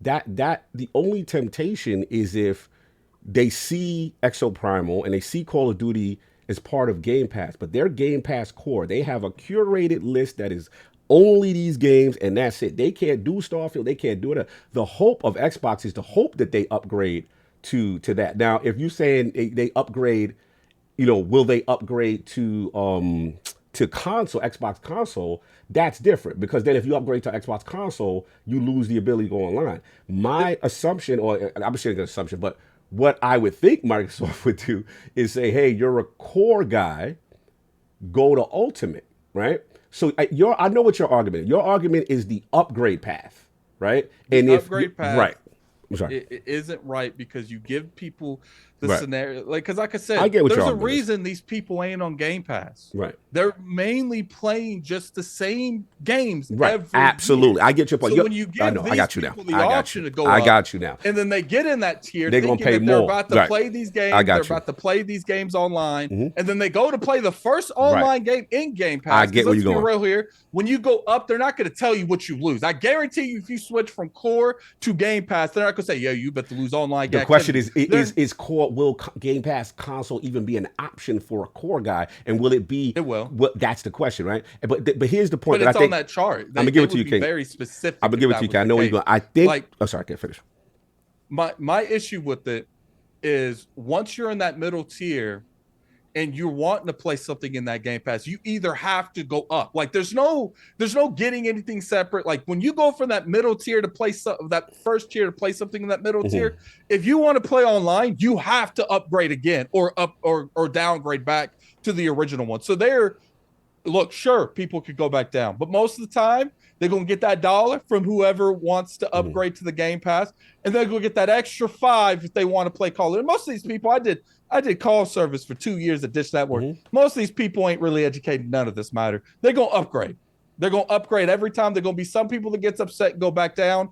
But my point is, you giving people the option to upgrade to play a game that you have promoted as a multiplayer game. You're in that core membership, but once they upgrade, they won't have access to that game online now. If they upgrade to Game Pass console, yes. Now, King, I'm gonna give it to you. I know the thing is this, and I think this is where our disconnect is that they know from their analytics and their metrics and their telemetry, the Game Pass Gold, the Xbox Live Gold guy was not moving. He was not tempted by Game Pass. He was not moving. So they transformed him into Game Pass Core, and he's got better value. And in their mind, they're like, "Yo, you could stay there. You haven't shown that you're willing to move. Nothing that Game Pass does is enticing you. You're cool with paying for games $70 and playing for online. And we're happy that you're there. We're just changing your name. We're giving you a jersey. Nothing's changing." And I think that's how they're resolving it. They're like, "Look, we're not gonna move that guy off his square. He hasn't moved for all these years." So that's what it is. But that's my thought. King, I'm gonna let you finish, then we can move on. But All right. yeah. I go to Taco Bell every week. Every week I get 2 cheesy bean burritos. 2 cheesy bean burritos is the cheapest thing on the menu. Doesn't have any meat, just have bean, cheese, and rice. Okay. I can work with that. Game Pass. That's the whole menu. That's the smorgasbord. You can get everything. If I wanted to go in there and get a cheesy bean crunch wrap supreme, it'll cost me extra money. I can do that. The game's a gold, dude. It's me. Cheesy bean. Cheesy bean, dude. I can see whatever the hell you have up there. I don't care who's in the car getting what, who's upgrading to what. I don't care. I'm getting my cheesy bean. I'm out. And nothing on your menu is going to entice me. Game Pass looked at that. Microsoft looked at that and was like, "Yo, these dudes are never coming over." And the numbers is consistent.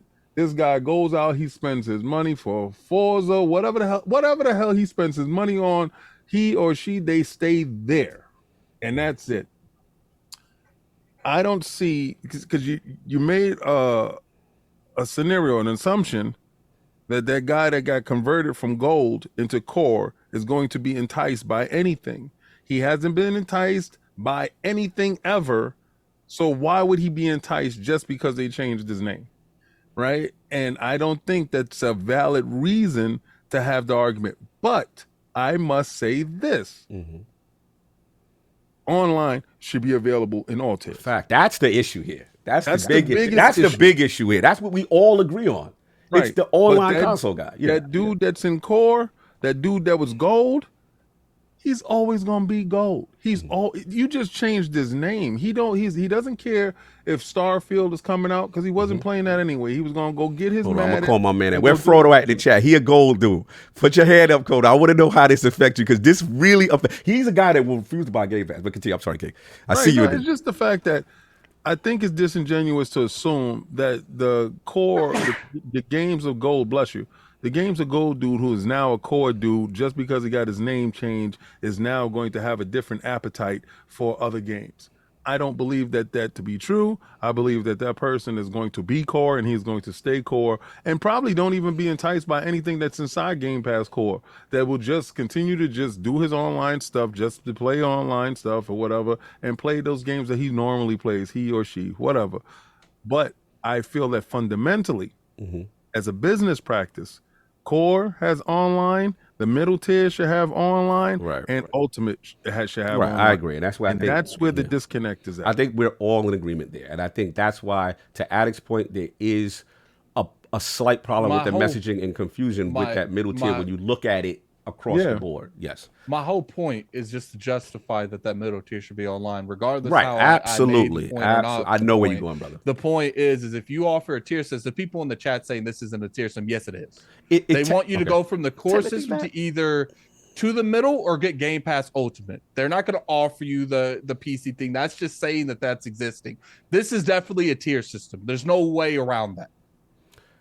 I don't think it's a tier system, but I do understand the point of being a Xbox console guy. Not having online seems weird. That's just the bottom line. It's just weird, and it's something that we as console gamers should have never signed the blood money contract. But we listen, it was at its time, it was revolutionary. Nobody was doing it. You know, we thought how great they put. I always give Xbox credit for pioneering the broadband era into the space, the Ethernet in the back of the OG Xbox. I was an Xbox Live alpha tester. I thought that was the greatest thing, to be able to talk to someone in Australia who never met me before, and we were playing Ghost Recon, and I'm like, yo, this is amazing. From that point on, everybody adopted it. PlayStation started charging. Nintendo now does the same. So again, not saying it's right. And to King's point, though, King, I think, had one of the strongest points out of all of us.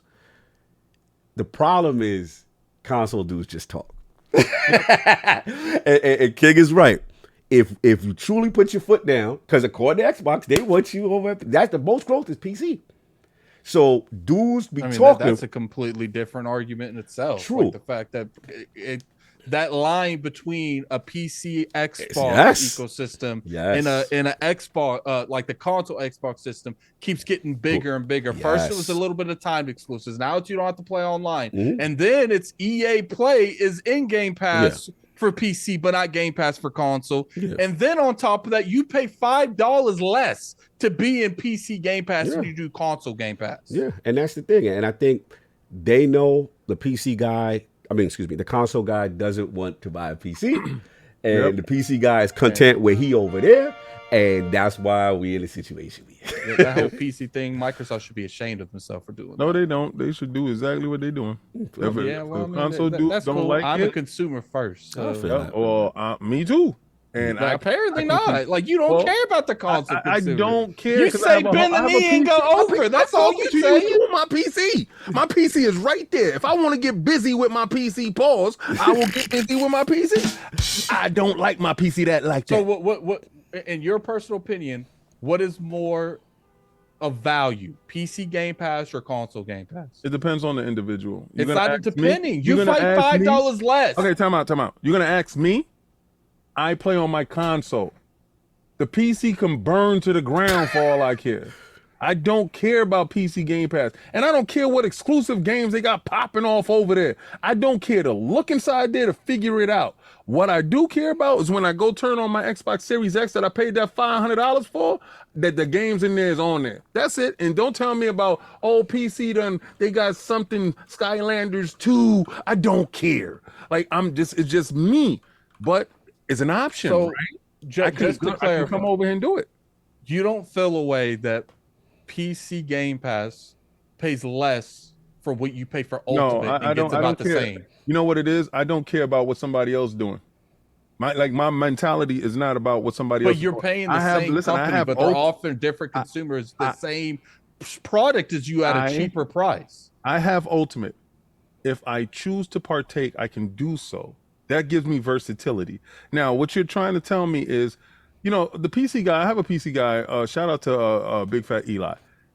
He plays on his PC inside his country because financially it just works that way for him, right? and he's able to be a little bit more versatile in doing so, and it works for him. I can't begrudge him for the fact that he doesn't pay for online. I don't even know what his infrastructure is over there. But my thought is, if I did have a problem with it, my Series X, my Series S's that's all over the place, they'll be gone, and I just game on this bad boy right here. I don't care to do so. I don't envy what the PC people are saving in their $5, because what also goes along with that is I gotta update these drivers on my PC. I gotta go on my PC and do all this other stuff that I don't care to do. I like to turn on my Xbox and it works. So if that $5 is a convenience to me, that I feel that $5 is well spent in that convenience, in that ecosystem, then I'm going to game there. That's why you don't hear me screaming about this, but you do hear me screaming that middle tier should have online. And I think fundamentally we all can agree the problem is that they don't offer online in that middle tier. To hell with what the PC dude is doing, because trust me, I'm telling you, I get disgusted when I'm playing Fortnite and I see a little PC pop up in the corner, guys playing on it, because I know it's going to be a problem with that dude. Why is the problem? You implying that they cheated? Regardless, I'm sorry. You can feel that way. That's fine. That's just something we're gonna have to agree to disagree, because I don't like it. I don't like the fact that they try to sell us the same product essentially for boycott more. it. Right. I mean, but I don't have to boycott something not to like it. I can do both. Oh, no, that's fair. Look, that's fair. I think that Addict's making a good point as far as the online thing. I think that's the fundamental issue. I think King's making a good point about the convenience of console versus the PC guy, why people still stay in the console ecosystem versus the PC guy. Then there's the entry points, the cost we could go on and on for that. But I do agree that for us to have this discussion about a chart means that there is somewhat of a messaging thing that could be addressed as far as I think that's the biggest online issue part. is the messaging on this particular product. But for me, I do want to defend on one last point before we go. I do feel that it is not, I want to just be clear on my part with this. I don't feel it's predatory for the Xbox Live Gold guy. That guy is getting a way better deal than he ever had before. I just wanted to stress that guy, because if whatever the metrics are, I don't know what the splits are, 70%, 30%, but they want to convert that guy, and this was the way to get him in. And then ultimately, this is the way long-term to say, hey, third-party company, we have 100, instead of, 30 million Game Pass subscribers, we have with this 70%, 100 million now. That goes to the business model, right? That's ultimately what they're trying to do, and thus I think that's where we're at. But it behooves Microsoft at some point maybe to look at what I said, which is the Game Pass console guy and why he has it, and then have those important conversations that if they do include online multiplayer, what the price is going to be. Because in my opinion, they're not giving that a free. They're going to. I don't think they're doing anything, to be honest with you. They may not. If they were wanting to do anything, they would have did it when they did the structured tier system. Right. They didn't, so I have no intentions that they'll ever fix this. Yeah, and unfortunately, it made a point. And to your point, that's a good point there. And to King's point, it puts the pressure on the onus on the consumer to say, you know what, I don't like that, right? I don't like that. This is predatory. I feel this other tier is not giving me good value. I'm out. It puts the onus on that person to do that. So it's a good discussion, though. I do like this. Let us get these super chats, and let's see what we got. I don't know where we left off. Very adversarial show today. Well, this is what we do. I think when they tell Henderson, like, yo, what did I walk into? This is normal for us. We do this all the time. So it's just not like people get confused when they see the Lord's debate. Because this is light, to be honest. We disagree, but we disagree a little bit more cantankerously. Yeah, we way more. If the people get all uncomfortable with it, like we go hard. Yeah. So anyway, let's see. All right, I'm going to go back to, I don't know, where we missed. All right, Young got the chair. All right, I'm going to start with L Boogie, because I think I remember reading Zip. What up, L? L Bugs, $10 super chat. Love today's conversation and guests so far. Learning loads about the voice acting industry. Keep bringing more guests like this. Salute to L Bugs. Salute to Grown Women Gaming. We got something cooking with them soon. That's gonna be fun. And hopefully, I think they're coming out to PAX West, so that'll be dope. Robert Kellett, $2 super chat. Gonna voice Sonic next. I guess that was for YongYea. Alvin with the $5 super chat. Kudos to YongYea, explaining how it's the expression that makes voice acting special. Reminds me of. Let me take over because I've read. Oh, you left. So I was like, oh, you know. Yeah, because my brother was knocking at the door. Oh, okay. I thought something happened. $5 super chat from C-Dub. 813 is the Tampa area code where I live. 305 is Miami, where I'm from. I have no clue where that came from. $2 super chat from Robert Kellett. King telling us beef up. Damn. $2 super chat from Robert Kellett. Final Fantasy hasn't been turn-based in over 20 years. $20. Okay, well, I'm still playing retro games. Sue me. $20 super chat from C-Dub. The first 2 hours of the show is peak. Reasonable King. First time I agreed with everything he said. I'm 40 plus, so I've played them all. And Final Fantasy 16 is one of the best. I'm gonna be honest. Like Jay-Z said, like the oldest, but my buy my. Oh, he meant to make buy. Yeah, he didn't spell that right. Yeah. Yeah. If you like the old-ish, buy my old albums. Yeah, it's fact. $5 super chat from Robert Kellett. It has the story, tone, and heart of it. So what if mechanics are different? Again, every Final Fantasy is different. So Final Fantasy can't try actions for one game. I don't think no one said that. 100 super chat from Dango. Sorry, King, no cash app on Switzerland. Here's my money for the plates. He sent you the bread for the wings. You gonna rip the wings off? He said, "Go get some wings." You get them wings. So now you're gonna put the onus on me. Hold on at it. Now you're gonna put the onus on me that I gotta be putting up these wings. Solve right now isn't feeling well, and we waiting for some answers. So Yes. I'll send that over to Solve and send that over. But I do appreciate it. Thank you so much. Oh, $10 super chat from C-Dub. What exclusives are what? there's a super chat that is so out of pocket. Okay, what exclusives are objectively better on Xbox than Nintendo and PlayStation? Y'all have talked more about PlayStation and Nintendo exclusives than Xbox. Make it make sense. Can I call in? I can get. I'm gonna go in on you because I'm the Xbox dude. So you're not talking to these dudes. They don't over there playing on that. Halo, I love that. You can literally set fire to anything on the PlayStation roster, and I would not trade my Halo for it. I don't care what iteration. I got Halo Wars. I'll take that. Forza, what you gonna put? What racing game you gonna put up? That crappy Gran Turismo? Throw yourself in the bushes. Not even gonna listen to anything that you're talking about because it makes zero sense, right? Gears.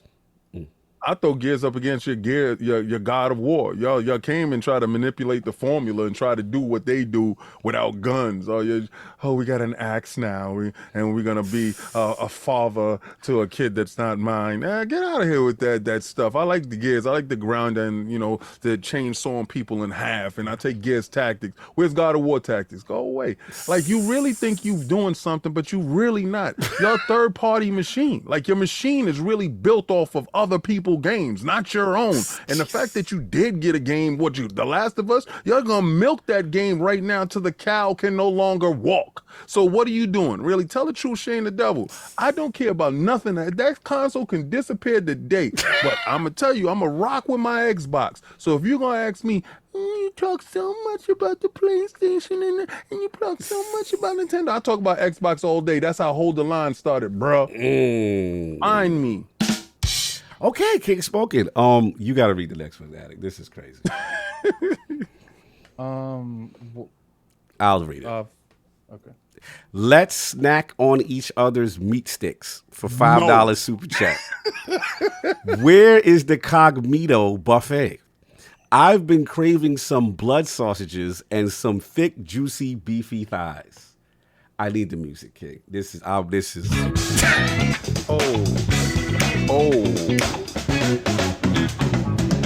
That is different.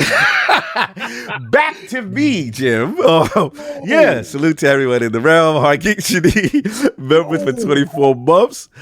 Game Pass for console hasn't changed. Not sure why anyone is having issues with that. For Core and Ultimate, you have a point in that you lose games with gold. Core gets something, Ultimate gets screwed. Shout out to Hard Geet. Then we got Michael Bradford, $5 super chat. Disagree with Attic here. I see it as only 2 tiers.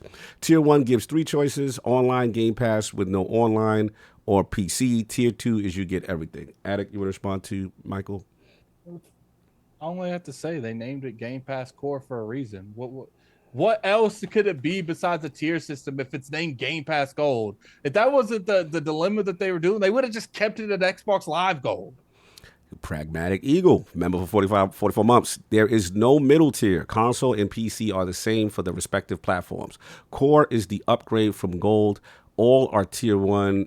Game Pass Ultimate is tier 2. There is no middle tier. The middle tier, the first tier is Core. That's the entry fee of Game Pass. The second tier is Game Pass. That's the one that you upgrade from Core, or you can get PC Game Pass. And the third and final tier is Game Pass Ultimate. That's the one that you would either upgrade from Core or upgrade from Game Pass.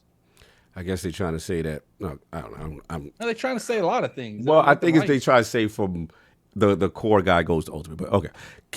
Chio Walker, $5 super chat. Game Pass console has been around for years without online. If those guys wanted online, they would have changed what they had years ago. Okay. Resting Craig Face, $5 super chat. If I upgrade to console Game Pass, will it allow me to downgrade to get multiplayer back? Or am I going to have to wait until the next billing cycle? That's a good question. I don't know that. That's actually a great question. The Black John, $5 super chat. PC has access to EA Access and EA Play regardless of PC Game Pass. There is no middle tier because Ultimate is the upgrade. PC Game Pass is $1 less, by the way. All right. Isildur's Bane, member for 6 months. My solution: Game Pass Core, $8.99 a month and $60 a year. Console Game Pass with multiplayer, $12.99 a month, $125 a year. Or Ultimate with PC, console, EA Play, and some DLC for $16.99 a month, $180 a year. So he got the solution. C-Dub, 813305, $20. Attic Washaw with the PC, console, Game Pass order. He's right. I got rid of my Xbox Series X. I can hook up my PC to my TV via HDMI if I want and get a better experience than console for cheaper. That's the not dude I'm about talking what about. they did or what they don't do. It's about the practices. Yeah, That's the dude I'm talking about. You did it. You went out there and you did it, and you said it with your chest, and you put it in the super chat. You was about that life. Now, what I need you to do is I need you to show that process to all those dudes that's crying. The issue I have with that is we give criticism to PlayStation all the time. We've been giving criticism to Xbox all the time. With that mindset, we would have just bent over years ago and just bought another platform when there was no acquisition. What's all this bending over talk? Like the difference between the difference between the Xbox Game Pass Ultimate and the PlayStation is there is no PC pathway for these dudes. So that all they can do is, like you said today, pause, bend over, and take it. CW813 with the $5 super chat. I said that because when Attic read my super chat, he joked. And he said it was a Nintendo code. Their area codes. That's where it came from. Oh, okay. All right, there you go. CW again. Oh, he cooking. $5 super chat. King, none of those games have been relevant in a decade besides Forza. That's why Microsoft stopped caring. You said a bunch of nothing, my G. Oh, okay. So if it's not relevant, why are you super chatting? Obviously, I touched you in your feels because I told you the stuff that you was feeling wasn't real. But I told you that the stuff that I'm feeling is real. I mean, listen, right now, what is your online presence when it comes to any of your games? Stop it. There is none. But I can go play Halo right now. Back to you, Jim. Addict, Pragmatic Eagle, $20 super chat.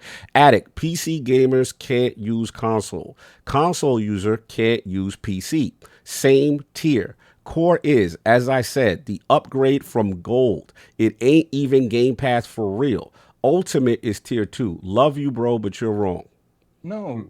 Core Game Pass gives you a set of features, and you can either upgrade to Game Pass or upgrade to PC Game Pass. I said that when I went over it. I didn't say they were together, Pragmatic Eagle. Or you can upgrade to Ultimate and utilize both of them. So listen and have critical thinking before you super chat and attack me. It's something in the air. It's something in the air today. All right, so we gonna move on. I mean, it's all jokes. Like, I'm not Yeah, upset with obviously. these people. No doubt. I'm So look- upset with this dude talking about this PlayStation stuff. I don't care about your Spider-Man. Anyway, I'm so lying, I look, love we got to get to the next topic, King. This is kind of a combo topic between me and you. And there's a lot going on with Sony, so I just want to start off initially with obviously there was the trailer of new Venom, trailer Spider-Man 2 looking really fire. We got that, and then we also got the announcement of the PS5 Marvel Spider-Man 2 limited edition bundle. Pre-order comes out July 28th. They got the console looking all delicious, got the controller looking sparkling. You know what I'm saying? So they got that, and that's gonna again. You got the pre-order, you got the DualSense, symbiote design, all that good stuff. And then also they gave the option, King, to rip your wings off freely. You can just buy the wings. You don't have to get the limited edition. I think I'm gonna be doing that too. And then they got the the controller separate as well. So if you miss out on the bundle, and the full bundle will be released October 28th. Who purchased the bundle will receive a voucher for the digital standard edition of the game. Will get some pre-order incentive items. So then we got more news. I saw Tom Henderson in the chat earlier. Tom Henderson said, "How much, King?" He said, "How much?" I think that if it's a pro console, if you're talking about this console, it's gonna be the same price. Probably $50 more. All right, so let's Yeah, salute. I think $50 more. They're going to give that. Does it come with Spider-Man? tax. I believe If it comes with Spider-Man, if the digital code comes with Spider-Man later, they're gonna tack in the price of Spider-Man. So you gotta add the price of Spider-Man and probably like $25 to $30. It says so players who purchase the bundle that has a voucher for the standard digital edition of the game will also get the pre-order exclusive. So I'm assuming if they get the thing, they get the game. All right. Yeah. So we got that. Then Tom Henderson cooking up on Inside Gaming. He was one of the first to tell us about the detachable, the PS5 quote-unquote Slim with the detachable disc drive. You know what I'm saying? As far as that, it should be able to be sold separately. Sony Interactive said they can tell that new iteration of PlayStation 5 will be slimmer and lighter, which is something Sony has been trying to implement effectively with its latest PS5 model. So we got that going on. Then the other news, you know what I'm saying, which has really been cooking. Is again, Tom Henderson is on fire right now. Project Trinity. They look like they're going with all the Matrix names. I forgot which one was the Morpheus. I think that was the VR too. But so PlayStation 5, the details so far, codename Project Trinity. It's been in development since early 2022. The dev kits go out in November. Some basic stats, just accelerated ray tracing. Nothing hardcore just yet. We don't know that the inners. Targeting a November 2024 release. So we got that cooking. So it's a lot of news. And obviously, King, I know you wanted to talk about potential showcase or hardware reveals, as well as there's also a rumor of a huge price decrease imminent for the PlayStation 5, maybe to make way for the Slim and the Pro. So, King, this is your topic. Where are you going with this? What's your thoughts on all the PlayStations? Well, I think they're focusing a lot on hardware. I don't hear any software. Of course, we got Spider-Man coming, and that's pretty good. I don't think that, Tom, there's going to be, you're not going to hear no $99 thing from me. I mean, $999. Oh, yeah, we waiting for you. You like the price up high. No, I didn't. Actually, I just gave you the price of the PlayStation 5 plus the VR came up to exactly what I said it was, $1,200 for real. Yeah. All right. So, the PlayStation Pro is a kind of an enigma because, do I feel that we need it? No, I thought we needed the PlayStation 4 Pro with the because of the VR, right? And it needed that added boost. I thought the PlayStation 5 was supposed to be able to give that. And from everything I've heard from every PlayStation VR 2 guy, that the PlayStation 5 is handling it adequately and is performing well. So what they just need is software.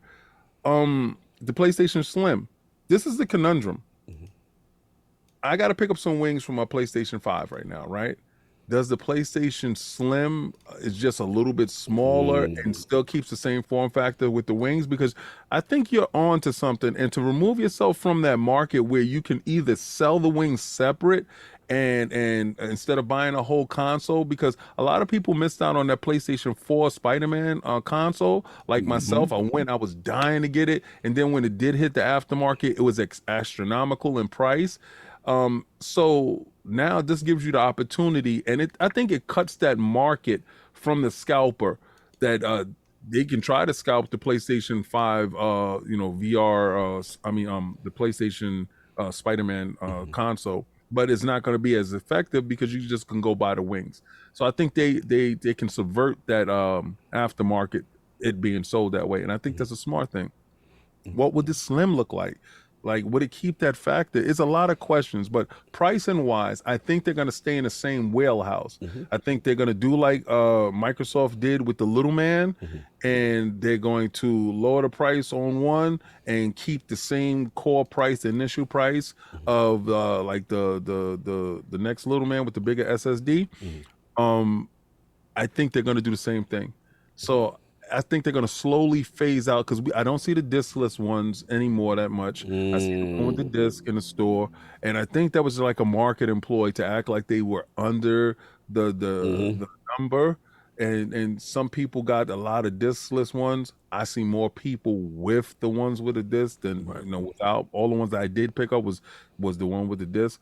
So I think they're just going to fall in line. I think they're going to just start, lowering SKUs and just eliminating some of those console fluff, and this will be the standard. So the next one you're going to get is going to be the Slim, and then you're going to have the Pro, and they're just going to take over for what we have now, the diskless one and the one with the disc. So Tom got a question for you. He's cooking. He says, Right. "Okay, so what do you think of this for the PlayStation 5 Pro price? $500 standard and an extra $100 for a drive. The new PlayStation 5 price point with the new console will be $400." And he says he doesn't think the new PS5 will be branded Slim. You would know more than me when it comes to that aspect. I don't know, in the climate that we're living in now, right, where everything is inflated as far as prices go.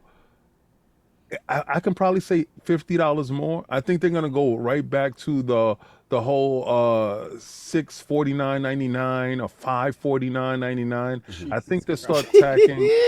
I think they start tacking on the $50 SKU, right? Because if you go to any high end stores, they don't do the 99. They do the 49, right? So I believe that the 49 would be the entry point. So if it is $4 or $399, it will be $449. If it is $499, it will be $549. Understand what I'm saying? So I just think they used the 49 SKU instead of the 99 SKU. I got you. No, I'm just gonna add it quick. Just a quick question I want to put in the chat real quick. Tom, do you think there'll be a Slim? Because I'm hearing that they don't think there's going to be a Slim. He put the report out. He said, oh man, where's that? I got so many damn articles open. Here we go. Yeah, he said he called the detachable new PlayStation 5. They saying that, I think that this is this year. They said it's set to, PlayStation 5 is set to get a unique overhaul in the middle of financial year 2023, with the new console launching around September of this year.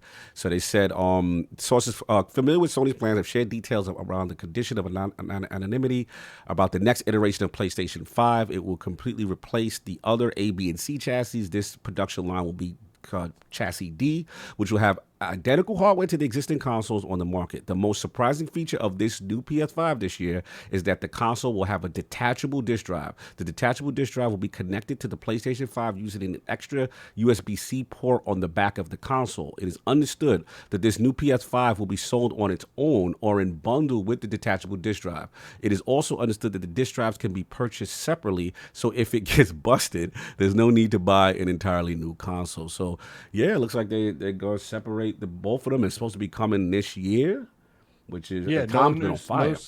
No Slim. That's what Tom Anderson said. So it's just it's just detachable. All right, I see what you said. Okay, I see what you said. Because I was told like 2 months ago that they weren't even making a Slim. Yeah, it's just the Pro. Tom corrected me. He said he agrees with you. He said, yeah, no Slim. The new PS5 has been called a Slim because of SEO, but I think it's just the PS5. So it's a PS5 without the drive Gotcha. Okay, I got you. Thank you for the clarity there. Okay.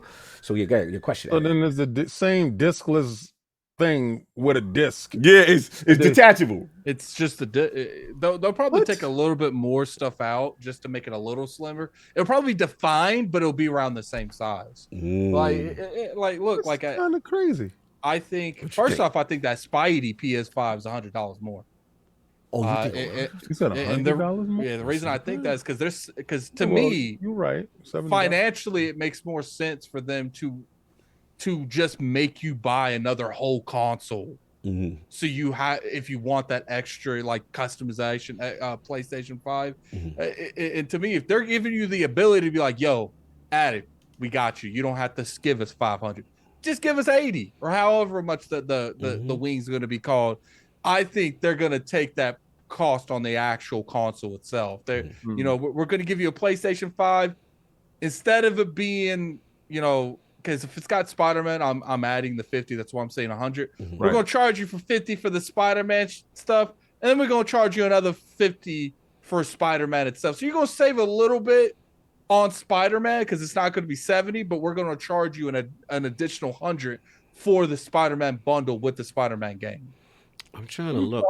Could be I'm on the site, and I don't see the console. There's no price. Yeah, there's nothing. Price. Yeah, there's nothing. And to me, the only thing that's the up same there, price. Yeah. Why ain't that price there? The only thing that's up there is the Spider-Man 2 Collector's Edition of the game, and that's $229. Yeah, to me, people are like, "Oh, it's going to be the same price." There's no reason to hide that if it's the same price. There's no reason at all. Why exclude the price unless it's not the price that you think it's going to be? Shout out to Tom Hennis. He says, they can just manufacture one console instead of two. Okay, I see what you're going with that. So, I'll jump in. Look, man, that PS5 Spidey console is fire, bro. Like, I ain't even gonna hold you. Yeah, I ain't even gonna hold you. Listen. So are you gonna just buy wings though? Yes. Thank God they said I could rip my wings off and just buy those wings because I just do not like the PlayStation 5 aesthetically. I think it looked like a beach whale on the side. I do not like it the way it looked, but at least have my beach whale looking right. Yo, did you see J-Rock put out the backside of it? He a fool. Shout out to J-Rock. Shout out to J. He's so messy. I didn't even think about this. Like, King's right. This is going to destroy the secondhand market. Like, absolutely obliterate it. Because now people aren't going to be able to just hold on to these. I'm kind of curious if the wings are... Because obviously if you switch the wings, they're going to be changed. Yes. I'm curious if the core of the console, the thing you can't switch, is that going to be different in any way, shape, or form to show the difference between a custom one or one that just ripped off the wings and replaced? That's a good question. Yeah, that's a good question. I mean, does the console that's already got the wings all in the bundle, is that any little different? I would probably guess not. It'd probably be the same thing. But yeah, man, I'm looking forward to that. I get the controller separate, get the wings separate. That's dope. I gotta have some fun with y'all though. This the real thing I want to ask both of y'all. So shout out to my man Randolph though. We had a fun debate. And this is about the Pro. We got to talk Pro now. This Pro is coming. Pro coming, y'all. 2024. Ray tracing, high frame rates. So the talk is, the mindset is, when that digital foundry come around and them multi-plats start getting compared. And if, someone's out here consistently hitting 60 frames and above and someone ain't, and, the unique position of Xbox this generation, because last generation, right, PlayStation 4 did bring a Pro to the market first. Yep. Now, the argument I had with my good brother Randolph, though, because he corrected me because I forgot about this. I said, well, PlayStation Pro came out first, right? They were first to the market. This is not nothing new. And then Scorpio Xbox One X was announced at E3, and then they came after. But what he told me, he was like, Cog, you forget. The series, the Xbox One X, even though it came after the PS4 Pro, they knew about it and they announced it at the E3 with Ibarra and all of them. Like, hey guys, we got something coming. Even though the PlayStation 4 Pro wasn't to market yet. So the question, I gotta start my stomach attic first. This is fun. The question I got, do you think, because we've heard two different things. We've heard one in the past, Phil says, yo, we will never be beaten on power again. Right? then we heard just recently, Phil Downs, Spencer, saying, yo, we don't think we necessarily doing a mid-generation upgrade this thing. We good with Series S and X. What do you think happens at it? Does the pressure start to be on if this thing is out here cooking PlayStation 5 Pro? Or do they say, hey, we good, we standing pat? I don't think if they haven't already started a research and development on Series X version 2 or Series S version 2, they're not doing one at that point. It takes a little bit to do that. And to me, by the time you get the research and development, get it out in the market, if they haven't done it now where it's out in 2024, 2025, what are they going to do it for like a year? Because, I mean, they said they expect consoles in 2027, 2028. So, like, at that point, I think it's just too late. Like, you're not going to ask people to upgrade for a year and a half to two tops. So it's just like, if they don't do it and they don't have something right now in the line to come out, they better hope to God these games come out and start bashing at PlayStation every 5 seconds. So hold the line with all the games you got and the acquisitions you got. Because I'm telling you, like, and then it would depend on, like, is the third party going to take advantage of it? If PlayStation was smart, and if PlayStation was smart and Microsoft doesn't respond with their own mid-gen, they need to spend a whole marketing budget on these third party. I'm seeing this. You ain't taking like there's 3% of our system you ain't took advantage of. I need you back in that lab right now. To me, if they don't do it, if Sony does something like that where they know, because there's a difference between not really hitting that spot because your competition is blowing your back out with that spot. Pause. Like when it comes to the Xbox One X, you're doing a lot of bending. When it comes to like balloon, when it comes to like the Xbox One X compared to like the PlayStation 4 Pro, 9 times out of 10, the Xbox One X was doing like substantially better. But if you have the Pro by itself, maybe you spend more money making sure it's utilized, and that's all I'm saying. So that Grand Theft looking and the Grand Theft 6 and the PlayStation 5. Don't fix your face, kid. The PlayStation 5 Pro is lapping the Series X. Well, it's ray tracing, 60 frame, and then we see the Series X is 45 unstable. That's why I think that I don't believe that they're not doing one. Oh, so you think they play possum? They maybe they have these like high classified you got to be in the know, and you have to be in the know to know about this system. This is Jason Ronald Group exclusive. This is like Jason Ronald. It's Jason Ronald exclusive right now. Like 3 people on his team they trust when it comes to clearance. Like you got to have some like top clearance, all right, like government. Bet. I'm with CIA you. top clearance. So now, all right, here we go now. Let's throw more sauce on it. Let's barbecue some more. So my thing now is if you cooking secretly, there's the secret, only the wizard know, only the great wizard Jason Ronald know, and 2 other people, and they was gonna hold out, but now they see this thing, and they gonna, when do you announce? Do you do what you do with Xbox One X and steal the thunder at next E3 and say, hey guys, and you have the montage with all the executives and each monsters for breakfast. You do it however long it because nothing's been confirmed on the Pro. You do it however long Jason Ronald knows that there is no going back for them. Okay, but wait, like so E3 is still the thunder, or wait, see what they do, then come after and announce. Jason Ronald knows what's going on over there. I'm guessing you one of the 3 emails on each side. You in the 3 email group. They got people on each side. He knows, and you do it when you have to. If they're able to come out next E3 and they know for a fact PlayStation is locked in these specs, let's say that. Yes, change stuff out. Yes. Then do it at E3. Okay, so you say if not, you push that back because you don't show your hand and PlayStation just changes a couple things on the back end because they have enough time to change things. There's nothing been officially announced. That's if they're even making one. If they're not making one, it's like I said, Perfect Dark better come out and smack.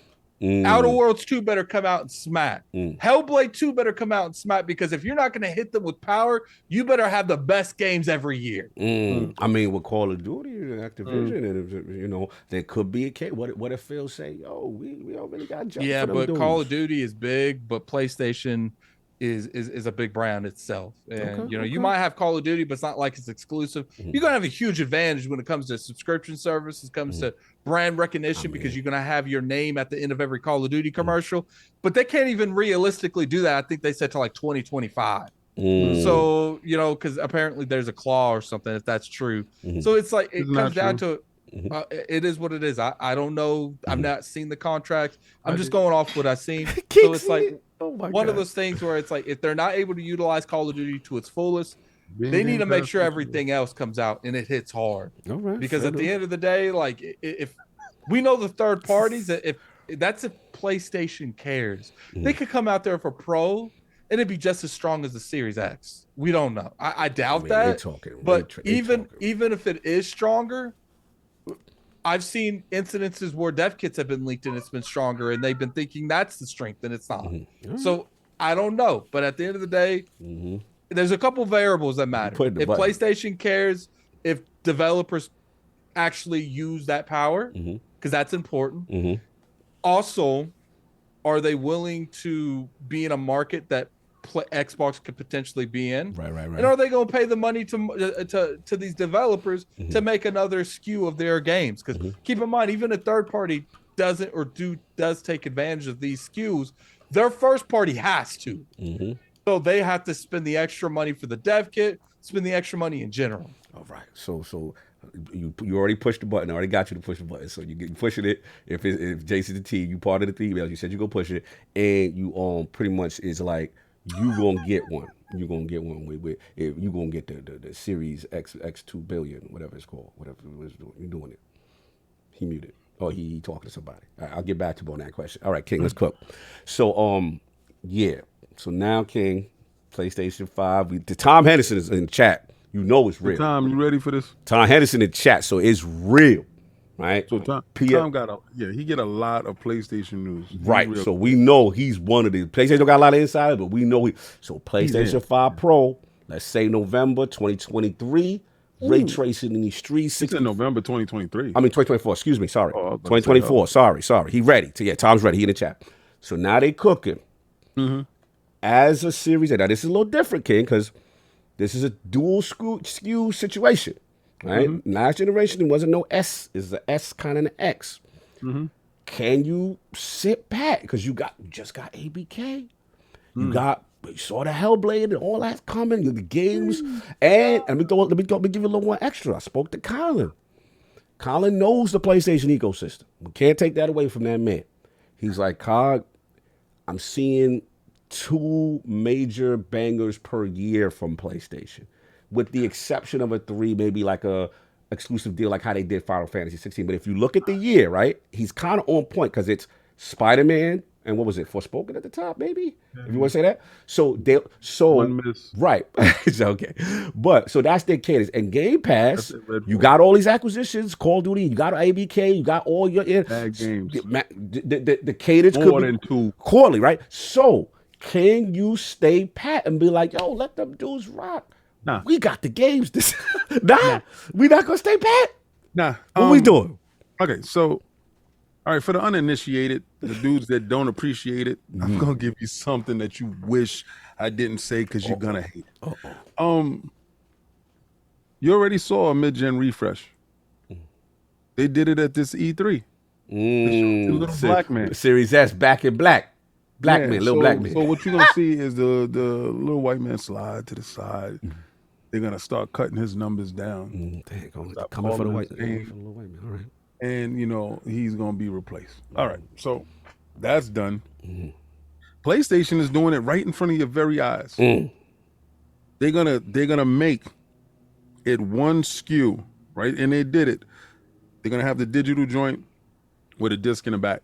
That's gonna be the de facto PlayStation 5. Thomas Coast, right? Yes. So get rid of both of those 2 SKUs that you got there. Have this one SKU here. Digital out. Boom, and then you can buy that little detachable pregnancy thing later. Buy the umbilical cord later. Detached baby. Detached.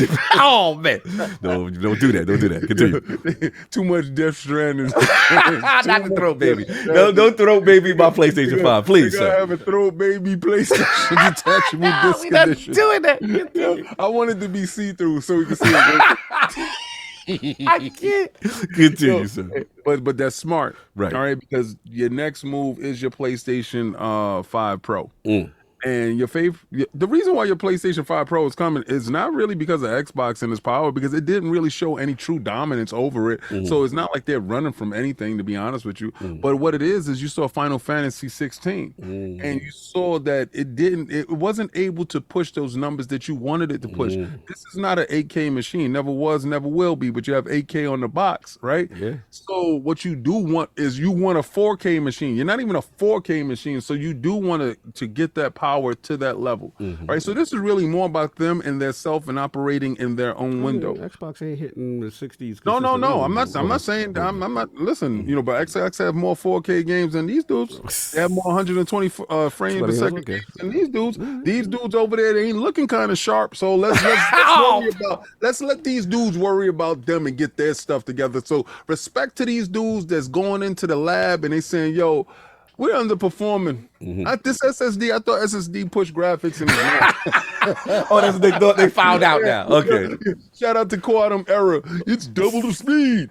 Please show it. Your game better show it. He should show his game. People are not, your game is on the line, people bro. are not liking what they saw, but that's we holding the line to see if your game can hold the line. Oh man, that's all right. You picked a team. You better stick with it. Continue. All right. So again, that's for them. And that's going to work great for them. They're going to finally get the Final Fantasy is going to finally run at 1080p frames per second. Let's go. Let's get it, right? We outside. Ooh. The problem is Phil Dominus Maximus Aurelius Spencer doesn't care about what the hell you're doing right now. He got the purse string. So he said they don't feel about a mid-range refresh. They're not going to call it that. They're just gonna wipe out the Xbox Series X, and they're gonna put an Xbox Series X Plus. It's just gonna be just like they're gonna do Little Man, and they're gonna announce it at E3.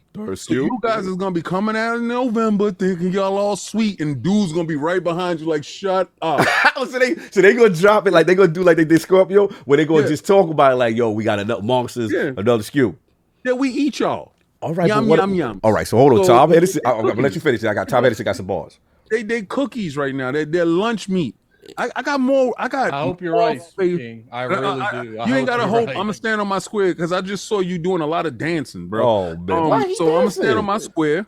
I'm gonna stand on my square. Stood on his square. Because I already know. Not giving my attention. Attic shot his shot. Attic agree with you. If my opinion is the opposite of King, it's dancing. No, Attic agree with you. When I heard you talking, you were dancing. He pushed the button, King. Don't do that. Jason Ronald and that squad has go. pride, bro. Okay.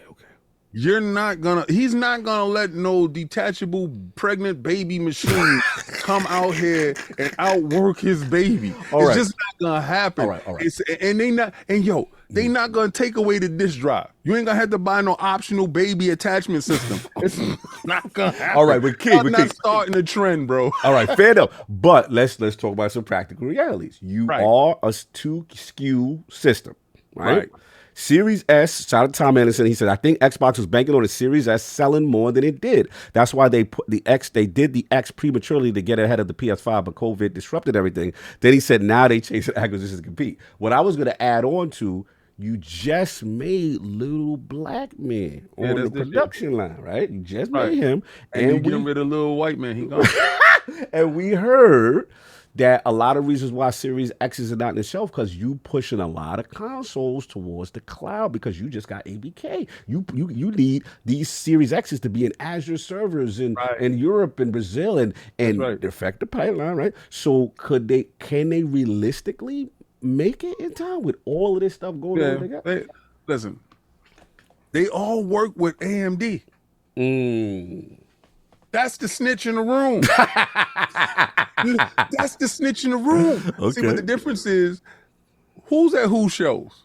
Who really rock with who, right? Every time you turn around, Microsoft is with AMD someplace eating lunch. Sony, y'all just shop here. They are peoples. Like, so you think you gonna go make a console and these dudes ain't gonna be like, but yo, let me tell you what they're working on. You're not gonna get no leg up. You're fighting in your own box. You're not a competitor. Nobody looks at you as a competitor. Nintendo doesn't even look at you as a competitor. You're fighting yourself. Like, you're literally shadow boxing all day long. It's great. I just want to play Final Fantasy 16 in what it was supposed to be or what they showed. Because they were showing it on PC. So I want that level. You going against your man Phil Dominus Maximus? He recently said in the courts that it was like, nah, they don't think they doing it this year. They don't think they doing it. Yesterday prices is not today prices. Oh, so it's a fluid situation. Listen, we got to get a deal done. We're not gonna upgrade anything. You know, why am I tipping my hand to these dudes that do underhanded stuff? You're talking about a strategist here. He gonna wait to smack you in your face when everybody's watching. Like, he ain't gonna hit you in the alley when nobody can see it. The sound heard around the world is when they tell you that the Xbox Series Pro, whatever it's gonna be called, is gonna be launched in November, and y'all dudes is gonna have the happy sad face like. How about that mouth? Y'all gonna have that. You had something on Twitter, but I can't with you in that mouth. I can't wait for you guys to fall flat. Y'all think you're gonna win? But listen, I can tell you this: I will not be buying a PlayStation 5 Pro. Unless there's something. Because I brought the PlayStation 4 Pro because of the VR. And this will get me to buy your VR. All right, what you gotta do? If it adds something to it. Like what? Because the PlayStation 4 VR added performance to it because they showed you the difference. Oh, in the Pro. Remember, they showed you the difference. So I looked at my PlayStation 4 like, you gone, right? And I got that triple decker sandwich. I didn't care. I went out and got it, and I did my VR. So this will get me to get the Pro, and get me to get the VR. I'll probably pick them up both at the same time. Okay. Right? You got to show me what enhancements it does in your ecosystem. It's really not about outdoing the next dude. It's really about doing what you can do inside your own house, because some of your games aren't hitting the targets, and Digital Foundry already let y'all know y'all not really competing with those other dudes anyway, so you're really competing with yourself. And I thought the Series X was holding y'all back, but it seems like you're holding yourself back. Oh man! So y'all got to get that detachable pregnancy. I don't know if Tom Henderson has been in the knee to you prematurely, but he said buy the PS4 5 Pro for the Project Q I'll apparently be getting you. Yeah. I don't know if he's joking or he's saying, yeah, you winning. Yeah, I know. It's like a slight. He knows Jim has to make that money back from the snitching fiasco. Look, we're gonna see. This is a fun one. Like I said, me and Rand would talk. We were kind of going at it, and I'm trying to look at it, and it's tough because what threw me off was the recent statements. Like, yo, we don't plan on making any mid-gen refresh this generation. And then to see PlayStation so aggressive with the opposite, and that, PlayStation 5 Pro, and for the record, Lords of Gaming had that right. Shout out to Mads Gaming. We talked about the PlayStation 5 Pro was going to be coming, and people laughed us out the room. Shout out to Mads Gaming. That's on Lords of Gaming.net. You can always check that out there. But salute to Tom Henderson for the cosign, you know what I'm saying, that's been going on now. But look, this tough. King, I just feel because the roles are reversed in a way. Xbox kind of got the games now. It kind of do. You know what I'm saying? You can say it's what Starfield's coming for us this year. The ABK deal is massive. And I think they're going to deliver. And we saw the showcase, and we saw everything from Xbox Game Studios, and everybody looking at that. People look at that Fable like, yo, the joint looks so good, it can't be real. So I'm at that point where they're having that cadence. Xbox is so good right now, that people are making videos about us almost weekly. Yeah, it's cooking when they be like, they can't be really fans of the platform like that. There's got to be bags being sent off or whatever. That's when dudes is in their feelings. But at the end of the day, I'm torn because I do also feel like, we are never losing the power narrative again. And here's the thing. I know Jason and the team in that 3 email group that Attic is clearly on. I feel like they always cooking. They always cooking, right? It's just a matter if you're gonna push the button and release. The same way, like what was the Keystone, right? They was cooking. They had that. They got It's just whether or not they're gonna release it. So now they're like, oh, maybe we fall back. We get the ABK or whatever. We fall back. Right now, gun to my head, 60-40 they make announce a new console. I think that they value those Digital Foundry comparisons. Remember, Series X, Xbox One X got sent to Digital Foundry.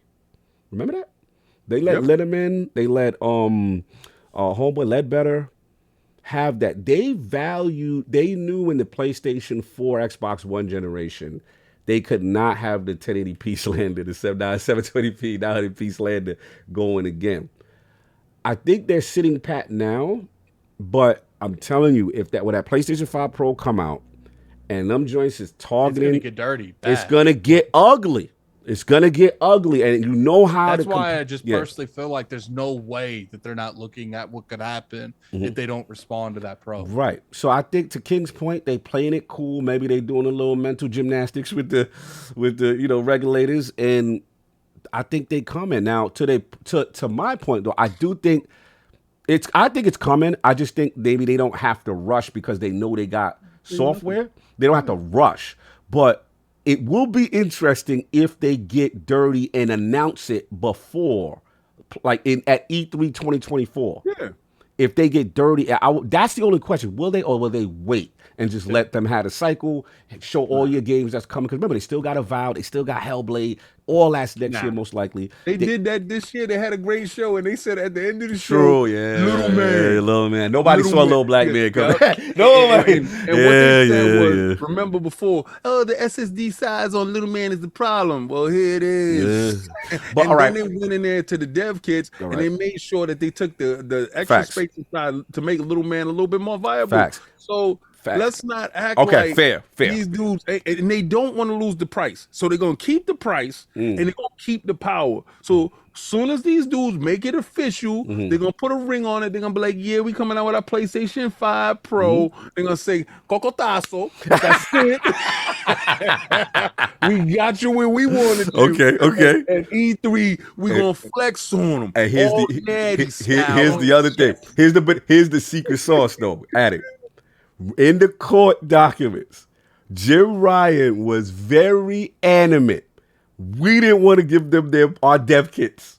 That's right. Call of Duty's with OVK. You gonna know what's going on. Xbox is going to know what's going on with them. They are literally their biggest third-party publisher with Minecraft and Call of Duty. They will know what that PlayStation 5 Pro is doing. And if that Pro is really cooking, in my opinion, you best believe they coming with something to smash.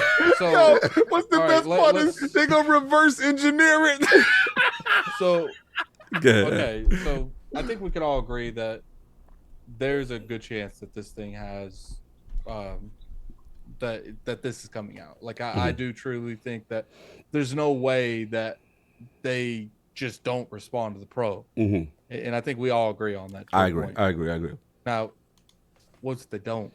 What's if Tom Henderson, and he's been pretty accurate. Now, I think that maybe Microsoft knows that this particular thing, maybe they are holding this I got another question really for y'all. high to the up. But what happens if they generally do not respond with the Pro and the Series X just isn't getting an upgrade the whole generation? How do you feel like over time that's gonna, because I think short-term cycle will be an issue. Even if they don't respond to it, by the time the PlayStation 5 comes out, probably into 2024, they'll have a good 3 years of getting like hit some, not hit some. Right. But if this really did catch Xbox all like out of pocket, like they didn't, like they really thought with Tom Henderson, like that the Series S is their actual system and the X is their Pro version.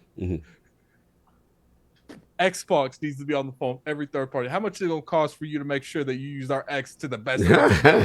How much is it gonna cost? No, look, it's gonna be interesting. Listen, it's just the rare time that I want to upgrade. I'm a console guy first, so I'm with this where I'm at. This the ecosystem I like. I want the most power. I'm the enthusiast. I'm willing to play for pros. I am the Scorpio guy. That is me. So if they drop a PlayStation 5 Pro, yes, I'll be there. If they drop a Series X, 2 billion, double X with extra cheese, I'm there. So this for me. The question now to me, though, is the Series S. Because now you're introducing a third SKU. And I'm just curious, if they do drop the mid-gen refresh, they wouldn't. Do you phase out Little Man over time, over the course of the generation? No. And let's just say he holding stuff up with his little RAM. His little RAM is a problem. And so what's going to happen? Give him a attachable baby drive on his. Oh, you'll give him an expansion? Give him the 3DX, the 32X boost to his belly. So we're just going to scale down. They just going to get the lowest. It's going to be like, remember when Attic had the Xbox One S? And he was talking about how his games played versus. Okay. This is different. All right. So the architecture that we're dealing with now. Guys, I gotta go. My aunt just passed away. Oh, I'm sorry. Oh, my God. Oh God. Go, brother. We got it. We got you. Later, Go. Today's just a rough day. Sorry. No, brother. Go do what you gotta do. We got it. This is a different. Please send your wishes. Send your love to Attic and his aunt, man. Oh my God. Yeah, This is different. You were talking about a different generation. Okay. This generation is the same. It's just scaling up a PC and scaling it down. When I watch Fortnite and I'm watching these guys play Fortnite, these high-end PC dudes, right? On their PC, I'm seeing no textures. Like they're playing this game with no textures. I'm playing on my Series X and I have all these textures and stuff. I notice now what they do is they strip the game in order to make it run in its most efficient factor. There's always going to be an entry point for certain stuff. Right. There's always going to be a high end. Microsoft has always alluded to the fact that there will always be a console in a premium space. Fair enough. Now, in saying that, I know Phil. And I know him enough to know this dude wants to win. And that power thing bothered him to death, right? So his first order of his right, I guess, the passage was the Series X, Xbox One X, right? And that one console right there was, he didn't care if it sold a lot. He didn't care what it truly ultimately didn't achieve, because I think that was the most underutilized console in existence. But what it did establish from the rip was power. Yes. We saw Forza 4K 60. We saw Assassin's Creed 4K 60. We saw these things and we was like, oh, yo, this is here to play. We saw it in our face. He was very proud of that machine. Yeah, that was his. But what he was also proud of is us as gamers, or us as Xbox gamers, understanding, and he said it with his chest, we will never he did say that let the power narrative go. You will never be stronger. So you're fighting, you're shadowboxing yourself. Because when the dude that has the ability to put out something right after you told you you're never going to be better, ever, you better get your software game up, because you're never going to have a better hardware. It's a fact, and it's going to stay a fact. And it's just something that y'all going to have to die with. Oh my God. If he died, he died. If he died. Look, I mean, he did say that. And that's my gut still leans towards they will do something. You know, I think they're already sitting on something right now. In my opinion, it's just a matter of the timing, the deals, the games, all that good stuff. And I just want to see what if they do it, the price point and all that good stuff. But it was a fun debate. I did want to talk about that. And again, our brother Addict sent some love to him. You know what I'm saying? It's on pass. Rough day in the realm a little bit. We had a great show with Young, but then it got a little rough with Addict, and then obviously Solve, going through what he going through. I'm gonna read the super chat, Kate, and then just get this popping. So we got C-Dub 813, $5 super chat. He laughed out loud. I'm super chatting because I'm supporting the show.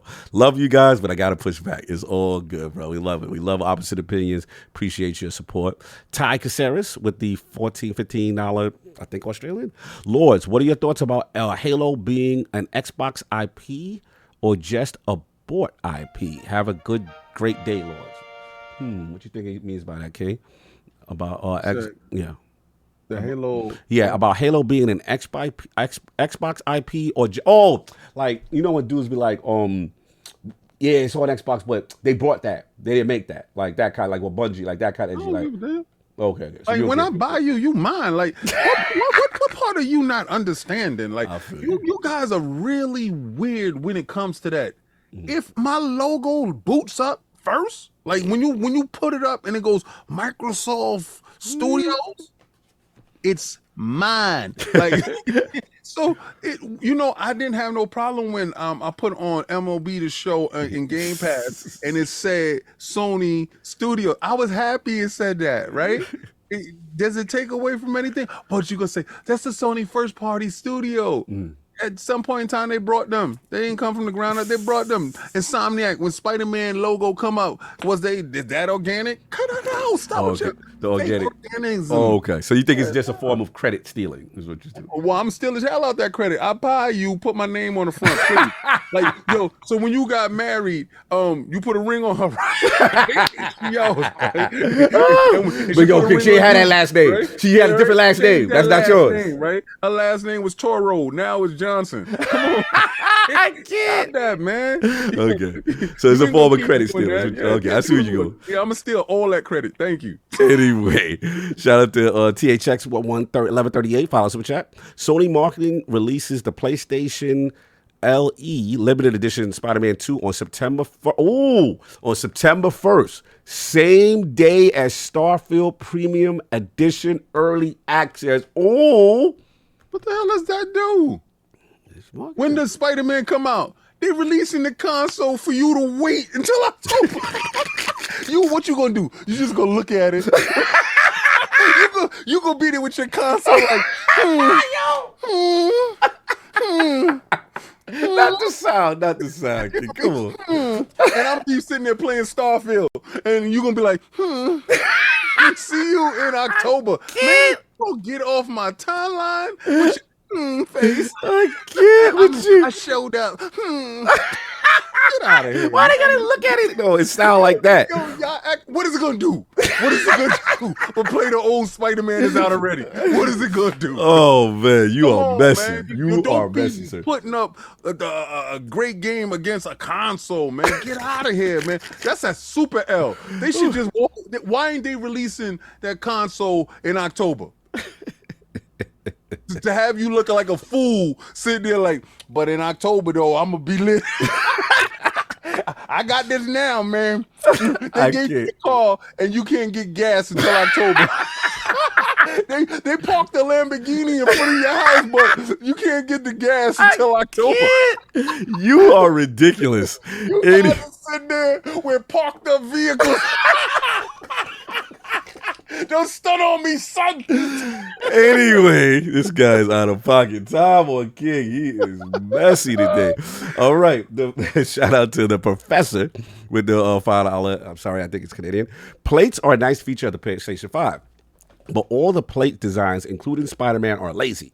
All the Sony talent, and these are the plates we get. Damn, you ain't like them plates? I thought them plates was fire. But okay. Well, on one side, it looks dope. J-Rock, shout out to J-Rock. He showed the back side of it. Just got a little Venom logo, and on the front, it got a nice little splash. Listen, the same thing with the 360 plates in the front. Yeah, take them off. Those stuff is aesthetically pleasing. If you don't like what you originally have, I do not like the vanilla wings on my PlayStation. Yeah, it's gotta go. And this thing makes it look a little bit more appealing in my room. So and it goes with my room because it's right next to my Spider-Man section. So. Fire. Yes, I definitely want it. Shout out to the professor. Looks like the no, he said that. We said that one already. Diago Padrao with the 5, I believe, Sweden. Sorry. Guys, Microsoft just signed a deal of parity to PlayStation 5. If they have a PlayStation 5 Pro, the most popular game will have to have parity to the Series X Max. I don't know about that. We got to see. I know parity for them with Series X. Wait. This is what Diago said. He said, guys, Microsoft has just signed a deal of parity to PlayStation 5. If they have a PlayStation 5 Pro, the most popular game will have to have parity to the Series X Max. I still think they got to take advantage of the PlayStation 5 Pro. Okay, so you don't understand what parity means. And I understand. It's cool. Listen. If your system can't do volumetric fog, you think I'm going to remove volumetric fog out of my game just because your system can't do it? Oh, we got to dumb it down because you don't know how to do math. Oh, so I got to act dumb just to make you feel better about yourself. That's just not going to happen. What you're going to get is if your system can do whatever the maximum your system is going to do, it's going to be able to be pushed. So if you do 720 like y'all been doing, y'all going to do the 720 and we're going to be doing the 4K. It's just how it is, but it's not going to be intentionally dumbed down. That's what they're talking about when it comes to parity. Right. It's going to be equal. It's not going to be extra features inside the box that your features can do just for the sake of doing so. Whatever the capabilities of your box is, that's where the parity comes in. They're going to do the features on their box and you're going to do the features, but it's a first party title and you should be happy that you're actually getting it now, right? Stop it. I didn't like Call of Duty anyway, but now the Call of Duty conversation is happening. Yes. I want this now, right? You out of pocket. JD Gamer with the $20 super chat. There are two choices for the path going forward for Xbox when it comes to the Pro. They can either get a mid-generation Xbox upgrade themselves, or they could aggressively, he said it capitals, buy more studios and start a marketing campaign that says Gamers Game. So that's where he's at with that. Okay. And then, JD Gamer again follows with chat. They can market Gamers Game. And we've got the games. This is after they have Bethesda, ABK, Sega, IOO, damn, Certain Affinity, Avalanche, Crystal. Okay, I see what we're doing. You just buying up the whole store. You buying up the whole store. Gamers Game, that's the slant. Okay. Oh, C-Dub is back. C-Dub with the $10 super chat. I look forward to the show every Sunday with my jerk wings and my red strike. All right. Y'all already talk. I relate to y'all because I'm also an 80s kid and we talk junk. I had an extra red stripe today. It's all he was spicy. I like that. That's how we came up from. Snapping on each other. Bro, that's how we come from. Salute to you on that. Robert Kellett, $2 super chat. Can't wait to sell my soul for Xbox XL and PS5 Pro. No. All right, Robert Kellett. We're going to both lose kidneys, boy. Oh, yeah, we getting it. I'm not having that out there, and I don't have it. Robert Kellett, $2 super chat. Oh, damn. Xbox has PlayStation 5 Pro dev kits? Hey, if the Call of Duty get finalized, somebody gonna have to show something. Robert Kellett again, $2 super chat. So you want an Xbox with extra beef? Yes, I like the extra beef on mine. You know what I'm saying? Extra cheese on mine too. JD Gamer, $10 super chat. Side note, did they really release the full specs of the new Little Man? No one has seen it. Does it have more memory too? Is it faster? We're getting more power, baby. Power of X. What you think about Little Black Man? I believe they opened something up because we all know for some reason Nintendo, or I know it's battery related with the Switch, they can release more power in that Switch. There's no reason why Tears of the Kingdom was running at a lower resolution than this thing. So they just worry about battery life. You know? Yes. And then the next one looks like, shout out to Big Bad Mo, member for 36 Bum, and JD Gamer. Big Bad Mo, I haven't seen him in a minute. Yeah, he's up in there, Lord Bronze in it, no doubt. JD Gamer, $5 super chat. Condolences and prayers for Attic and his family. Thank you, brother. Thank you. You had to run off. Yes, please. I'm going to speedball this last topic. This was Soft's topic. Y'all want to read it. And this was in reference to revenue, and it was in reference to PC profit versus console. Activision, I believe, had posted its second quarter 2023 financial report, and it stated that PC is currently more profitable platform than both the Series X and PlayStation 5. According to Activision, for the 6 months of the year, PC made $1.25 billion. For comparative purposes, all consoles combined made $1.19 billion in the same period. However, even the PC platform was no match for mobile. Mobile is currently, check this out. This is crazy. This is a good soft topic. Mobile is currently the golden cow of Activision Blizzard as it brought $1.9 billion. So $1.9 billion was global. Was mobile. $1.25 billion was PC. $1.19 was console. And that's console of both, all the consoles. Switch, Yeah. Wow. So in case, he said, now, in case you're wondering, the success of both the mobile and PC is not only due to the Diablo series. Interestingly enough, Call of Duty also has more players on PC than on both PlayStation and Xbox. And they showed the splits. And they talked about that. Now they know Call of Duty is filled with microtransactions. They can say that, but this is interesting. That they said Activision Blizzard is the second publisher for which the PC outperforms console. Capcom has also stated that PC is more profitable these days than consoles. Yeah, let's talk about it, King. This is solid. I say this, and I see what's the commonality in all of it is the fact that console has you pay for online. Your cell phone, you pay for a service, but technically when you download games and you play your games, you just straight to playing, and then they have a different free to play model. Same thing with the PC. Jump in, play your games, whatever you purchase. I think the PC is marketed to, and the phone is marketed to people that financially are able to sustain their habits, right? Whereas consoles is looked at as gifts to kids for Christmas or whatever, and it's a hobby, and that's something that they do. It's just a demographic that is skewed to who has a little bit more disposable income. But this is when these companies tell you that you're not enough, or that there's a ceiling and they're trying to reach a broader audience. We all know mobile is the broader audience that they're both trying to captivate and trying to get to. So the ABK deal is really, King is really the prize in that deal, because that will facilitate bringing in more revenue.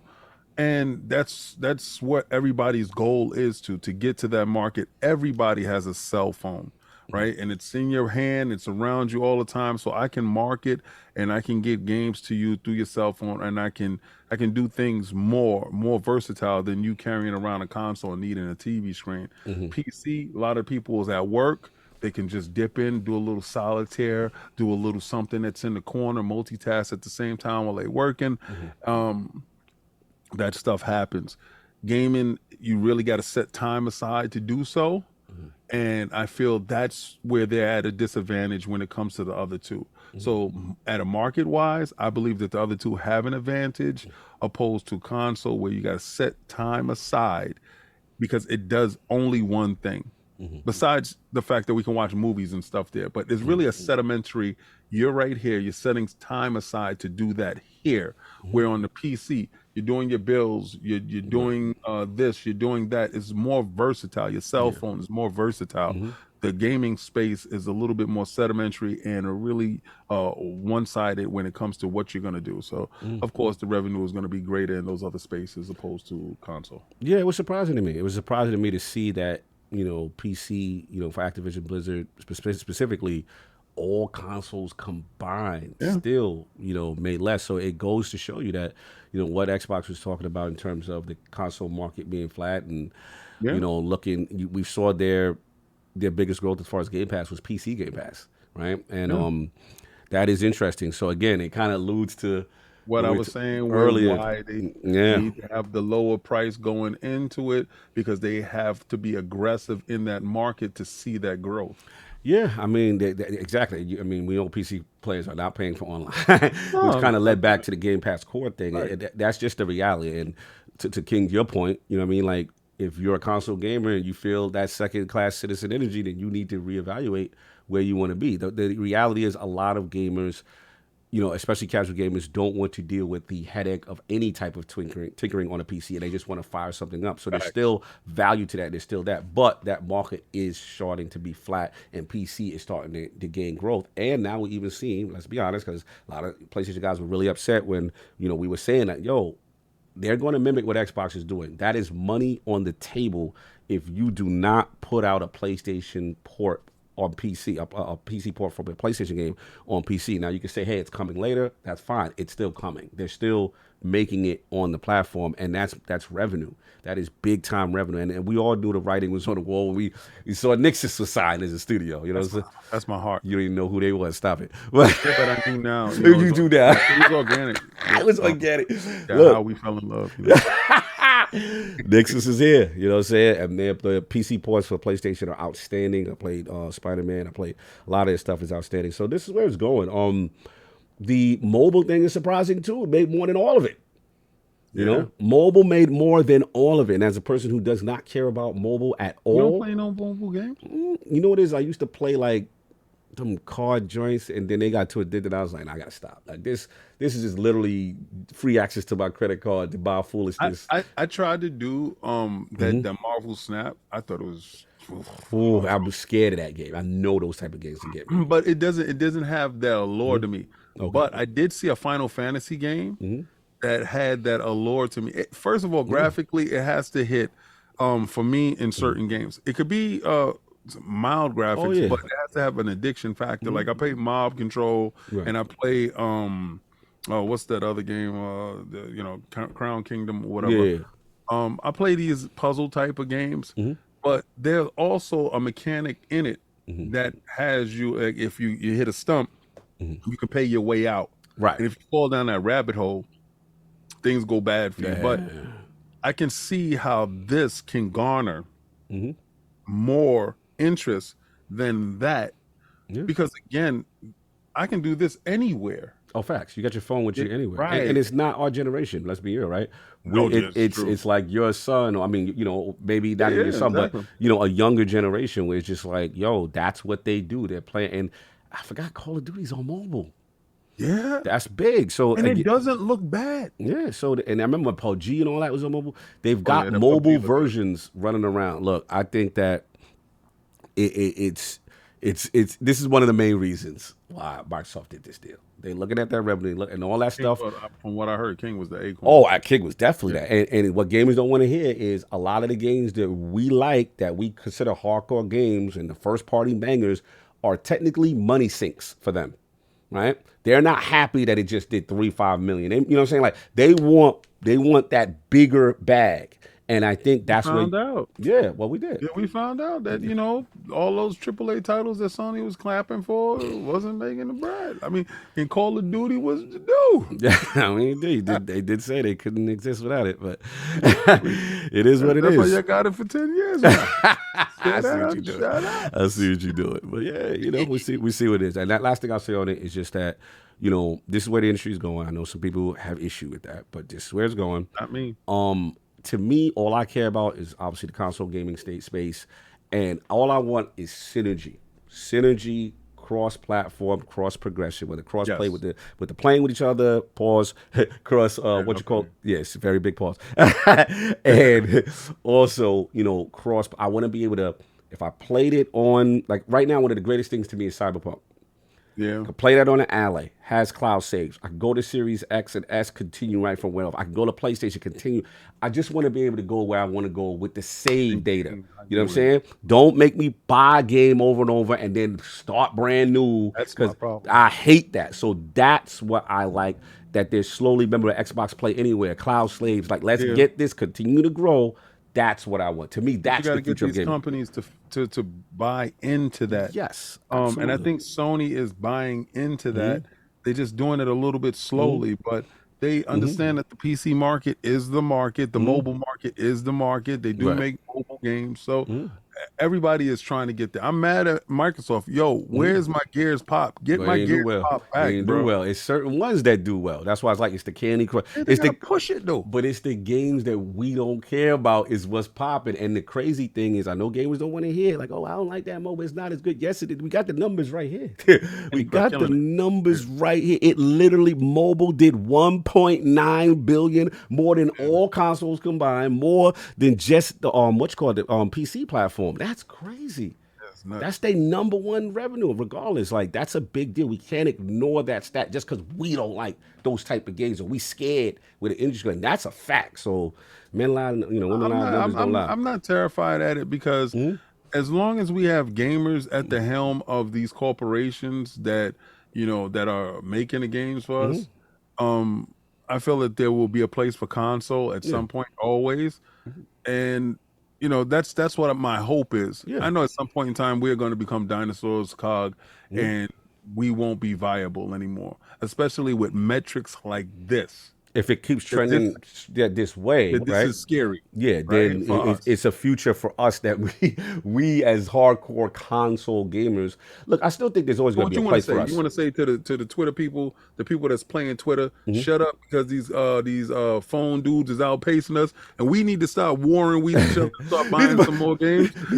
Need to battle the mobile dude. Yeah, these mobile dudes is out. These mobile dudes is outside. I don't know any of them, but they're clearly more of them than us.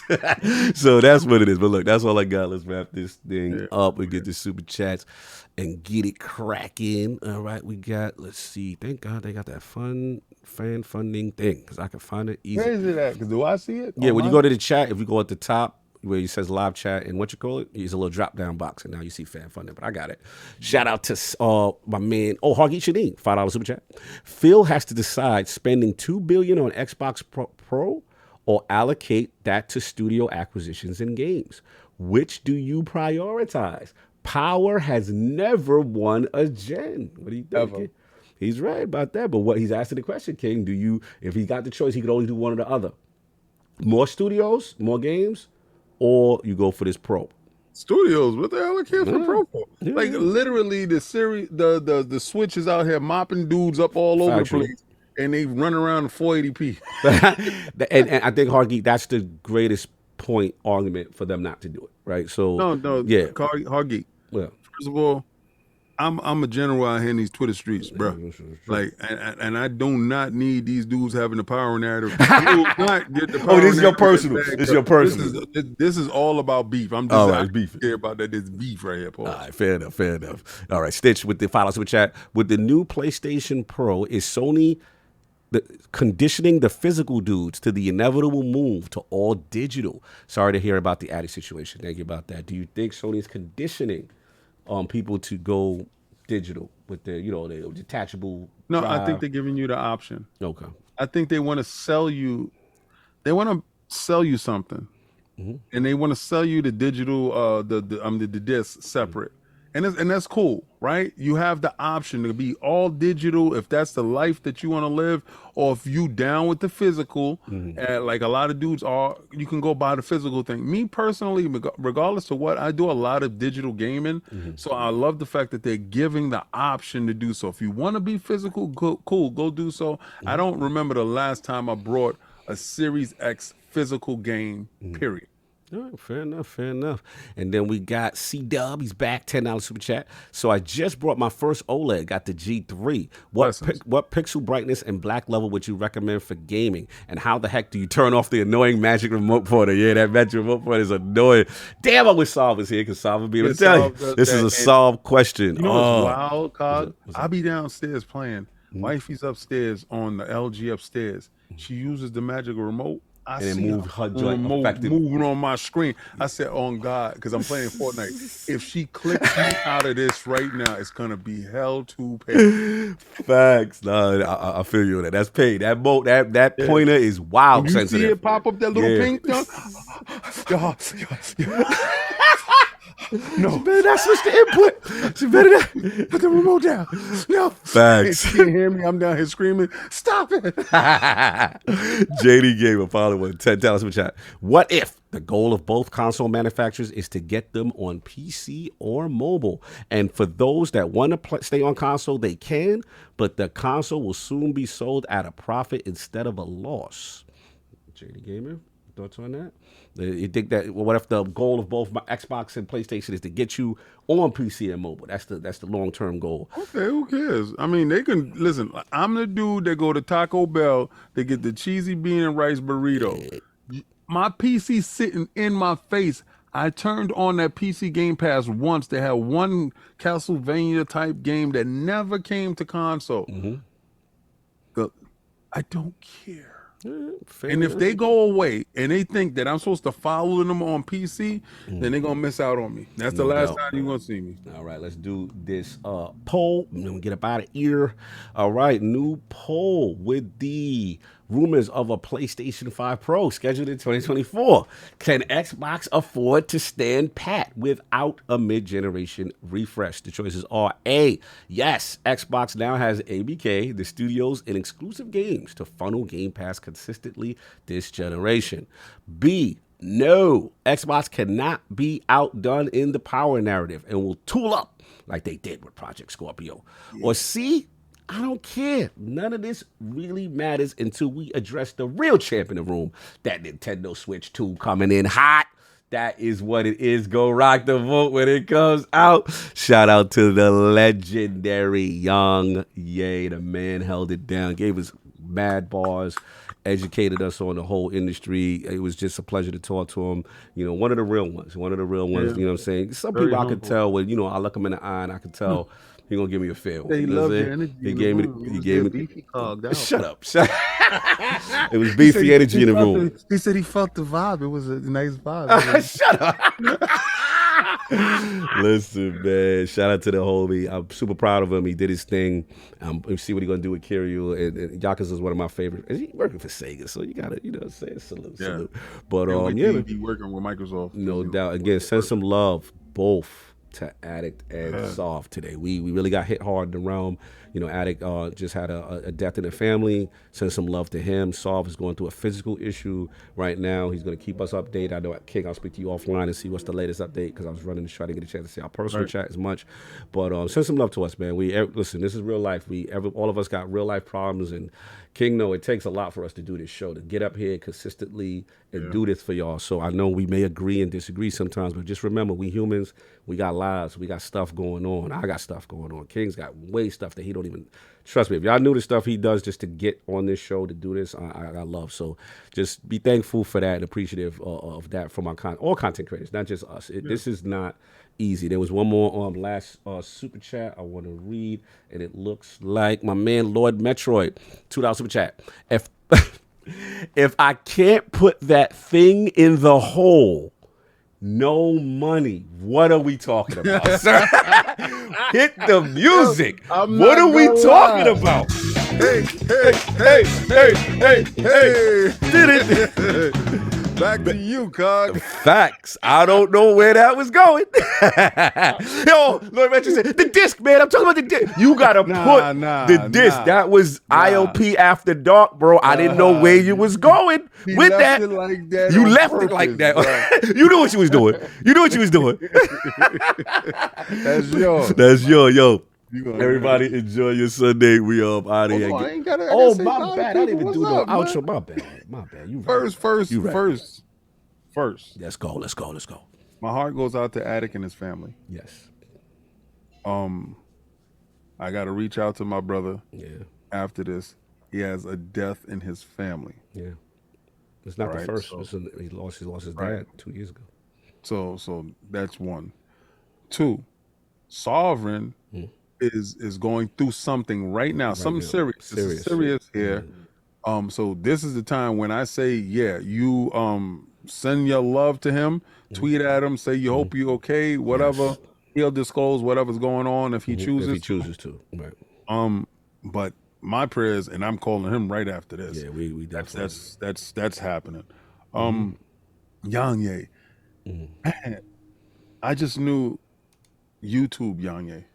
I just knew the man that gave the news, and very insightful and very, very detail oriented in the stuff that he did do, and very, very good. And I learned of him because of Brap. Shout out to Captain Flip Flop. And then I know YongYea now for theater, the art, the transcendent Renaissance man. And he learned something in his journey to be a gentleman, and he learned it from the ultimate gentleman. That's a beautiful story.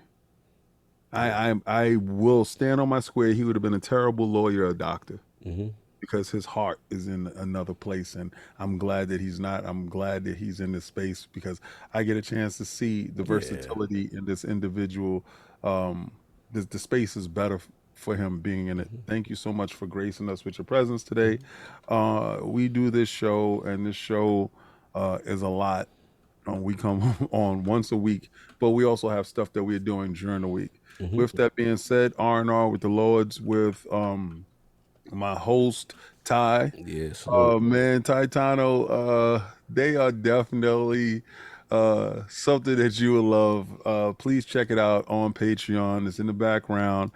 And it's a great show. We did a year-end review of movies, and we talked about Indiana Jones. We talked about Mission Impossible as the headliners, and we talked about also Secret Invasion that's on Disney Plus right now. So if you're watching those shows, if you saw those movies and you want to see the insight on that, just go to Patreon and check that out. Also, KOS is making his debut this week on Twitter Live. So now, the king took the splash to go on to Twitter Blue. That blue should pop up at some point in time. But also, Combat Talk with the King will be on live on Twitter. I'm bringing you something different that your content creators will not bring you. I'm doing something different that other content creators will not share with you. We're going to do this journey together. We're going to do it as a team, and I'm going to probably try my best. Not probably, I will try my best to give you the most different, diverse content that nobody else will bring to you. And I'm going to show people how to use Twitter in a positive way, in a better way than what they're using it for right now. Salute. I just want to got an update from Attic on his Twitter. This is PayPal information and Cash App information. He just put out on his Twitter, hey guys, I never do this, but my aunt died and my family's not doing well. My mom is stuck in Arizona and still stuck there. Please give anything you can so I can get my mom here. And he's left his information. So I'll put the tweet, I put the information in the chat. Again, this is at your discretion. You know, if anyone wants to help our brother, you know, obviously we're going to try to help him with the situation as best as we can, as we always do. But I just want to, this is the tweet so you can see it from his account, not just from my mouth. And we'll follow up with him. So, look, that's pretty much we got. Real life situations going on. But again, appreciate y'all. Another super chat. Oh, another super chat. Oh, thank you. Robert Kellett, shout out. $2 super chat. Bless you both for holding the line. Salute. We got to hold it down, man. That's what the team does. That's what the team do. They held me down when I was out there and I'm moving about. And likewise, we got to hold them down. So, look, everybody enjoy your Sunday. We will catch you next week. On that note, King, anything else? We good? Nah, peace. All right, peace.